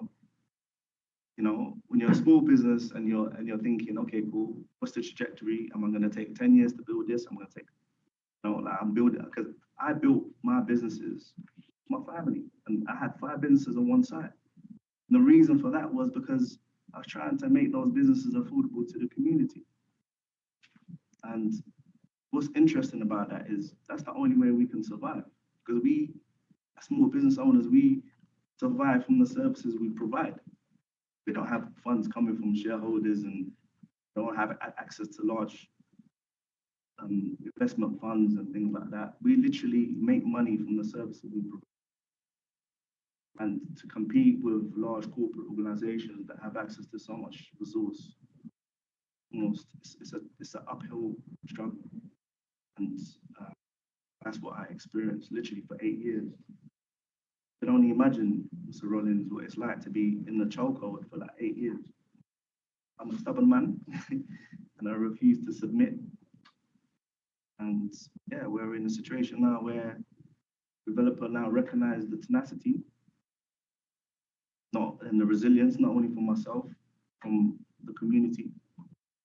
And ever since then, alongside my wife, Carmen Clinkett, we founded No Price on Culture, which is a community-led movement working across London, supporting communities in similar situations that are facing displacement and regeneration. We're using our story to advocate positive change. That's why I'm here today, offering my time, my story, services to the council whenever they need it, to give an example of how developers actually treat us, because they truly treat us with disregard. Thank you. Shirley, got anything you'd like to add to that? Yes, well, I hope I can have a chance to come back to the specifics, quite a few of the relocation and retention approach and accommodation type, but a little overview on the bigger question, these questions this afternoon. The headline answer is yes, there is strong evidence. Much of what already exists in the Old Kent Road area is thriving and it wants to remain. There's also strong evidence of demand for considerably more non-residential activity than the Southwark Plan currently allows for, including retail, leisure, industrial, including logistics and other productive uses. Okay, well, we can't solve the Southwark Plan debate here. We are where we are. But the more immediate question is whether the AAP provides a credible framework for delivering even the level of non-residential activity retention and re-provision that the Southwark Plan envisages. And my concern is that it doesn't. The underlying difficulty, if I can make it simple, is the attempts to put a pint into a half-pint glass seems to concentrate an extraordinary amount of growth to precisely those parts of the area that currently accommodate most of the thriving industrial activity, logistics operations, and large format retail. At the same time, it aspires to an unusually intense form of use mixing that has rarely been attempted at this scale. Over the past 9 years, which I've been enjoyably part of, the narrative has changed significantly. Early versions of the AAP often seem to imply that large format retail was a declining sector destined to become click and collect. As much mentioned that much of the industrial economy was a residue of a fading past. Now today, we've heard it again, thank you, and it's in the plan, the language is very different. We hear about retention, relocation, productive activity, local businesses, industrial intensification, laptops to forklifts, and that shift's very welcome. The difficulty is that the stated ambition isn't matched by the policies of the master plans, the proposed mechanisms, or the reality of permissions and what's been happening on the ground. Actually, around 200 businesses have been displaced through this period, over and above the normal churn of a healthy local economy. Around half a dozen churches have been lost, etc. Can be provided. New schemes have been approved and built that do not reflect the aspiration now being expressed, mostly not fit for purpose. Central challenge is therefore not whether the aspirations are attractive, they certainly are, but whether there's a credible delivery mechanism. How will uses be retained? How will they be created? How will the decant puzzle be solved? Where will they go to? What accommodation will be provided? How will large footprint uses continue to be accommodated? How will industrial capacity be maintained? How will this promised super mix actually function? Mr. Chung mentioned, I didn't get all his figures, but the first one was 6,200 square meters new industrial delivered. Sounds fantastic, but actually very little of it is fit for purpose as industrial. I would say only one big chunk is. Few significant industrial businesses have moved into any of that new space. No notable internal within the area relocations have happened. Lots of that faux industrial space, as I call it, is sitting empty. Nearly all of it is sitting empty. So these are the questions that sit at the heart of all these 5 topics. I think the big concern I'm expressing is that the AAP repeatedly describes desirable outcomes without providing sufficiently convincing mechanisms through which those outcomes can actually be achieved. The encouraging thing is it's not an insoluble problem. There are modifications within the scope of this examination that could materially improve the plan, including strengthening guidance on how mixed-use industrial development is expected to function in practice. What are the design requirements? They're not good enough.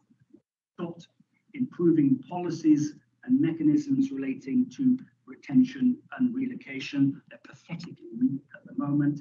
Strengthening the approach to affordable non-residential accommodation, clarifying what is meant by reprovision and no net loss, policies, recalibrating the relationship between some of the master plans and the requirement for general conformity, and in some cases, simplifying or removing master plan content where the assumptions underpinning it are too uncertain. So as I say, I hope that's helpful. It'd be good to, though, also come back later to some of the specifics of this. Appreciate that's quite a lot. I think what I'm saying is. Mr. Krieger, and then I'll go over to the council. I just wanted to add to what Mr. Brealey said. I agree with everything that he said, and displacement starts the moment that you give the AAP the green light.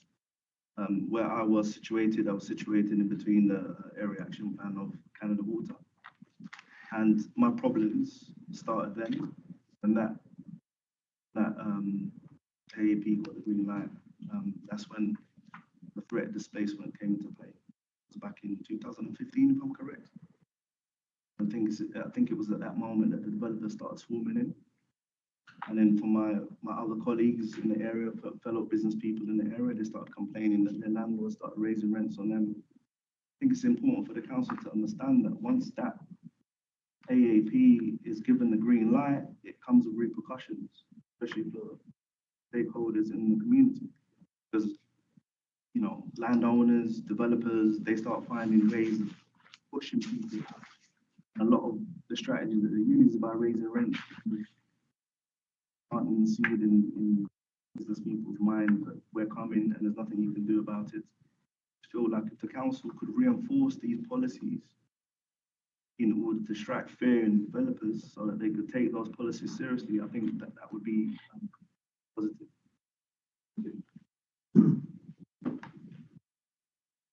I mean, there are a few points there. There are concerns raised around how are the typologies, how are they actually granted a planning permission? Security is there that something that the typology will actually be built out. What we have done is to use Section 106 obligations to secure that. So the first thing that we would do is to tie the use down through the Section 106 obligation, so that what we're proving is not just a Class E use that might be from industrial to an retail shop. We actually specified that it has to be G3, which is light industrial. So if you want to change from light industrial to an office, which might be a high value use, you need planning consent for that. The second thing is around the specification of units. And to Mr. Brearley's point, so we need to ensure that these units fit the purpose, absolutely. One of the lessons that we have learned since embarking on this project is that it's actually helpful if all of that G3 space, which can be specified. Where we started out initially was that we would require the developer to fit out the affordable space to the equivalent of a Cat A specification. So that would be requiring provision of kitchenette, toilets, wash sink, three-phase electricity, basic mechanical engineering fit out. And the reason why we did that initially was because business realised that in terms of barriers to space and that kind of wider affordability issue, which are very significant and which can be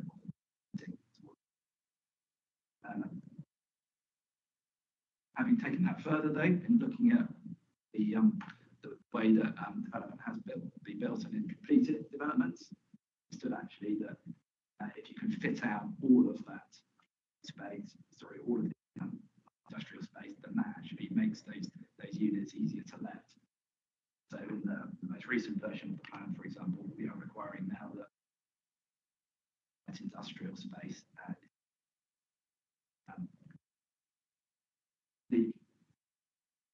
and that's essentially helping the occupation. I mean, in terms of which spaces are occupied, you would have seen in paragraph 1.13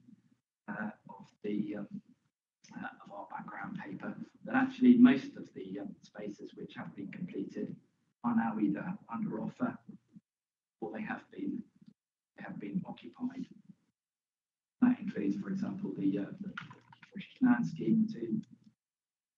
I confirmed to us a couple of weeks ago that they have secured that on Bunton Road, and they're indeed too. So in terms of the kind of narrower detail around fit purpose, our view is that working. Of course, the typology plans as well also relate to the design guidance, which is in the area action plan, and that's likewise intended to ensure that actually the spaces which are provided and the wider master plan can help ensure that the businesses thrive in the area, and that's through, for example, for OKR 16, page 208 of the AAP. Part of it, for example, is around the way the businesses that can be serviced. Trying to do is to ensure that there is street space which is available to service businesses within developments, so that businesses are not competing with other uses for on-street street spaces. Okay, thank you. I think that needs to be reflected in policy AF5 as well, just as a message to developers of your expectations, what's being done, and needs to be done to maintain diversity and the reasons for that are soundness for mixed and balanced communities and also choice of employment workplaces. I suggest as a starter that where you've got the development must criteria, that there's something in there that development should, where workspaces are to be displaced, for a strategy with the application to account for the displacement, re-accommodate where necessary, and then that could be reflected through the sector. But if you were into the reasons that accompany the development, because we do have an existing policy, D33, right? That's precisely what is that. Okay, and yes, that would be useful. Yes, I can see that in the commitments, but perhaps a mention in the policy itself as well, compliance with A33, just to make it very clear to people that it's expected. Mr. Holloway. Relations to P30. There's some things I wanted to cover first. AAP5, it mentions a lot of things. I think this whole laptop to forklift kind of reveals what's missing. I meant to sound comprehensive. Between laptop and forklift, I don't really see the diverse and cultural business, cultural space. And this push for life sciences to focus on bringing in something new and to be potentially at the cost of what's already there. And I think existing businesses probably can't help but feel like an afterthought included in that vision. Similarly, the sort of general targets to double jobs and increases in floor space miss that qualitative and that quality discussion that we're having. It's pure numbers and there's sort of human stories, and that existing character gets lost in that. I think, you know, Mr. Clinkett's story, that is a perfect example of a grassroots business that's grown organically from the community for the community, offering those sort of things that are sort of outside of your general free space. That kind of gets lost when we boil it down to numbers. I think the other thing, Mr. Wilson's provided reassurances that yes, the businesses really anticipate development there. I've made the point that they should still be protected and but cannot lose sight of the fact that similar businesses are all the way down Old Kent Road.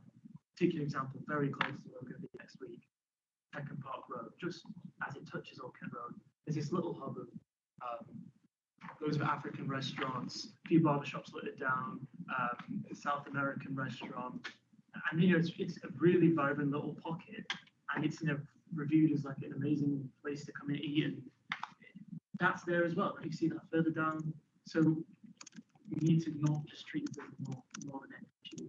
That issue runs all the way through. On the 33, first of all, Mr. Chong also referred to that's a formal workspace. That's workspace, i.e. office only. So we need to separate that out, and I suggest we discuss that later. The offer of a formal workspace isn't relevant to this conversation. P33 is. I touched on this on Tuesday. It's all about relocation. So it sort of, by and large, anticipates displacement. And for the reasons discussed, I don't know if that's appropriate. There should be a great push for retention as far as possible. There's no guarantee of a viable alternative space. So relocation, in many cases, hasn't worked because there's nowhere to relocate to. And also there's nothing to protect you from an increase in rent in the new space. That's a really live issue here. If we're seeing quite low local rents, and you're either going to be turfed to another area or we're going to see rent area increase. So nothing to mitigate against that. That's issues with the wording, but then there's also issues with the practice. As Mr. Clinkett said, and I've been saying, early notification, early consultation with these businesses is key. It needs to happen at pre-app. We're just not seeing that happen until there's no consultation on sort of bringing them in and trying to make this work. Can we accommodate them? If so, what sort of space do you want? If not, where can they go? All of that is missing from discussion, or at least missing from P33. I think something more is needed, just to tie it to me. I guess the 30, P30, 31 and 33 reference.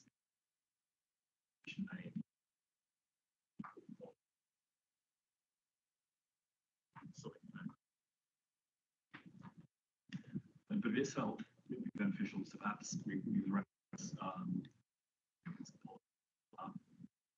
Happy to do that. I think I've got really just on the way back 33. I mean, I think it does provide a very structured way at relocation of existing. Actually commits developers to do it, but try and enable that momentum to happen. In terms of Mr. Clinkett's points, I think, yeah, Mr. Clinkett's right. When that planning application was originally dealt with, there was very little engagement with Mr. Clinkett before that went to the I mean, subsequently, and this was mentioned earlier in this inquiry, we have introduced the development consultation charter, and absolutely the commitment in that is to put an onus on developers to show to us at the level they are engaging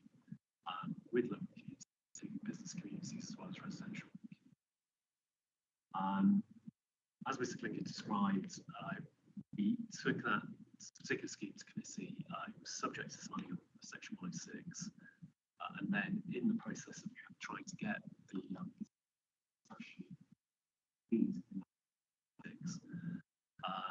the developer effectively made at that time, that particular developer. So we ended up with a subject of 6. Planning commission was an issue. 6. On the other hand, I think Mr. Clinkett is right that that could have been a conversation that happened earlier in that process, and I think we have responded to that. Station charter. It's a conversation about with Mr. Holloway about how the charter works and the importance of sharing information about planning engagement at an early stage. That's a pre-application when the application comes in. I would say one of the difficult things we are trying to navigate through the planning process is a relationship between developers and landlords and tenants.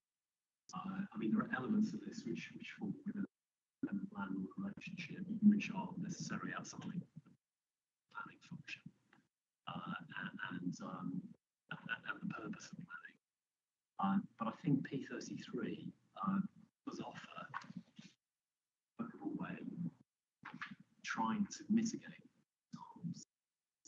If that conversation is entered into early enough, it's now been in the site plan for the past 4 years, and this certainly taking something like developing dealing are very, very aware of, and it's something that members of last administration should be very that we execute new developers and their teams. So I think we have learned things from that experience. And just think it's about to handle that at the time.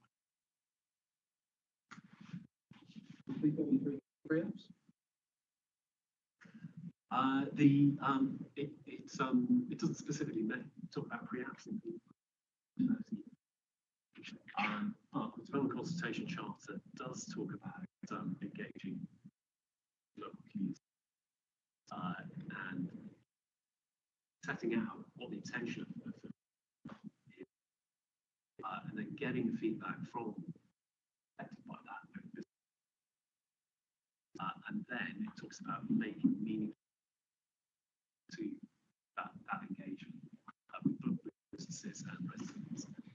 Certainly part of that meaningful response would be an engagement with the issue of business relocation in terms of who is there, what is the nature of their business, where might they be, is the developer following the obviously waiting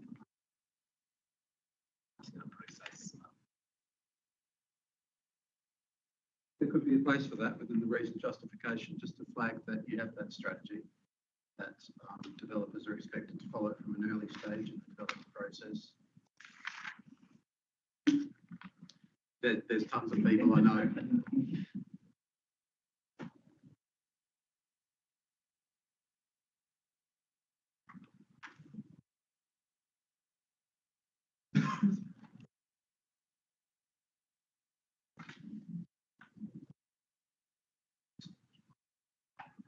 Yes.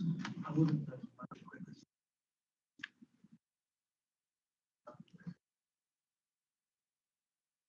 Council's spoken about lessons learned. Sad reality from our experience is that it's just still not working. So many schemes. I'm not finding schemes where it is working. We're having to say, we haven't identified the business.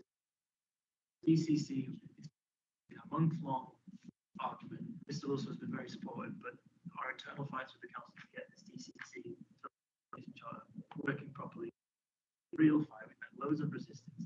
The system is not working. Businesses are not being spoken to early, they're not being identified early. A lot of it depends on the developer being full information, and as I've said, it's going to be gamified.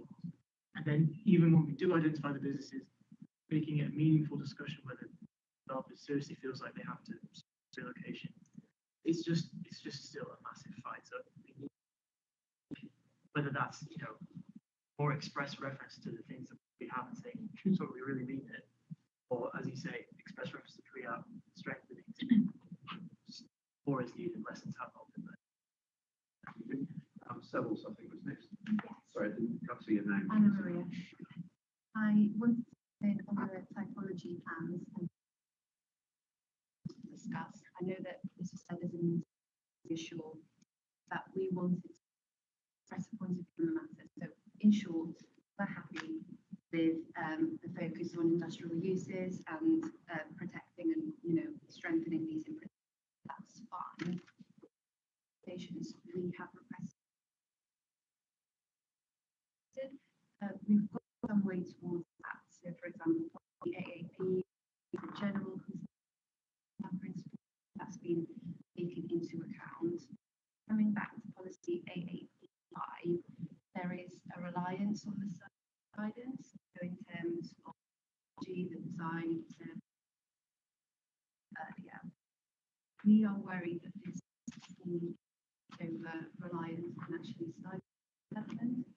So some area guidance one way in which the development could anyway. And I know that a lot of we talk about map 8. We just want your attention to criterion 5 because we don't want this going to be sacrosanct design guidance. That there is sufficient flexibility in place. Point 4 of AAP5 talk about the sub-area guidance. As that's one way forward. Only way, and we want to make sure that that's clear. For example, at present, as we state some area, at point 4 is a contradiction.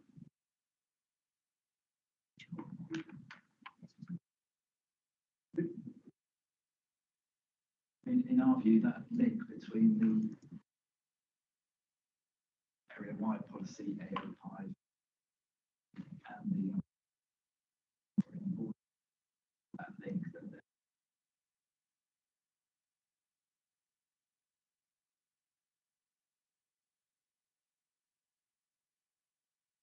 and firstly, the general conformity issue is just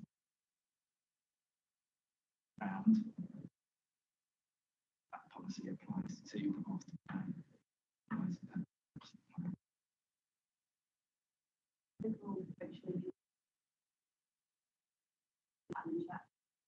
Overarching strategy and then the sub-guidance. For example, at present, in sub-guidance master plan, and we don't have indicative across, for example, X. So our worry is, in 10 years, someone else picks up the plan and thinks,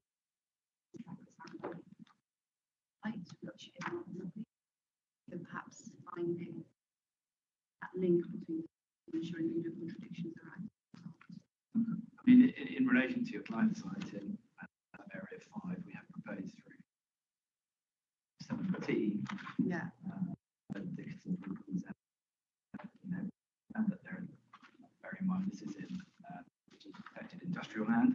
So we're not talking about residential here, but we understand that there might be different ways of doing different things which could be brought forward on that side in terms of a quantum of industrial development, phasing strategy in terms of which is indicative in that. We don't think it's necessary to add a kind of indicative plan, but that, the statement about general conformity in the plan does cover, I think, your concerns. And actually, in practice, the way that's happened, so we have the first development now that has been approved. That plan that's within industrial area. It doesn't match exactly master plan options show in sub-area 5, but it is, one story industrial building there on the land that's saying, that's an example of the way that we've applied the principle of the plan to secure the kind of wider objectives. This is very insisting that it has to be a building in this location and all sides. See, a lot of this will be discussed next week. 8. We think that the indicative is an important step, but we have proposed in our reps where we could go further. That point of view. And I mean, yeah, happy. I will have a copy of that now, thanks. That's okay. And it's fine for the policy to sing to the sub-area guidance, but for example, we've got typology, design, and services. We've only got one master plan to show that. For example, we've got a services strategy where the access is not correct. Network Rail don't have access.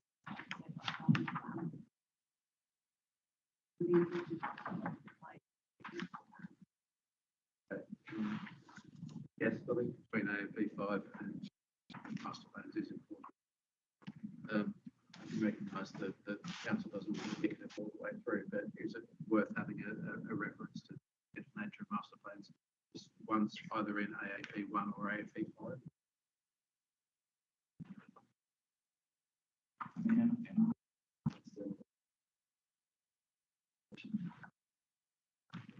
Okay, what about in the recent text debate, explaining that the master plans are there as a guide, which you know, set out expectations, statement of intent, if you like, but that they're not to be slavishly followed if needs change.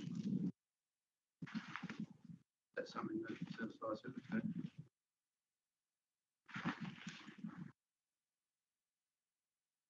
Mr. Briley. Yes, I just wanted to come back to the enormity of the failure of P33. Some mythologizing going on. 200 businesses displaced, all of that. It's real. A lot of it's quite rough and tumble out there. Arson attack, dumping skips in your yard is the heavy end, but the more normal is mild threateningness to evictions. Biggest problem in that policy of the several is the timing matter. And I think that needs to be a policy that says explicitly this happens at the start, because there's many cases. Take a random example. 180 Alderton Road, 50 businesses were all given a month's notice of eviction after the planning application was approved.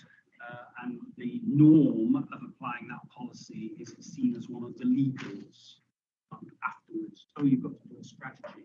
There is huge inverse incentive that the policy creates. Evict and the problem goes away. That's what people are doing again and again. It should be the first meeting. Who's on the site? Who's in the building? What's your strategy for communication or attention? That should be upfront, not later, because later's too late. They're all gone. 200 are already gone. So that needs fixing. Another huge problem with it is that it says small. Policy applies to small businesses. We all like small businesses. I've got small businesses. Small businesses being described, but also the big ones, because that's an even bigger challenge when someone like B&Q pops up and says, we don't like this planning application for our site, and they fight and fight because we're going to be kicked out. That's a problem. The Canteen Retail Park, they were one of the biggest objectors to that. As of, for example, we heard yesterday about Tesco. Okay, if Bakerloo Line extension comes, then I guess that trumps everything. But it was a bit of the same. It's like, yeah, you'll have to go, and that's your problem. Well, why isn't it the problem that the policy says we've got to find a solution to that? Because these things matter. A little bit more of the big footprint, because I think that is important to understand. That is, I think, the hardest challenge of the AAP, not accommodating office studios, life sciences, civic uses, health facilities, all that stuff. That's pretty hard. But the hardest is the big things, and there's a lot of big things. I'm quite good at understanding master plans and stuff, and they are not there. It hasn't been resolved. In all the permissions granted, I can only think of one big thing. In any of the schemes. And yet we've got Tesco, Asda, Lidl, B&M, Currys, Argos, Smiths, Tappy, Pets at Home, Topps Tiles, Selco, Travis Perkins, Rexel, Iceland, DPD, FedEx, Royal Mail, Constantine, Guys and St Thomas's Logistics, Bus Depot, Williams Say & Co. You know, there's a big list. These are all big footprint things, all of which say, them need to be in the area because they're not idiots, wouldn't be there unless they needed to be, and they aren't in the plan, and the mechanisms aren't right, and even this rather weak retention relocation policy excludes all that because they're not small. So these are the kinds of things that we desperately need fixing. Otherwise, we'll have nothing of this in the development area. Will be pushed out. We would disagree with that. So we would say that the range of spaces that is within the typology plans includes those larger volume premises and sites. What we did in exploring the master plans and setting those out was to look at the characteristics of the site and the characteristics of land ownership, access to the highway network.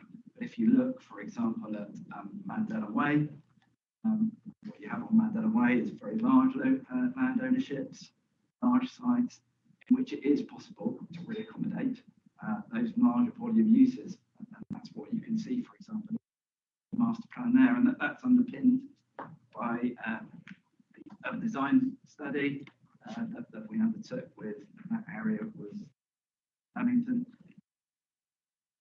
The core document list, Mandela Way, OKR2, code 5.7, and the way in which that would be delivered.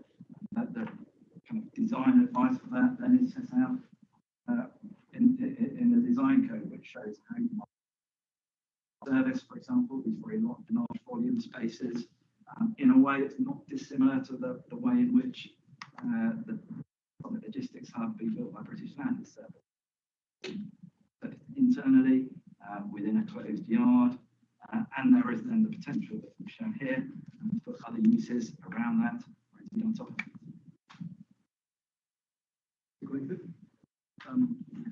I'd like to ask council, how effective are the DTC charts in terms of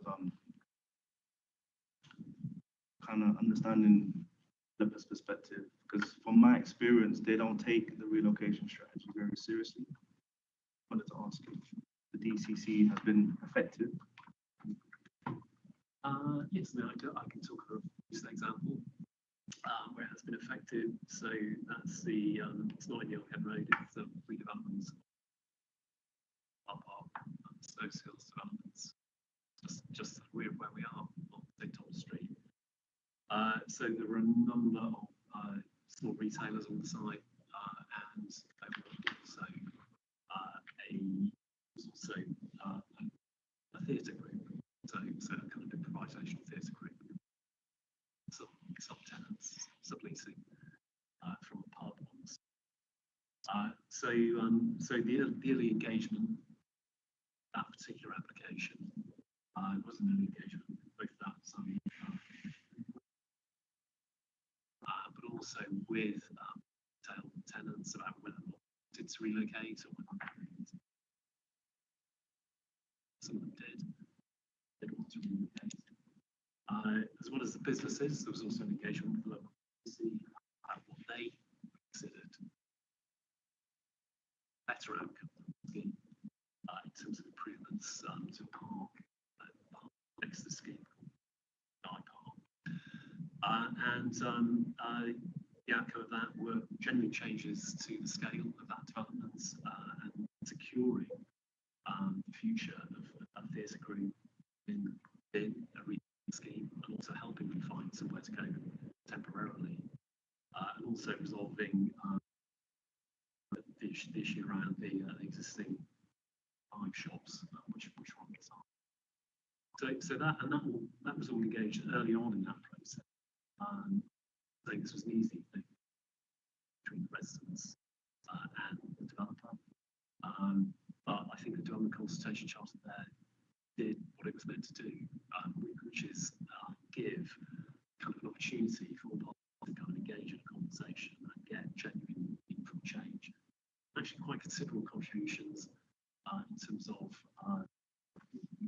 expense, to be frank, from the developer with that relocation strategy, and also contributing to sort of size from work to kind of mitigate the harm. So I think, and so it's always been in discussion recently about other things we can do to improve, particularly early engagement, and how can we ensure that local communities are aware of what's in that early engagement strategy and it's there, it's stated, it's kind of outcome. So I think, yeah, that has made considerable change. And I think quite rightly it does involve greater commitment of resources from our to make that work. But that's what we should be doing. And I think another outcome of that has been officers dealing with planning applications are more engaged with local communities more directly 4 or 5 years ago to kind of basically meet with people and understand what their concerns are and try and figure out impacts or resolving issues that have been created by new.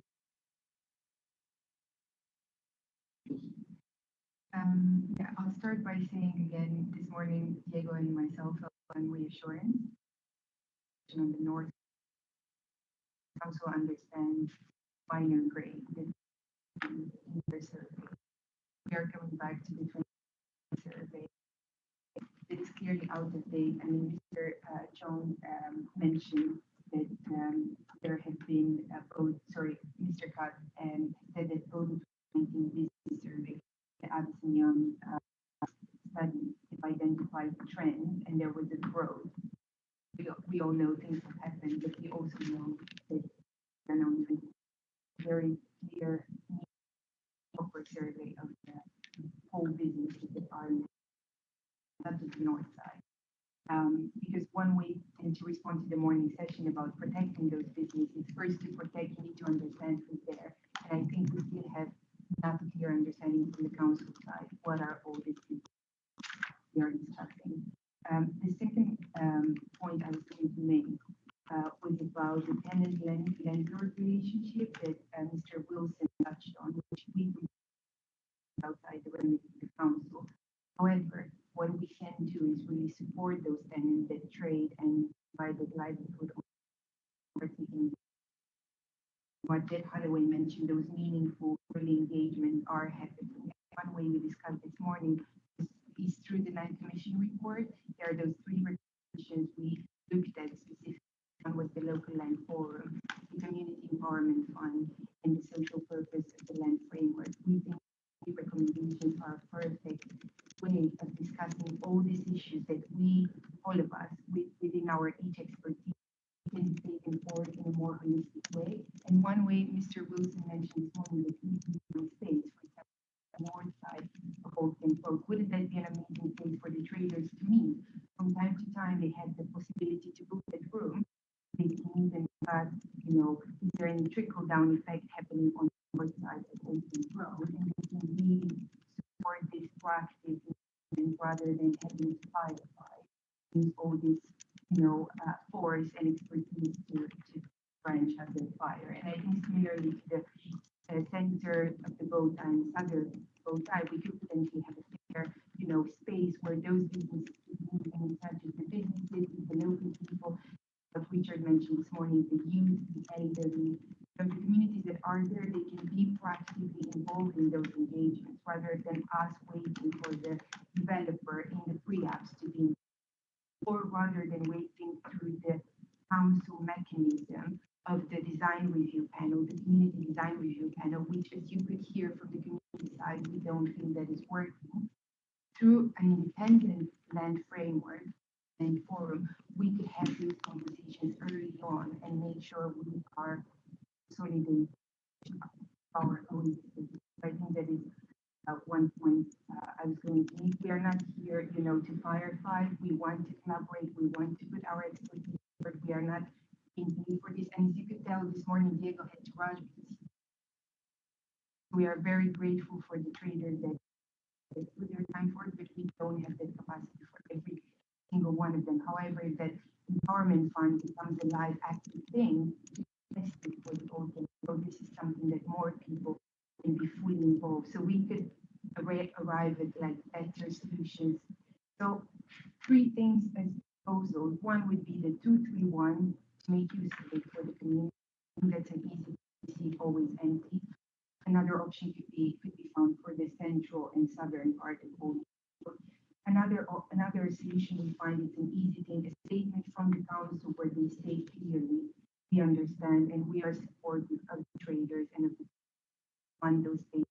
But we want to stay allow that character of both the trade, and I think that always sets a bar for the developers when they come into that area to really, understand that the council is committed and is here and has all these mechanisms.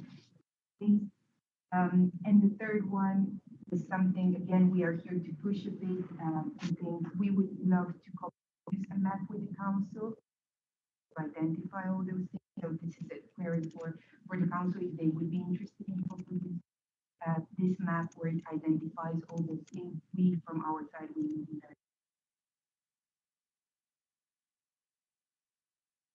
going through just the 3 things. Co-producing survey, yeah, of course, we'd be up for that. Did the first surveys. First one, 2016, did in-house with the GLA office. That's fine effort. The second one, we're a reputable company called We Made That. To do that because it is very intensive. There's a lot of businesses.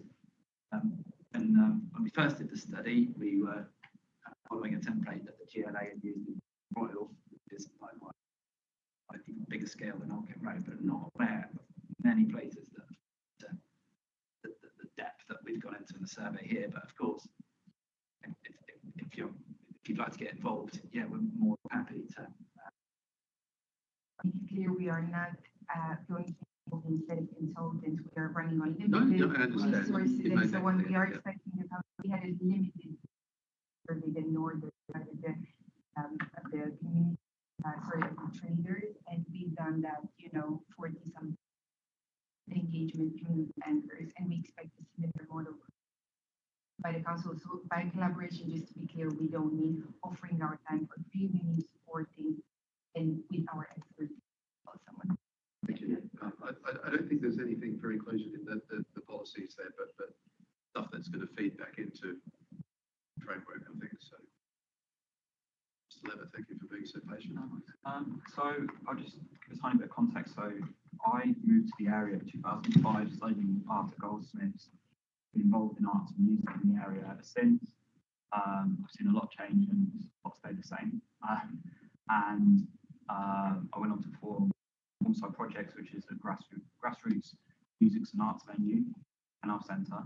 And I feel like during the whole time master plan going on, I've tried to be proactive, tried to go to meetings, been trying to do things. I'm actually a member on a community review panel.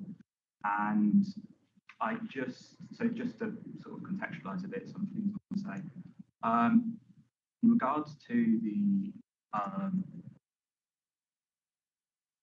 bow tie kind of starting thing that we come back to, I see this as like just a really oversimplified top-down look at how you could sort of make a city from scratch rather than actually put in plans into a patchwork area that's had years of and layers of multiple different things going on. And like to echo everyone else here, the main survey was done in 2019. I personally don't ever remember being contacted to take part in a survey, or like there was no census thing that I've taken part in other than proactively going to things and giving my opinion. And obviously there's been some huge changes since then, like mentioned, like COVID, and pre-2019 delivery services in the area versus what number there is. It's it's surely got to be like 10 times. And throughout sort of like this whole process, I've always feel about that the relationship between what the scheme is trying to deliver and the relationship with business has always been one of prioritising the smoothest way to put housing into the area, into the master plan. And that's always been one of trying to crack a complex puzzle of what these definitions of what light industrial are, how these different things work. But essentially, we had an area with we have an industrial, predominantly industrial area with large sites. And the easiest way to put residential into it, of course, is to dangle this opportunity for development, the opportunity area over these sites to attract the landowners to sell. And it just doesn't feel like there's adequate protections or like intentions to really try and delve into what how to protect the existing businesses and how to develop a future that's actually aggressive for like what businesses actually look like in the future. There's a lot of other bits and pieces in terms of what could be said there, but I guess like just to kind of move things forward on some practicals. One thing that we spoke about earlier was this idea of fit outs of the spaces themselves, and this being seen as a positive thing that you get a painted floor, a kitchen, and I actually think that it's not a positive thing. I think that actually having a different scheme in place where there's actually grants and proposals that businesses can put into these new spaces, so that they, I want to run this type of business, this is how I want the space to be, and working like much in the same way that like the developers are working so far in the future. Needs to be this long form conversation with existing businesses around what type of businesses people want to actually start working in the future. Like the whole thing about I can't tell now, it's the pharmacy working, like that thing just completely caught me off guard. Why is this something that kind of we're trying to put into the area? Life sciences, sorry, yeah. And when there's already like rich history of like spaces doing things that could be huge amounts of growth and things. So and also just having some like really bolder, much more progressive policies for like how businesses for business protections, and I think like protecting the rents for long times in terms of how these spaces are going to work, and and I think some sort of grants or like rent-free periods and things like that. That it's just a much more like full ecosystem approach to how if we are going to go the route of I find it problematic the route of like residential above light industrial, because but I think that like if that is the direction that it's got to go, it's such a difficult task to deliver well. And that's next. Coming up to that, that's the next question.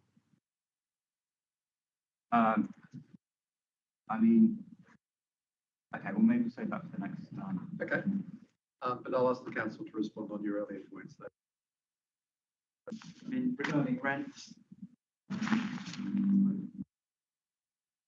question that we had earlier, difficult for council to control rents from all elements of the space. In the affordable elements of the places that we provide, yes, we do control the rent through the section over a period of 30 years. So requires to the landlord a rent-free period. So that it is protected control over 30 years. Currently, the rents that we are kind of capped, that been rates around Hatcham Road, £5 a square foot service charge, which is significantly spaces and significantly less than you would pay, for example, to a purpose-built industrial unit, trading estate. In terms of spec, yeah, we are always learning. We have had the conversation with the space side of the Hatcham Road. Yes, they told us they had to move the kitchen that we required the developer to put in, but nevertheless, on balance, they felt it was better that that kitchen was there initially, because at least then the plumbing, etc., was in space, and it had actually made it easier then to fit it out. So it's not a perfect system, and we are learning, but we think on balance is something we're trying to do. Save Old Kent Road's points, and then we'll move on to co-location. Yeah, I just wanted to what Michael said in regards to how is it that the council measures affordability?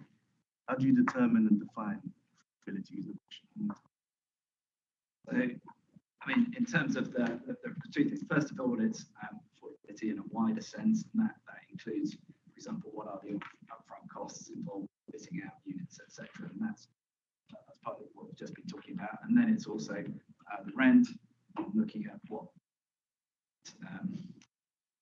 private landlords or landlords around the area are charging. If you go, for example, to the units at Portsmouth, Milton Road, charging around kind of 15, 17 pounds a square foot. It's more expensive than that if you go to Birmingham as a trading estate.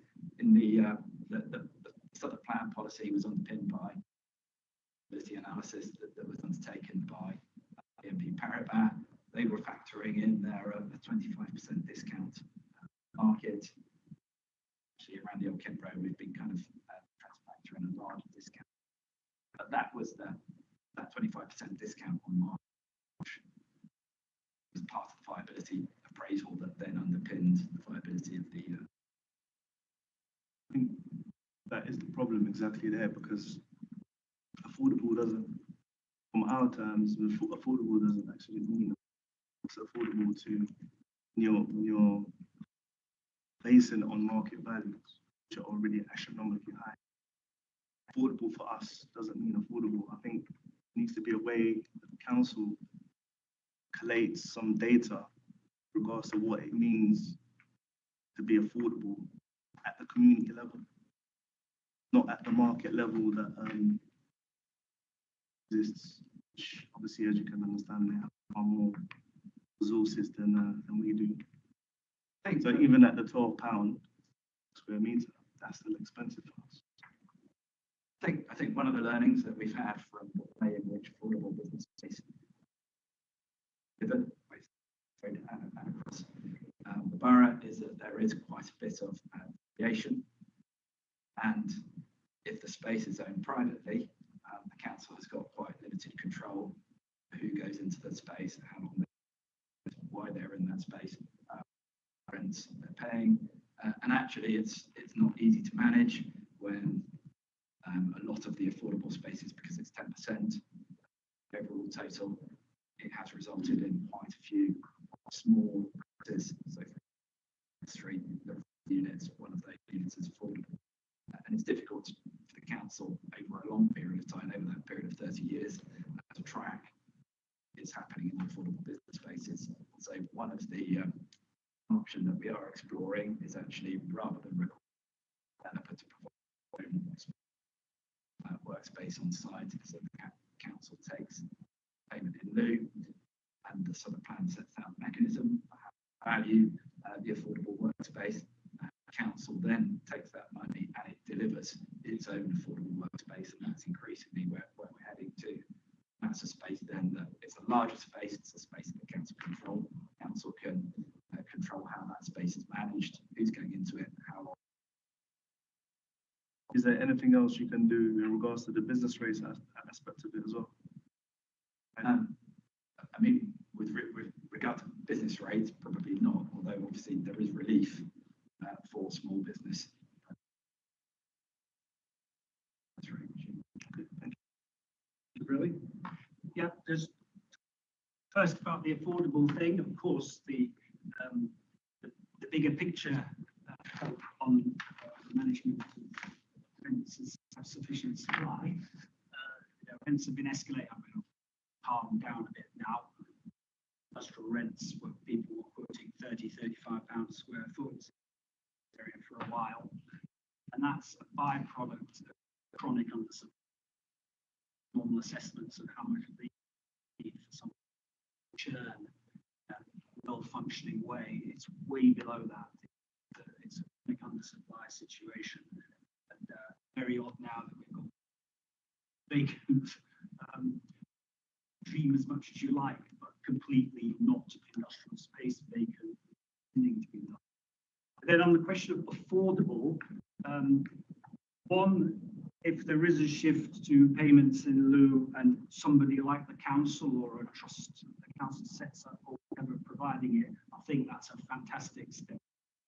But that does, it should be said in policy, magnify the question about what space is needed by who the most and how are they going to get it? I mean, if I was to do a like quick rough guess of what the answer to that in industrial is, it would be repair economy, car repair, bike repair, quite locally rooted, calm deal, anything near market rents.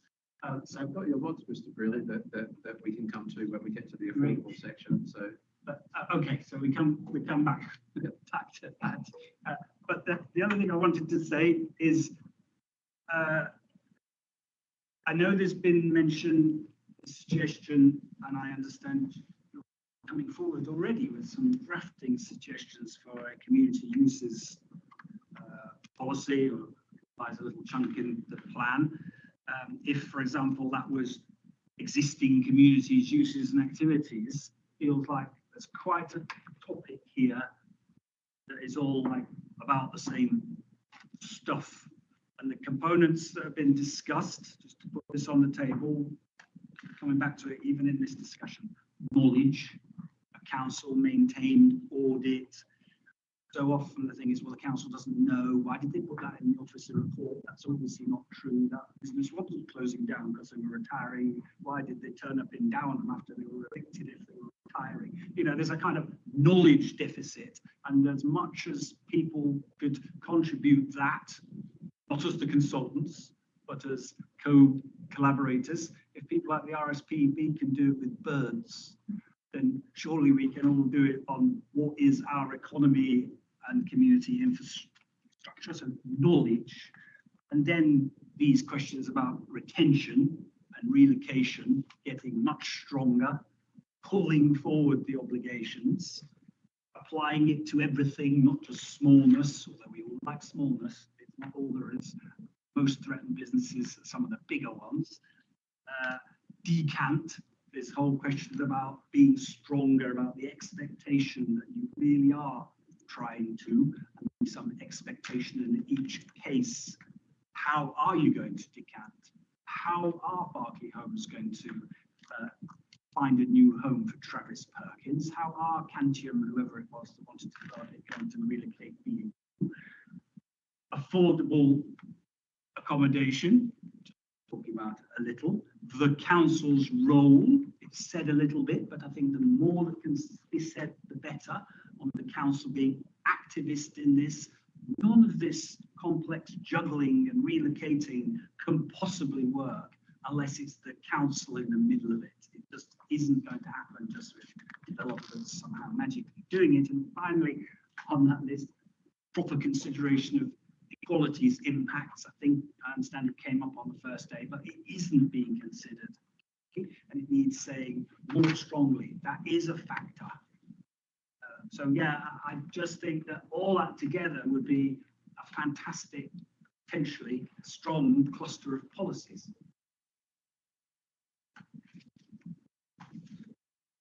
I think just on this about some co-creation contributing to discussions about local intelligence feeding in to things. Commission, so it's not an expectation job for us for free. We can certainly, you know, to fund that ourselves. So having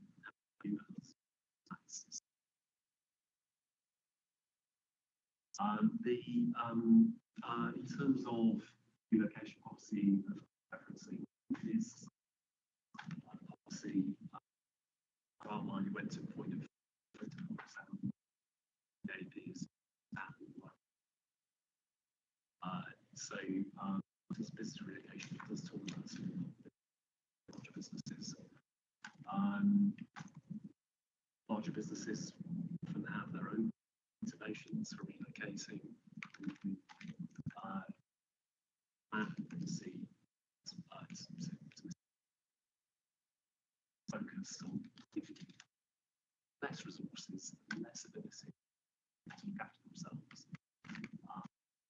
Assumption is that organisations, both in terms of property negotiation, etc., and have the resources to sort of fight their corner. And obviously, and often, you know, they have their own strategies, which means someone like Jewson's, for instance, Jewson's is not action plan. Jewson's closed. Jewson's in decided that they wanted to operate to finish something. But it sort of, so there's bigger corporate different, very different motivations. We, the council, have limited resources, so we are closing them. When we think that's with businesses, and there is a question of soundness as well. We're beyond that.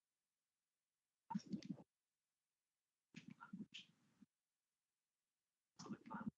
Clearly, in reviewing the new select plan, major representations here is really further representations as that emerges. Certainly something, you know, the local authority to consider.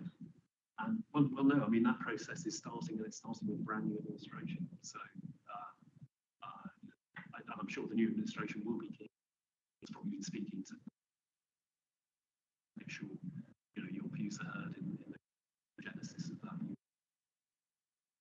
Okay, I don't think we're going to finish this session today, but you can help by having a very quick tea break.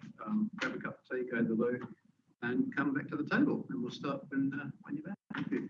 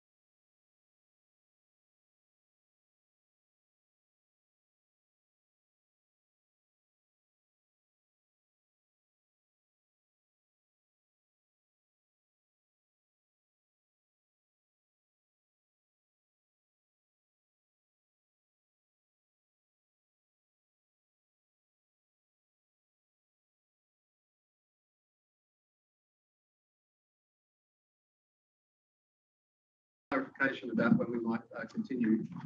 We'll see where we are at the end of the day, but we've sort of used it half the time and only got very sort of 2/3 of the first question. So we probably need a bit more time.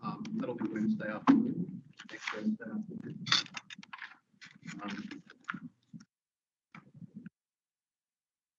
So we need council session on. Yeah, council session needs to be last. So we can have that, depending on how many questions I've got left. After today, we'll decide whether the council session will be after Wednesday. Rather than not go into it.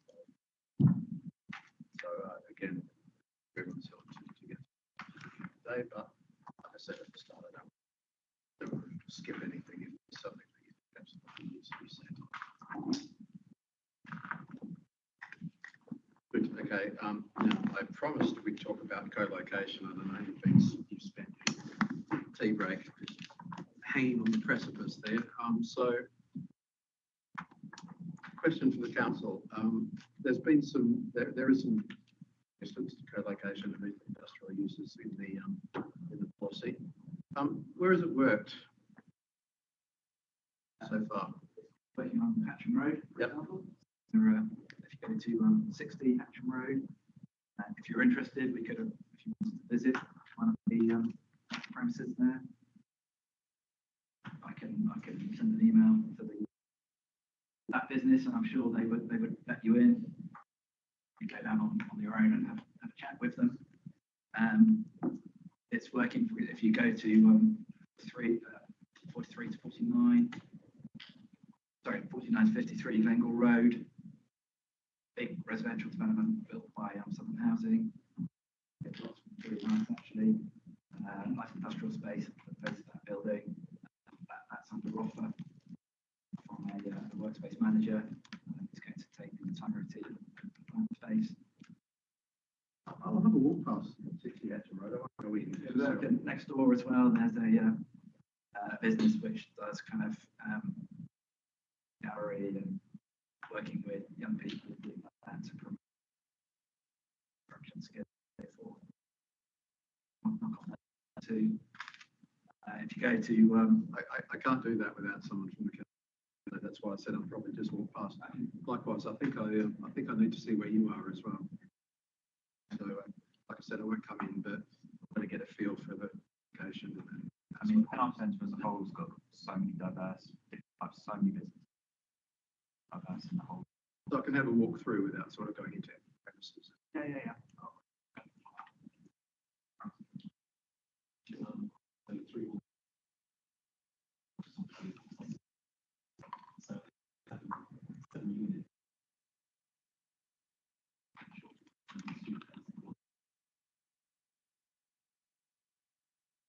I think we saw that. I think you pointed that out to me. So I have seen that one. Yeah, that's one of the reasons I don't want to go into the reserve day, because I need to walk around different places. Okay, good. So that answers that question. Thank you.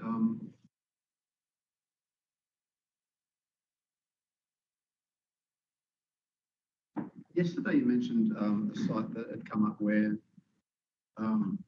there was some co-location, but the industrial had built out, but the housing wasn't. Is that a realistic prospect happening on other sites? Is that something where you do approve co-location, sites could be implemented? Maybe the bit that they think is going to work, but the rest of it. So that's the site that's being developed by EQT.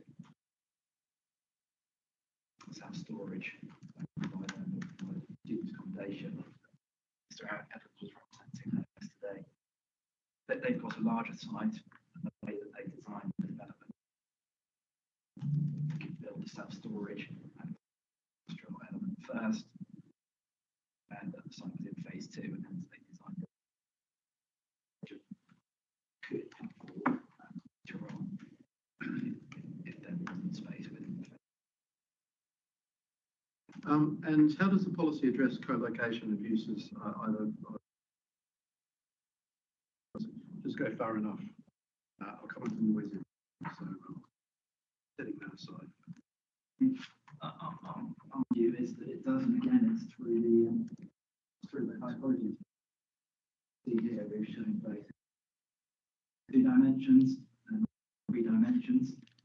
House, and for example, play that shows this how that industrial use can be reconciled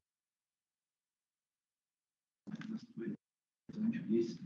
I mean, in response to comments that we received, the 2020 version of the plan, we have revised the approach on some of the sites. Up in, this is area 3, East corner there, site which is on the south side of Valley Road, and following discussions with the landowner, we looked at that site differently on that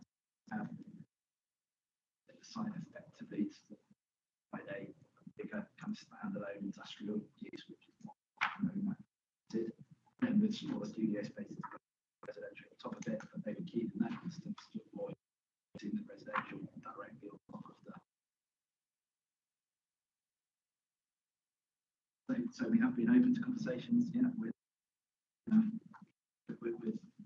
landowners, with industrial investors.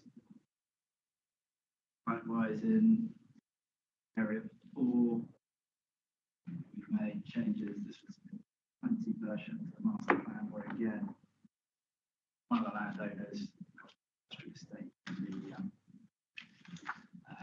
on the east side of industrial road, to look at a scheme where intensifying industrial use on part of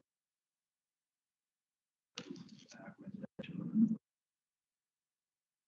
Yeah, we were open to that conversation. This comes back to the discussion we were having about looking for essentially is element to deliver the master plan objectives, the aspirations of the plan, to retain that industrial space, and to reconcile that with new residential space. But if a landowner thinks that they can do that without necessarily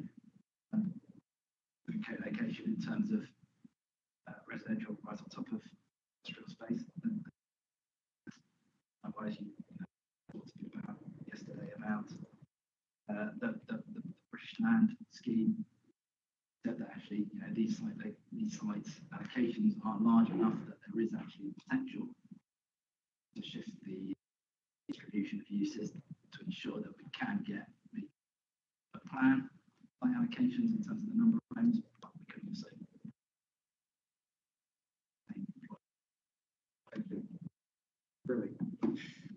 Yes, examples of it being successful properly. We need to go, for example, to Brussels. There are some schemes where this is a very simple test, but you look at it and you think, oh, that's amazing. They've done residential on top of industrial. Now, the ones you've described, you look at it and you think, yeah, that's not industrial, is it?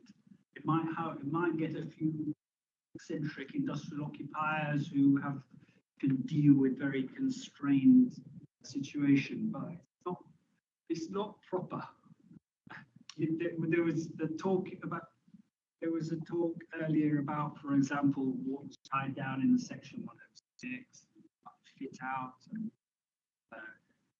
it has to be EG3, all good stuff.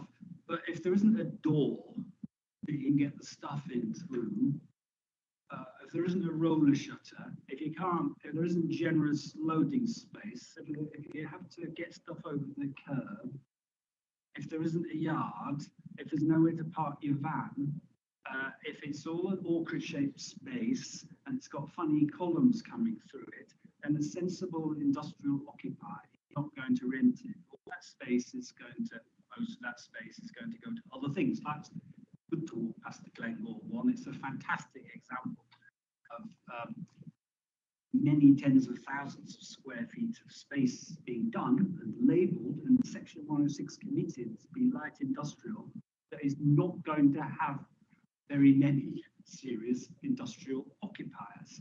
in it because it's just not suitable. It's really straightforward. If it looks not suitable as industrial, as basic lock-up accommodation with a sensible roller shutter, laptops to forklifts, where on earth do the forklifts go? Ruby Triangle is a great example, the phase that's not being built, where there's lots of light industrial space. We were even wondering whether we should do a little demonstration of trundling a pallet truck along the footway from where the loading bay was shown, where the awkward entrance of the supposed light industrial space. This is not going to work. So it has to be done right. You've got some quite good bits of guidance, but it's not enough. So yeah, the headline is it's really difficult, and it is not going to deliver the quantum of space. I mean, the inspector in the previous London plan examination found on it very clearly. This is going to be a contributor to what London needs, but it's not the answer. And it's the same in the Old Kent Road area. Do it right, it can work.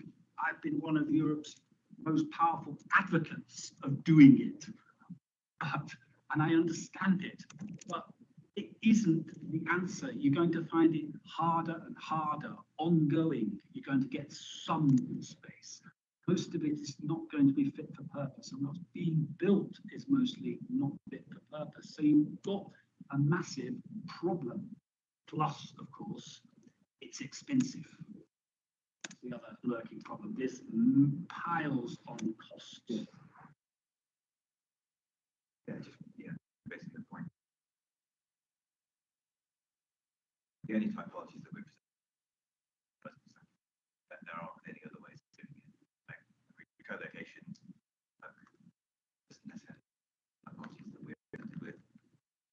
Workspace demand study. The evidence actually. First of this talks about BA use. Be better to be adjacent.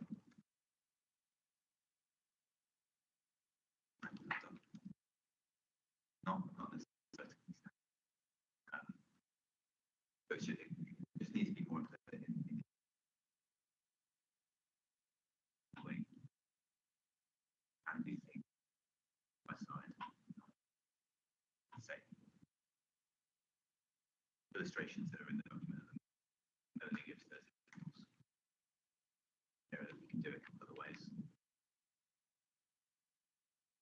I mean, the starting point for this was the criticism that we did respond, and that was what kind of commercial space would be provided. That criticism came partly from members of the public who I'm sure attended, but also from a lot of landowners we spoke to. Many of the landowners around Hatcham Road, around Sandgate Street, and what they asked us was, can you be much more propositional in the plan about what the council would like to see? They were very clear that they would mostly like to retain the premises that they have. A lot of the, particularly the larger sites, they're owned by landlords who are reliant on the income that they sites generate over a long period of time, and they don't want to lose that income. For example, Sixbridge's industrial estate was owned by insurance. But what they wanted was a proposition in the plan that could enable them to retain space, and they were also open to looking at ways in which they could intensify that to provide residential homes on top. Next to that didn't mean they were necessarily committing there and then to mixed-use development, but they understood that there was a housing crisis in London. There has been a huge constriction in the deployment of industrial space over the last decades in London. What they wanted to see was the proposition in the plan. We consulted on this at that point.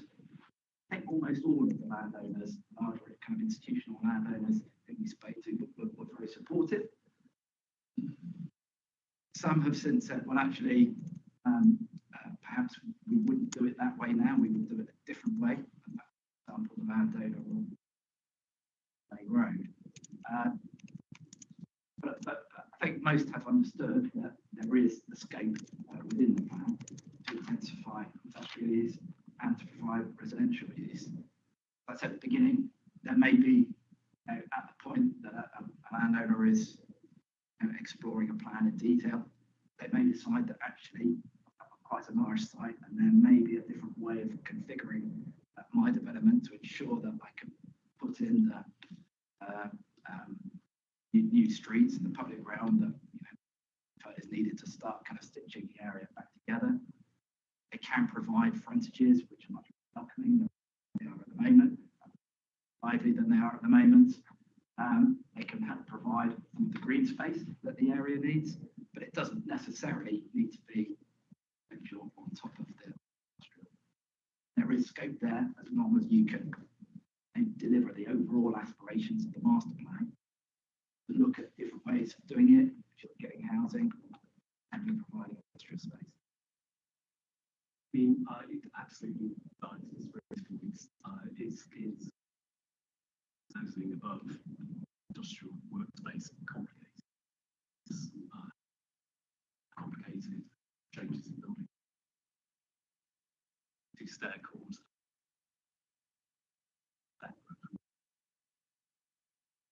I'm also, I mean, they're also challenged in the sense that British Land in doing logistics are focused on marketing a single use dining.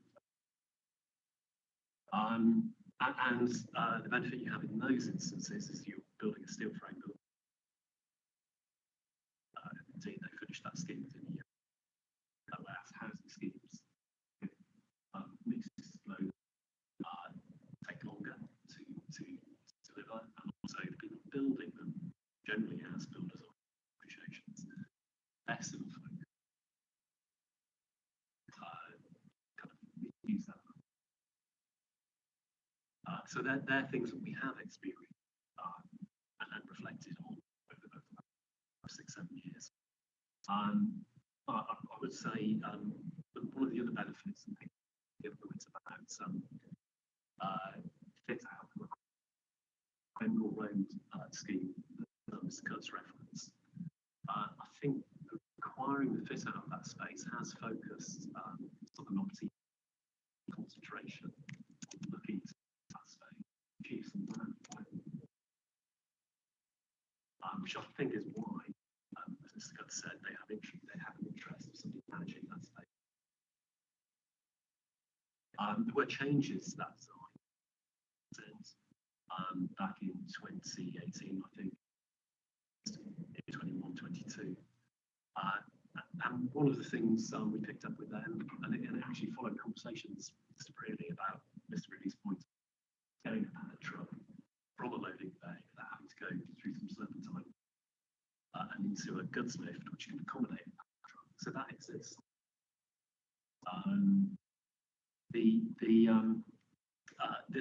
The roller shutter point 180 Ilston Road still isn't occupied. With finishing that development contract in the first one. But there we have secured, it's part of the master plan, off-street access for servicing, and there is a roller shutter in that goes in to that space. Now that's a space that we didn't require to fit out in, but except for the shallow core. So there is a cost there.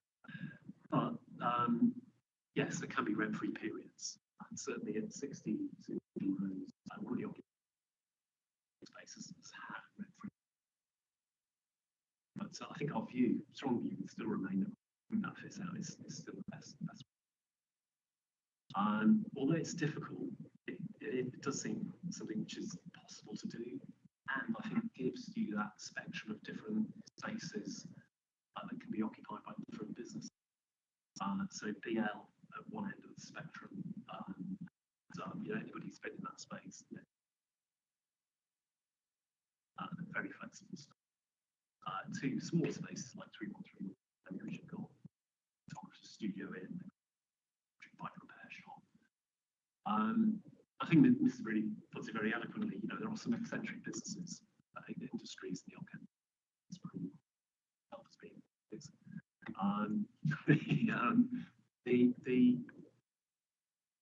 And I think you know it's one of the things to cherish about that area is that rich diversity of business types and uses. And actually, I think that mixing of typology in some instances, not instances, is enabling that to happen within relatively flexible spaces, so that there's a diversity accommodated within the wider planet. And in terms of Mr. Kurt's point, when you come on about, and Mr. Really raised it as well, are the master plans absolutely rigid? That's it, and nothing else. And the point has been made as well about, well, you know, in 10 years' time, if somebody's looking at this, well, they say, master plan. It's a design framework. General control. And in the building typologies and land uses, at the head of each of those descriptions, it does say these are typologies and land uses which could be utilised. I think we've covered that in very different places. And the Jewson site I mentioned earlier, which Jewson's left, in that instance, the scheme which is going forward there, which is subject to section, has actually split those uses on that side. So there is a standalone commercial element with access through shutters, applied space, which is we providing the space on that side.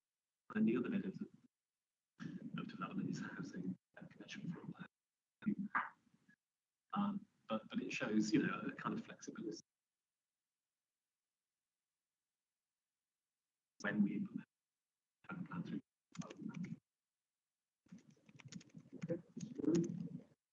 Well, thank you. I think Mr. Cutts and Mr. Wilson have made a powerful argument in favour of the guidance, much of which is good. The generic guidance are the requirements to make the suitable kinds of spaces that are needed. Types of light industrial occupiers need to get better still. Some key things missing. It would be great to reduce the scattering of those. Some are in the design bit, some are in the master plan chunks, some are talked about in the business bit that we're talking today. It'd be great if they were just all together neatly. These are the basic requirements for what we're talking about in this accommodation. Also a powerful argument in favour of making clear greater flexibility in the master plans and even more flexibility / deletion of the big phase 2 master plans, and little subsidiary one. Really great if you charmingly called typologies types. The types are a bit clearer, because if where it is appropriate to specify them, I just really struggle to read across from the 4 types across to the plan, because it's graphicked up in a strange way. Like, what can we just have a color code? Which types of suggesting might work where? Sorry, that's a smaller point. That's sort of making sound a consideration as well, I think. Making it understandable.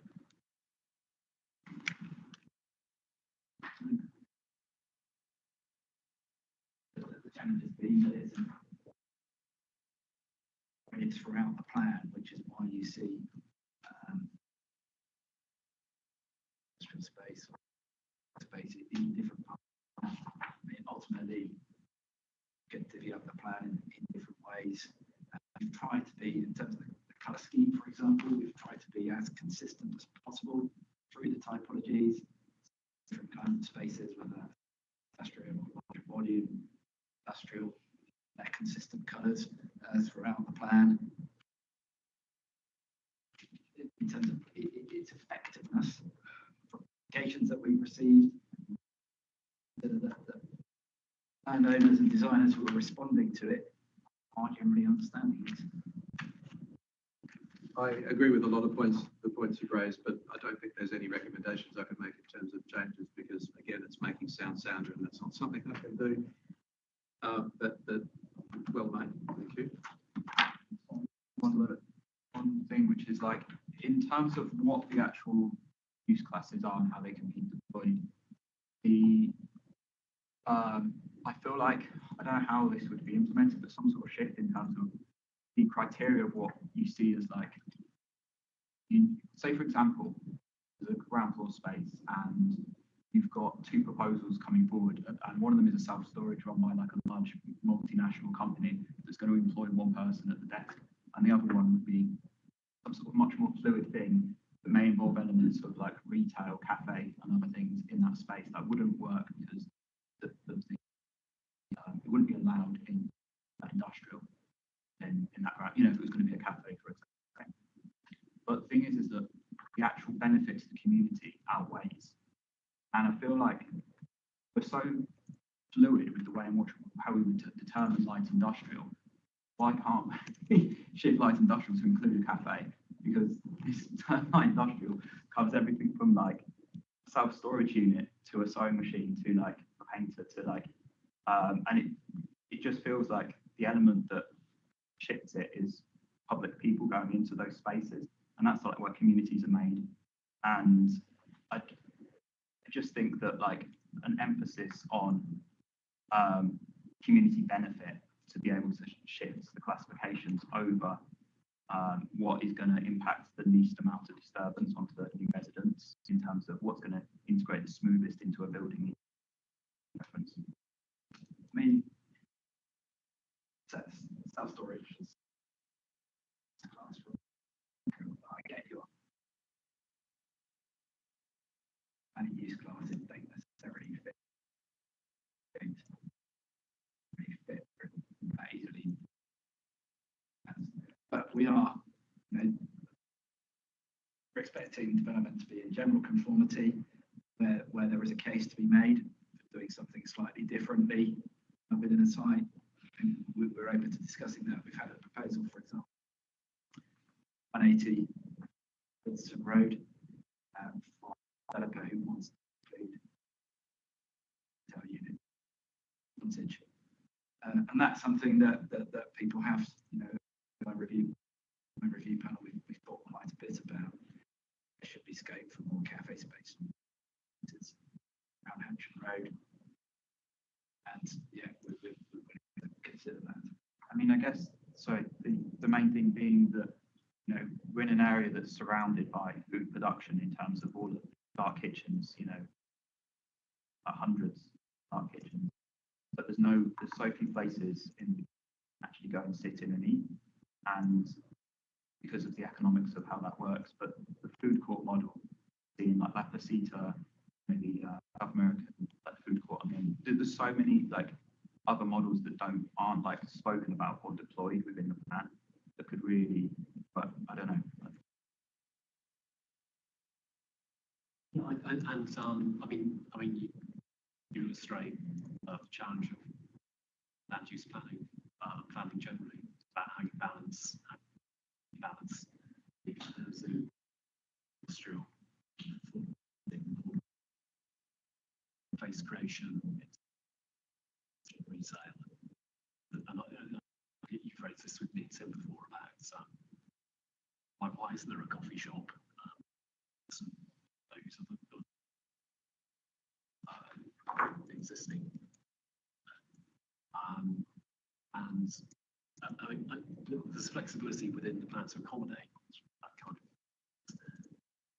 But I think that the proposal of having a larger, broader kind of food courts, then sort of shifting the emphasis of the plan away from not entirely, because it obviously employs people and it's a form of food beverage provision.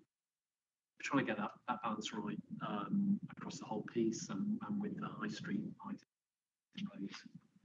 So So I think our view is, can there be retail provision of food and beverage within these industrial areas? Yes, because if you work there, like as you say, you might want to go to that meeting, go and get a coffee or a sandwich. So I don't have a problem with that. That can happily live on residential as well.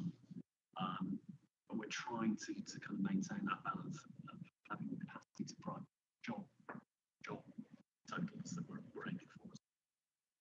Just the thing being like meaningful jobs or jobs like actually community led, and just some way that you can program that into the section 106 or something that you can preference two things that seem to add benefit to the community. There is all those six audience raise schemes at the very north end of the central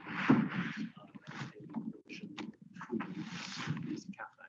That was in conversation with the TRA, adjacent Bonamy Estate. So that is something we've had a look at locally. That scheme hasn't come forward as yet, but that's certainly one of the provisions that sit within. Last point to Mr. Brewley. Yes, thank you for your charitable last comments, but I understand can't make sound a thing. One that I do think is about soundness, so just to reiterate, is the one about flexibility, immediate flexibility in relation to the master plans on the phase one things and the more fundamental version of that phase two things. Another one that I think is a soundness challenge, which is, I mentioned it yesterday, one of the aspects that's not really there in the guidance you give makes adequate industrial is beyond the site. So the whole question about the street. So you take someone like an industrial area, it's completely dependent on the streets. The streets are part of the functional space of the businesses. They don't mostly have, any of them don't have yards, they're loading on the street.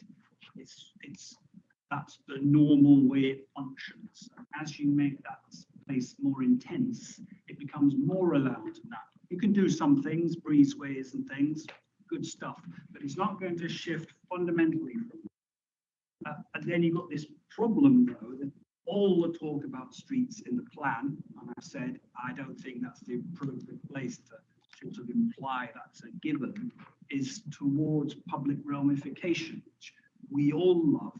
We all know it's important. It can be in massive conflict with the functional needs of businesses, with lorries and vans and loading and temporary parking, etc., etc. So I just think it's an overreach of the plan to be saying too much about that, because that needs settling elsewhere. Because, as an example, when the controlled parking zone proposal came, suddenly the businesses were interested, and we were busy negotiating with the traffic engineers. If you put those parking bays there, you will not be able to get a goods vehicle swing into our entrance. And they changed it. If you make those double yellow lines there, we will get a parking ticket every single day, because the tanker that collects our beer and takes it to the bottling plant takes longer than 40 minutes to fill up. And they changed it. Those kind of things which are detailed, but there's an inference written into the plan that it's all going the way of closing down roads, narrowing roads, public realmifying the roads. We all love that. It's all part of all our lives. The streets have become more mixed, but they have to do the functional stuff. And this is not the place to pump an assumed conclusion. But I mean, I think on the contrary, I think what's essential, and it's for the operation of the council, right? So to include our highways engineers, our highways teams within this conversation. I think there is a bit of a tendency, has been a bit of a tendency to view the public ramification and parking something which is happening to residential communities.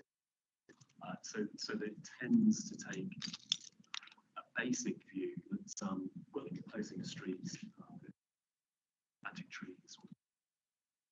residential property. It's been really important for us internally for the purpose of avoiding what you described. Something the cuts came down to see you at the time.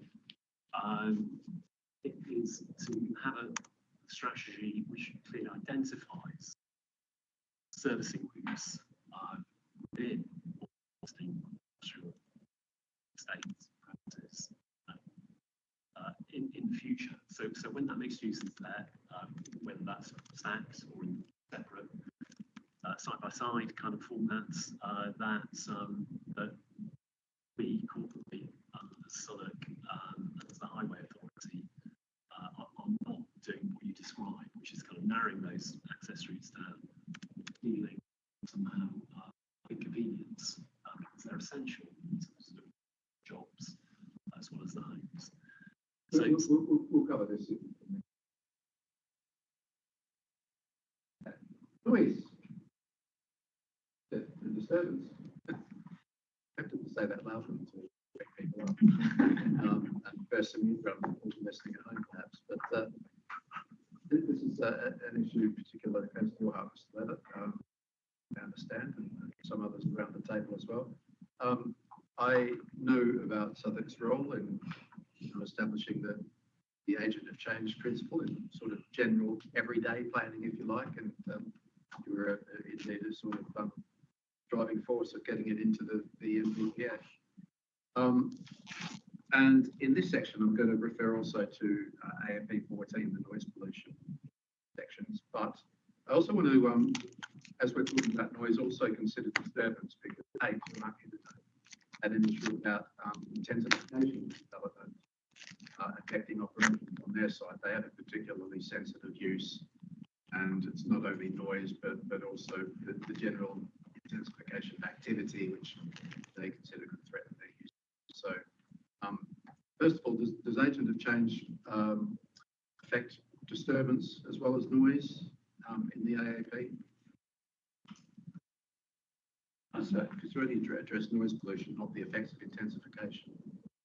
What I can see. Yeah, so the things obviously we got with this through just the end process in action. Are particularly noise disturbance, particularly industrial uses in the area. And is moving towards the kind of DL where. But before you get there, fencing schemes which are industry uses. So, so one of the things that we do ask developers to do is to surveys which are designed for industrial areas. So there's a different British standard of noise in residential areas. So we do ask developers to undertake those surveys and to make sure that where there are likely built in to the residential elements scheme, and I'm not saying that's necessarily an easy thing to do, but there is this process where lots of areas developed.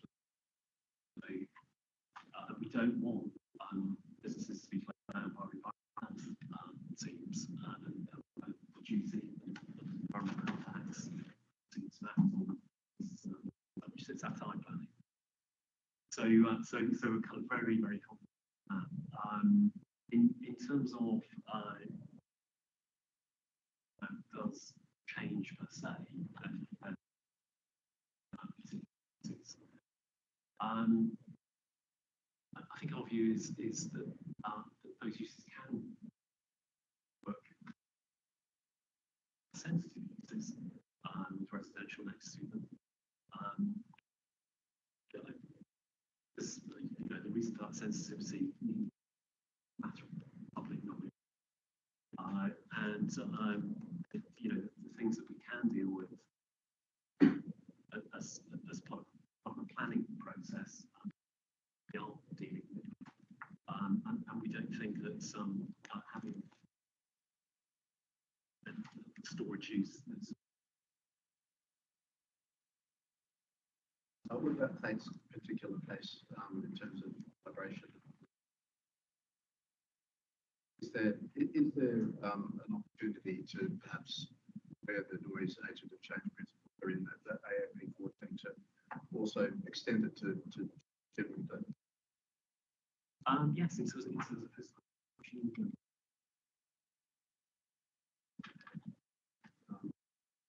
Not sure if it fully addresses the intensification. That's the first, so sorry. So we're just talking about Tate. Yes, okay. Yeah, maybe we'll leave it, but I still want to talk about the general principle. I did suggest extending AAP 14 to disturbance as well. That's something the council can get behind. I mean,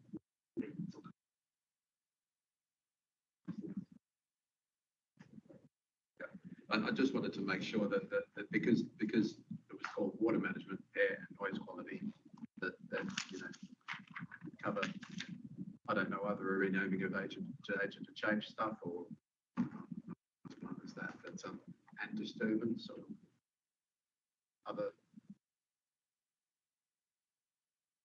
set up on the policy, right?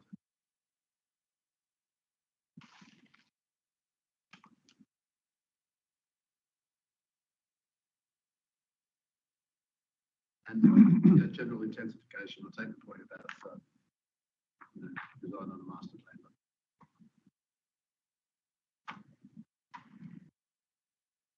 Would you like to make any points, Mr. Levitt, on this? Yeah, sorry, I thought you. I guess like from the agent of change principle, it's something that hasn't really. I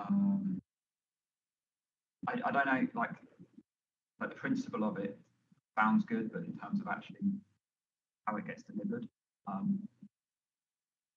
it really to be tested, I guess, with relation to new flats. So so okay, let's talk really specifically in the area we are, area 4. Got Dice Becker, which is stonemason marble manufacturing. Those guys don't necessarily want to, as I understand it, don't want to go anywhere. They're staying put, and you've got churches, mosques delivering. You've got a really noise. You basically have a large amount of noise being produced all the time, and at night you've got the churches and mosques and our venue operating, and the way in which like noise is, the optics of it in the actual like plans, there's no real mention of like a vibrant area, a late night. There's like, if you search the word music policy, music venue in all of the documents, the only one reference to it is actually in reference to there's, for example, a new music venue will need to put in place the measures to mitigate noise on existing developments. That's the only reference to a music venue in the whole thing. So, and I know that this policy is in place, was designed to protect venues like ours, but the optics of the way in which the whole thing is put together, were not mentioned in there. Was no real celebration of the cultural activities that are happening there, and how, if you're like looking at taking on a site or something that immediately close to us, how those conversations, will we be like really forthcoming and being like, okay, well, if you do want to operate on this site, these are the constraints that you've got.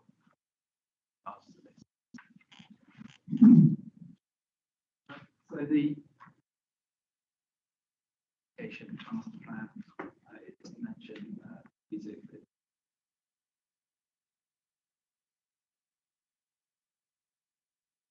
And in the site requirements, we also recognise that standing that's actually strict land arts and cultural uses do have a role there, and we've said that. I think that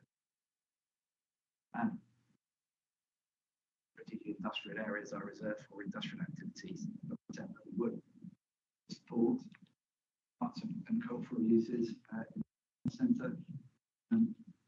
Way in which the agent of change does work, I think, was being illustrated through the proposals for the redevelopment of like the thing like Dick Glancy, just to the south of the Penarth Centre, stay in the city. So the challenge for developer on that was how to design a scheme to ensure that future occupiers be disturbed by the activities that are going on next door. That we don't want to end up in a situation where people are making complaints or so that was considered as part of the that development. In that case, I mean, usually there's a kind of a range of design solutions that need to go through in order to consider the change. But in that scheme, for example, actually, all those are sealed shut. Which against most bigger schemes, so that's money to count. That's useful to know because I was one of the representations raised the fact that should there be tighter design controls and how should development be demonstrate that agent of change principles are actually baked into through the other plan would require development to provide a point acoustic assessment in that scheme, for example, the development to record levels from the adjacent site and then demonstrate that their scheme could accommodate and could coexist next to those because as you say, you're cutting zone it is. Would there be any objection if we jumped forward to 16, nighttime economy? Can I say a little on that? Yes, just there's a lot of enthusiasm getting support from businesses and other non-residential uses for getting as tight as possible agent to change question. Just one other little aspect of it to mention is it would if they could be reference to timing. Which is,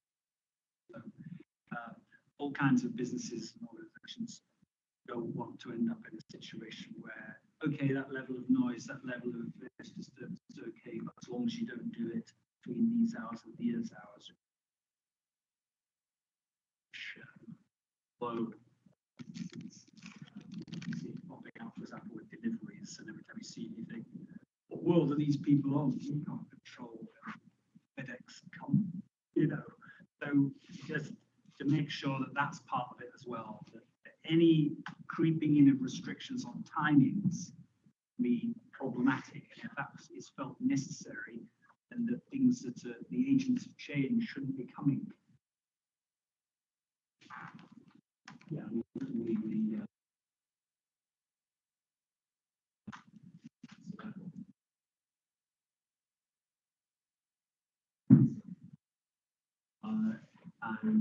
what we sought to do was not limit activities. That's right. And in terms of future build out, maintained service yards like 25 Mountain away, like the one that's built on the Barrett scheme, it's going to be self-storage. Again, we didn't put hours of operation conditions.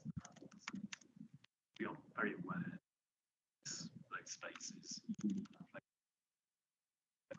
So the typologies or types of co-location we're encouraging or stacked are basically saying yes, those yards should be enclosed. I think that you provide the flexibility for 24-hour operation or flexibility when FedEx work. But so you're right, that's a really important thing.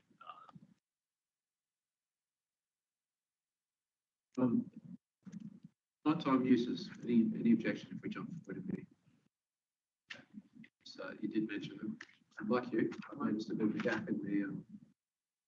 I mean, just another thing as well, which is the just in consideration to the area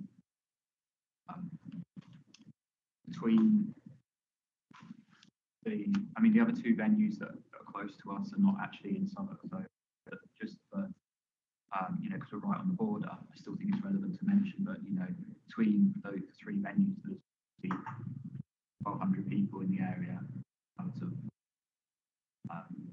11 and 5 in the morning, and it's significant. And the fact that those venues are just outside of the border doesn't mean that they are on those streets and doing things. So I think thing being that just the absolute level of and the staging, the fact that you are having new developments appear next to existing businesses, and a lot of the and the churches as well, annex. But the level of soundproofing needs to be adequate for like to the highest level, and how to basically make because when a noise survey is done, it is of course a 24-hour period, but there's the day of and it should obviously be a 7-day week, but there may be times of the year, seasonal things, for example, like the amount of people in the area on like Ramadan versus like something out, do you know what I mean? Like to basically soundproof to like the worst possible scenario should always be the norm, not just like thing like this. And I don't know like technical terms about what level. Say is it always done on what the on the recommendations of the sound report, or should there be just like it needs to comply with up to this level because we deemed that this is the highest level that you'd experience typically in this area? It's like not my time. Let's go back to the British standards that requires you to see the assess noise levels. Like the speaker, it's absolutely looking for kind of peak bangs and crashes that you get in the kinds of operations. That's what it's designed for. So the level of noise insulation, the James Clancy insulation, to make sure there is no nuisance for the code living. For nighttime economy, that there isn't such a kind of level of ventilation associated, say, with people coming out evening venues and the streets. What I would say is generally the level of ventilation in modern construction is pretty high. The level of air tightness required is very high. The level of insulation you now get in construction is deep. So in terms of noise transference into residential, and the other thing you're taking into account is background noise. Obviously, Hilton Road is fairly, and our street, the streets behind it, are fairly quiet. So my view on it would be kind of within reason, people coming home from those venues or moving around those venues, insulation achieved in modern construction should be able to cope with that. And cover another thing on the nighttime economy. We had this at Canada Water with Printworks. Another thing about that is actually venue management by the people who are running the venues. So there is an expectation, I think, from our well, that in licensing those through the licensing committee here and acts here, that there's an opportunity there for those venues speaking their parts as well. It's sure coming and going for those venues are behaving in a reasonable way. Well, I know that's not always possible, but certainly for the Printworks, that seemed to be managed really well. I feel like it's the recognition of the existing nighttime economy in the actual plan. That's where I'm going. Yeah, absolutely. I completely agree. There seems to be a gap in recognising existing not only for music venues, but also the third spaces mentioned by the Save Old Kent Road people. Because a lot of those are cultural spaces as well, gathering spaces that aren't home, aren't work. They're just places that people go to gather and communicate with each other, I guess, and like you might do with a restaurant or a pub, alternative spaces. And I'm just wondering if there's a place in the communities policy for that, the many-headed growing communities policy, because it does seem to be a cultural stroke community use that needs to be looked after in the same way that we've been talking about with, small employment spaces, community facilities, and all of those facilities that contribute to community happiness, I guess. Yeah, that's going to get more hilarious as we go on, I think. So sorry about that. No, completely agree that that's something that is needed. It's that time of the day. I've forgotten people's names I've been talking to all week. So, Mr. Holloway, you mentioned you suggested some mods as well in the nighttime economy section, but I'm just wondering if they need to be incorporated within AAP7 or if we can within the see 16 page number, sorry.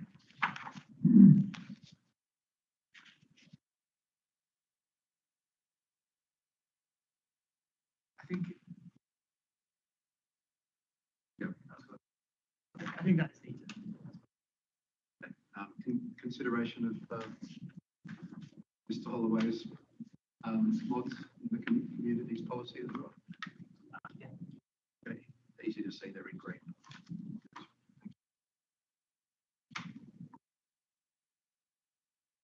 I wonder if a lot of the policies we were obviously anticipating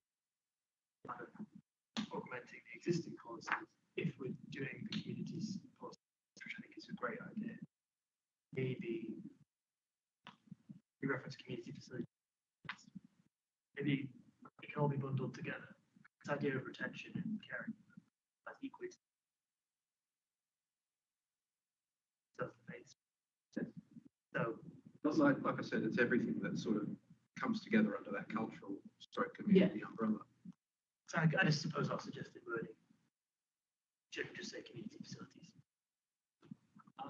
Yeah, and certainly on what I do address items,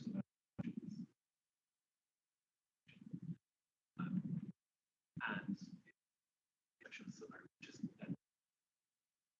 very wide. I thought about list of things.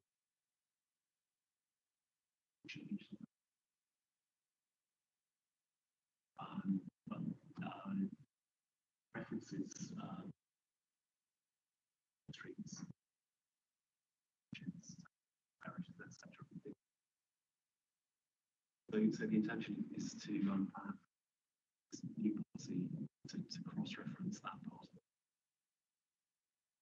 This isn't exhaustive, but in favour of the thing.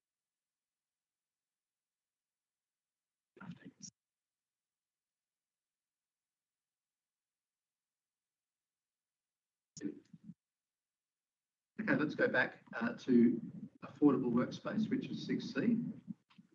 And I'm going to pass over to you now, Mr. Brearley, because there's a list of considerations within the Save Old Kent Road submission. Yes, well, who's it for? How's it going to happen? These kinds of questions. And also, and what's being added in, and it's already said, isn't it? Further emphasised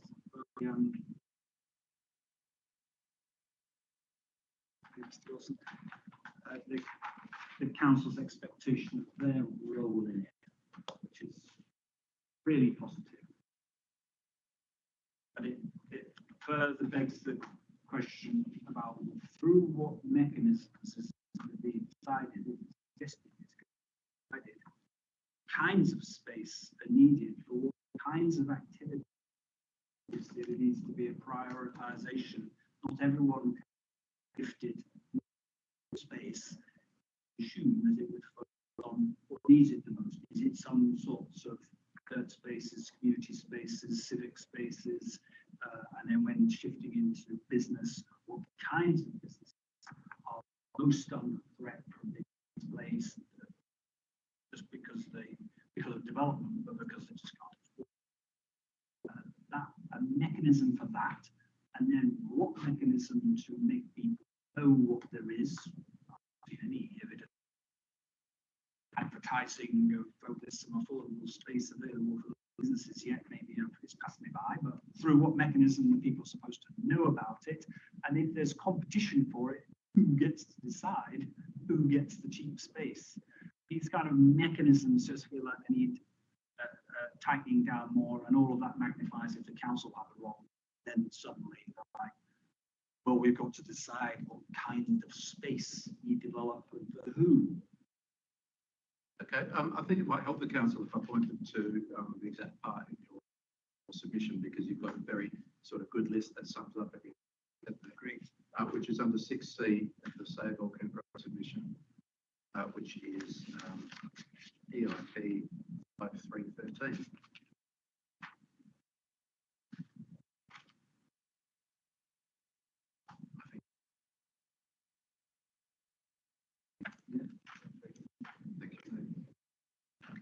Thanks very much.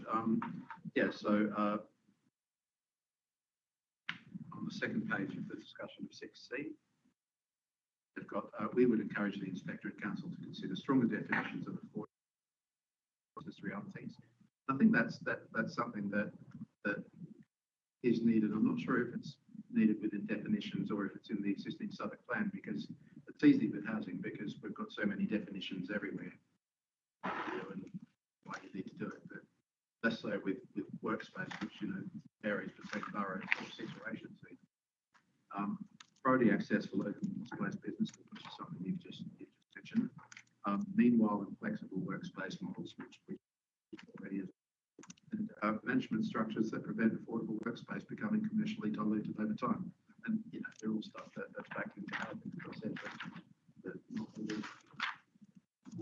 such a sort of novel model as this. Yeah, I mean, the key challenge is that that's a kind of regulated sector in the way that affordable definitions of what housing is, regulated mechanism for distributing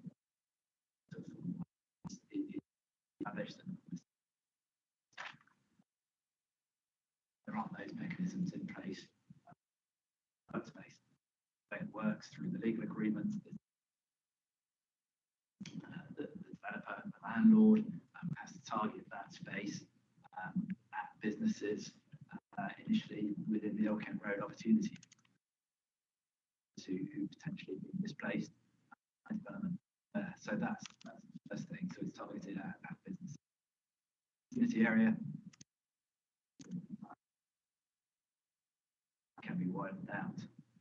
There is a challenge though, as I said, that we've got lots and lots of affordable workspaces now. Not easy to manage those over a period of time, which is why the council really would like to bring forward its own space, because it can be managed in a much tighter way. There would be stricter control over who's using that space, why are they in that space, is it on a temporary basis, few years actually needs to get established. That isn't set out in detail in the Southwark plan. Ultimately, the council wants control over that, then it has to build its own space. So how do we take account then of how do we exert a degree of control other than make it a free for all? It's not a free for all, as I say, because no, but in the terms of Save Auckland Roads. Road, that's enshrined within the agreement. It also has to be 30-year period. Right. Is it something that can be brought in, perhaps, do you use a standard section 106 agreement, for example? Okay. Could it be worth referring to that? Okay. One. Thank you. Where the prioritisation comes from? Because the space is there to benefit local businesses, local people. It's trying to ensure that are able to benefit coming forward. And obviously, the principles are great. I mean, where are the policies? That's a question. I think coming back to Mr. Rodditt's point, we can add in a reference to the fact that that is the way that the Can I just add, I think this plan is the fact box in the Southern plan as I touched, was quite broad, previous, OKR specific. What priorities within that? Yeah, that's a good question because I mean, and the definition is something that we'll reviewed.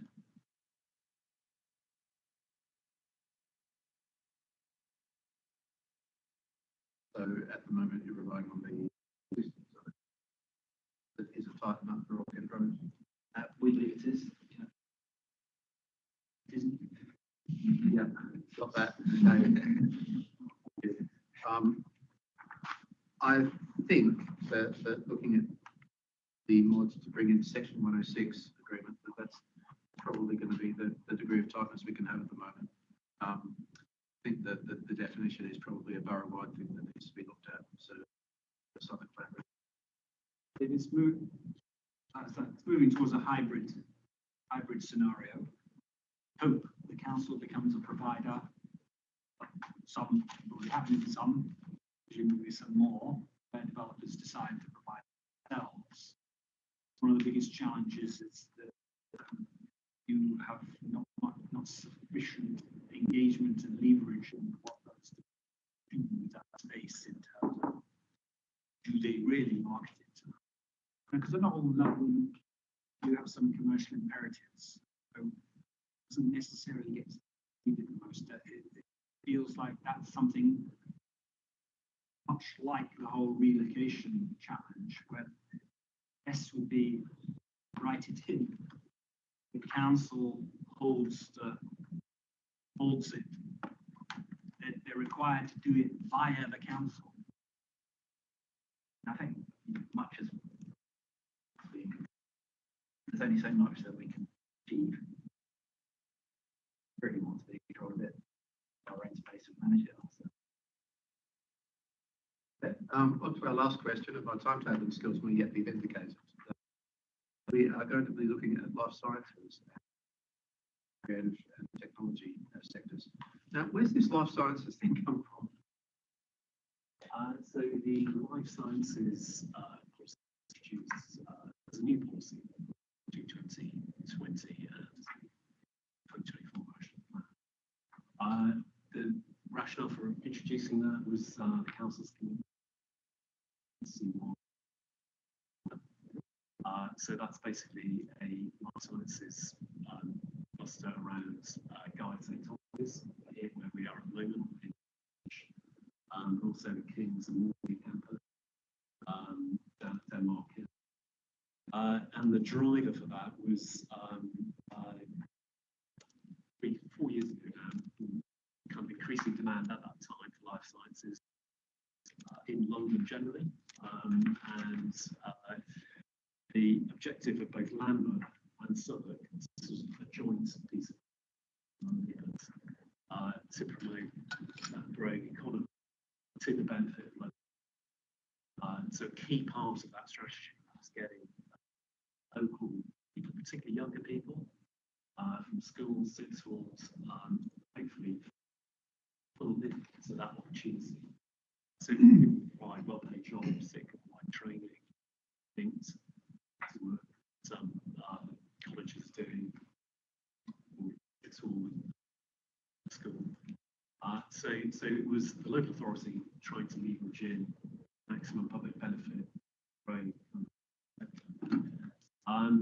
Life sciences uses have dedicated kind of high-end spaces, Snowsfield scheme that I just described. But also, what became apparent to us is they need back of office space. So they need relatively accessible, not too expensive space. So as we're creating that,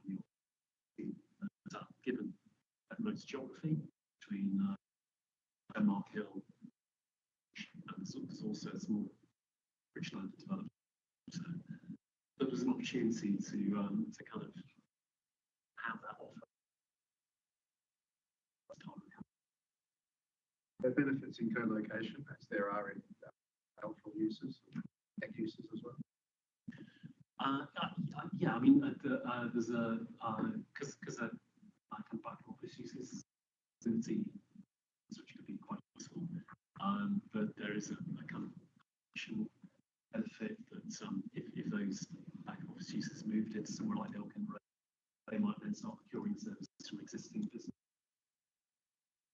So yes, we thought it was. Did they have any particular infrastructural sciences? Because I'm thinking of something like the Francis Crick Institute, a substation. Oh yeah, absolutely. So the Snowsfield scheme is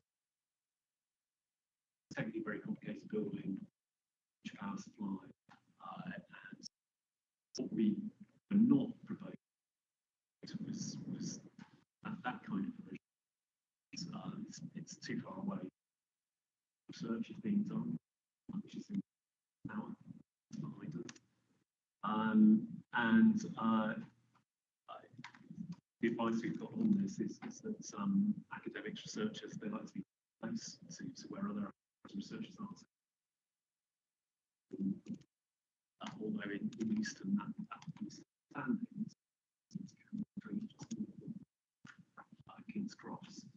But so, I mean, would preclude it if somebody wants to take a very large site and build a Crick type institute. But at the moment, we just wanted to make that sector aware that there is space being created in the old campus and see if there was any opportunity to benefit of that in terms of jobs, local economy, young people. Touching on the point about inequalities, particularly people from education, educational opportunities are limited, and can we benefit? And it's going to, I mean, if there are benefits in co-location, that businesses are attracted to where those businesses are already. You've got a bit of a job on your hands in terms of kickstarting it. Francis Crick Institute's fine, that's there, something like Snow Hill. How are you going to start it off?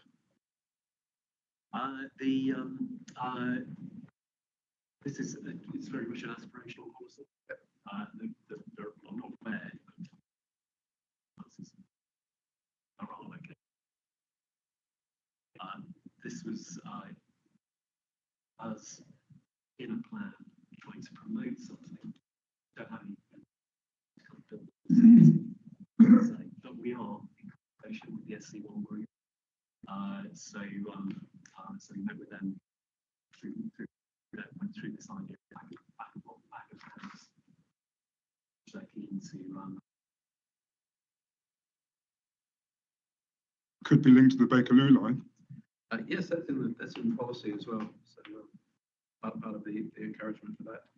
And you've got stuff on layout there. Is there anything in the sub areas that as well?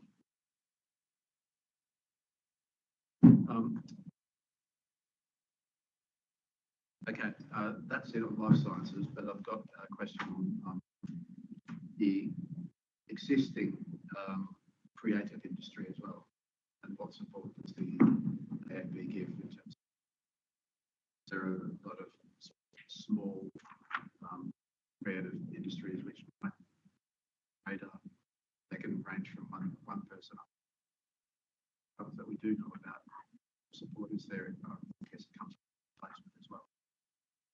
AFP to not make new growth, but for existing. Yeah, I think parents in providing a range of places is an opportunity to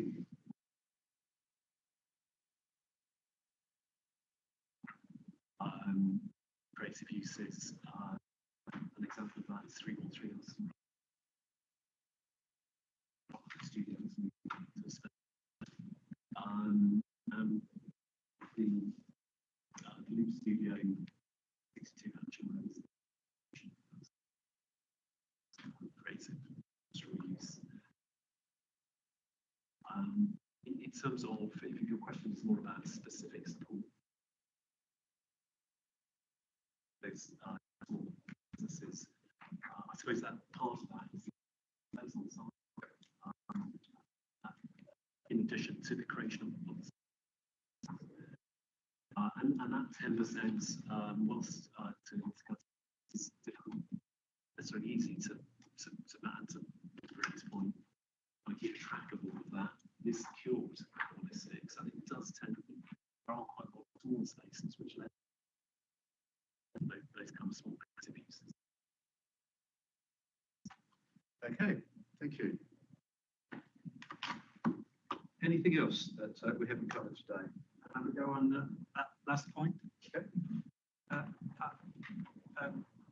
Yes, absolutely. The question about creative economy is part of that wide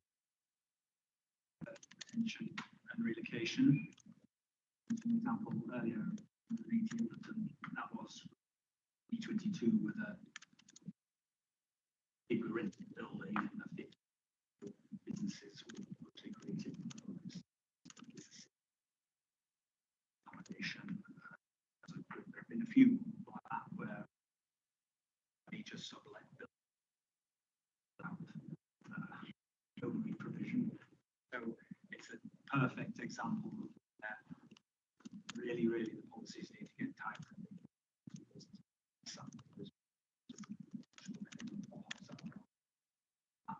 Extremely disruptive, helpful. The where we are now, I think it's fair to say it's looking like it's going to be the lesser of the problems. I mean, reality is all this industrial space appearing, Dildon Road, that's quoting £12 a square foot. So, you know, it's what was supposedly, and in section 6 permitted to be light industrial, it's not really suitable. So people like photographers, studios will start taking it, and the prices plummet in industrial space. It wouldn't be quoted in 12. And I suspect that the person done the deal, hopefully gone through Glengall scheme, very good news if that's going to be a workspace provider. But I'll eat my hat if they are mostly creative type businesses, not industrial business. Overlap a lot, you know, that'll be the skew, studio type, semi-office, that kind of. So I suspect that that's going to become rapidly the lesser problem. Just quickly on the life sciences, what's not to like, of course, but you're implying it's most realistically that's just a subset of office type use. You see within emerging sympathy uses up at the north, Mandela Way and around Crimscott Street and so on. Makes sense. But it again just begs these questions about flexibility, especially on those phase 2 areas. Because if someone does come forward with a stonking, very big office block or, heaven forbid, a lab-based building, again, that doesn't necessarily slot in easily with all your master plan. You know, you're saying, of course, there's flexibility, but actually the plan says it's very limited flexibility. And don't do anything without residential wrapped around it, etc., until Bakerloo line comes. It's again points to that question about flexibility. To tie it down just doesn't feel sound and sensible.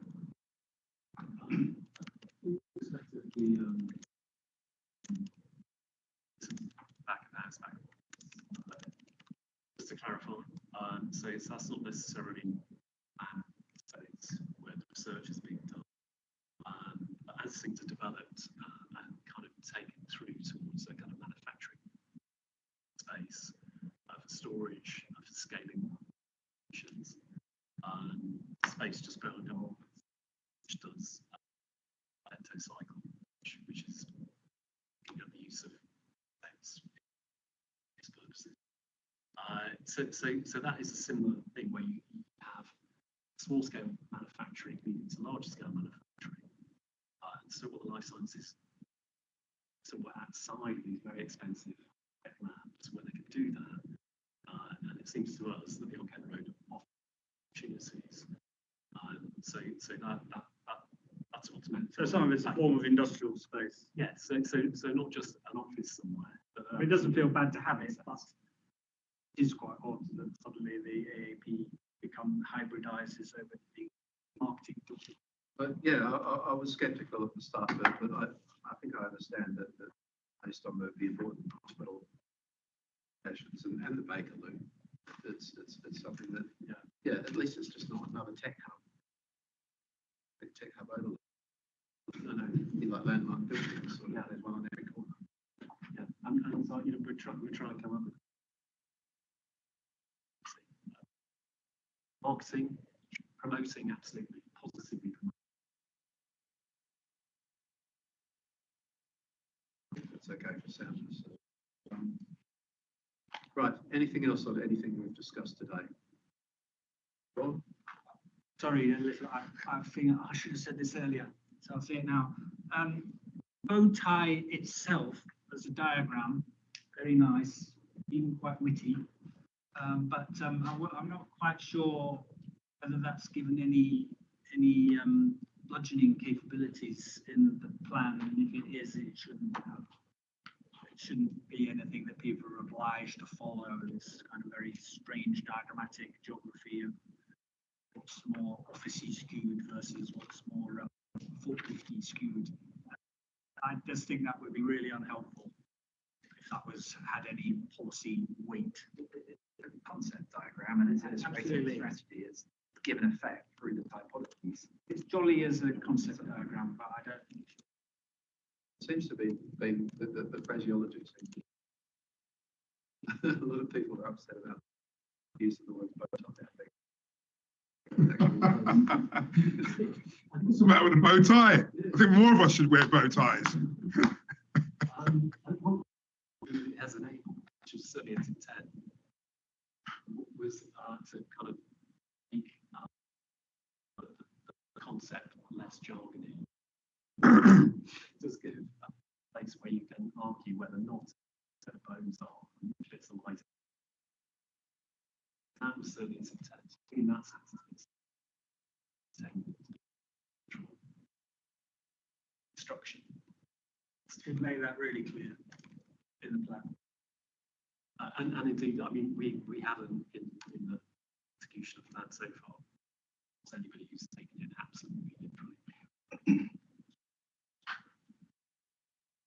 Mr. Gus, can we synchronise our mod outcomes from this afternoon, please? Okay, so first mod to AAP, the adding a mention of P33 in there.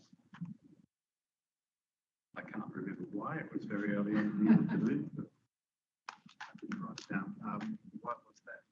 P33, that's thank you, business relocation. Tell us why we might have for the afternoon. Okay. We're also looking at adding a mod in AAP5 about having the having pre-apps and developers following a consultation strategy. So that's a from the start.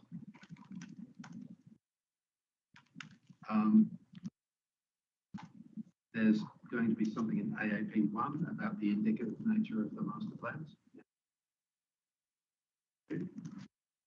Mod 14 is going to be altered to include disturbance. AAP 14. And AAP 5 again is going to be modified to include a reference to the standard section 106 template. satisfaction. Good, okay. Go and finish the nice biscuits if they're still there. It's a novelty to me. We're not even allowed tea and coffee. So we're moving the civil service across the local authority, I think. Thanks very much for your contributions, everyone. Really useful. So, reminder, next week, if you're coming along, we're not here.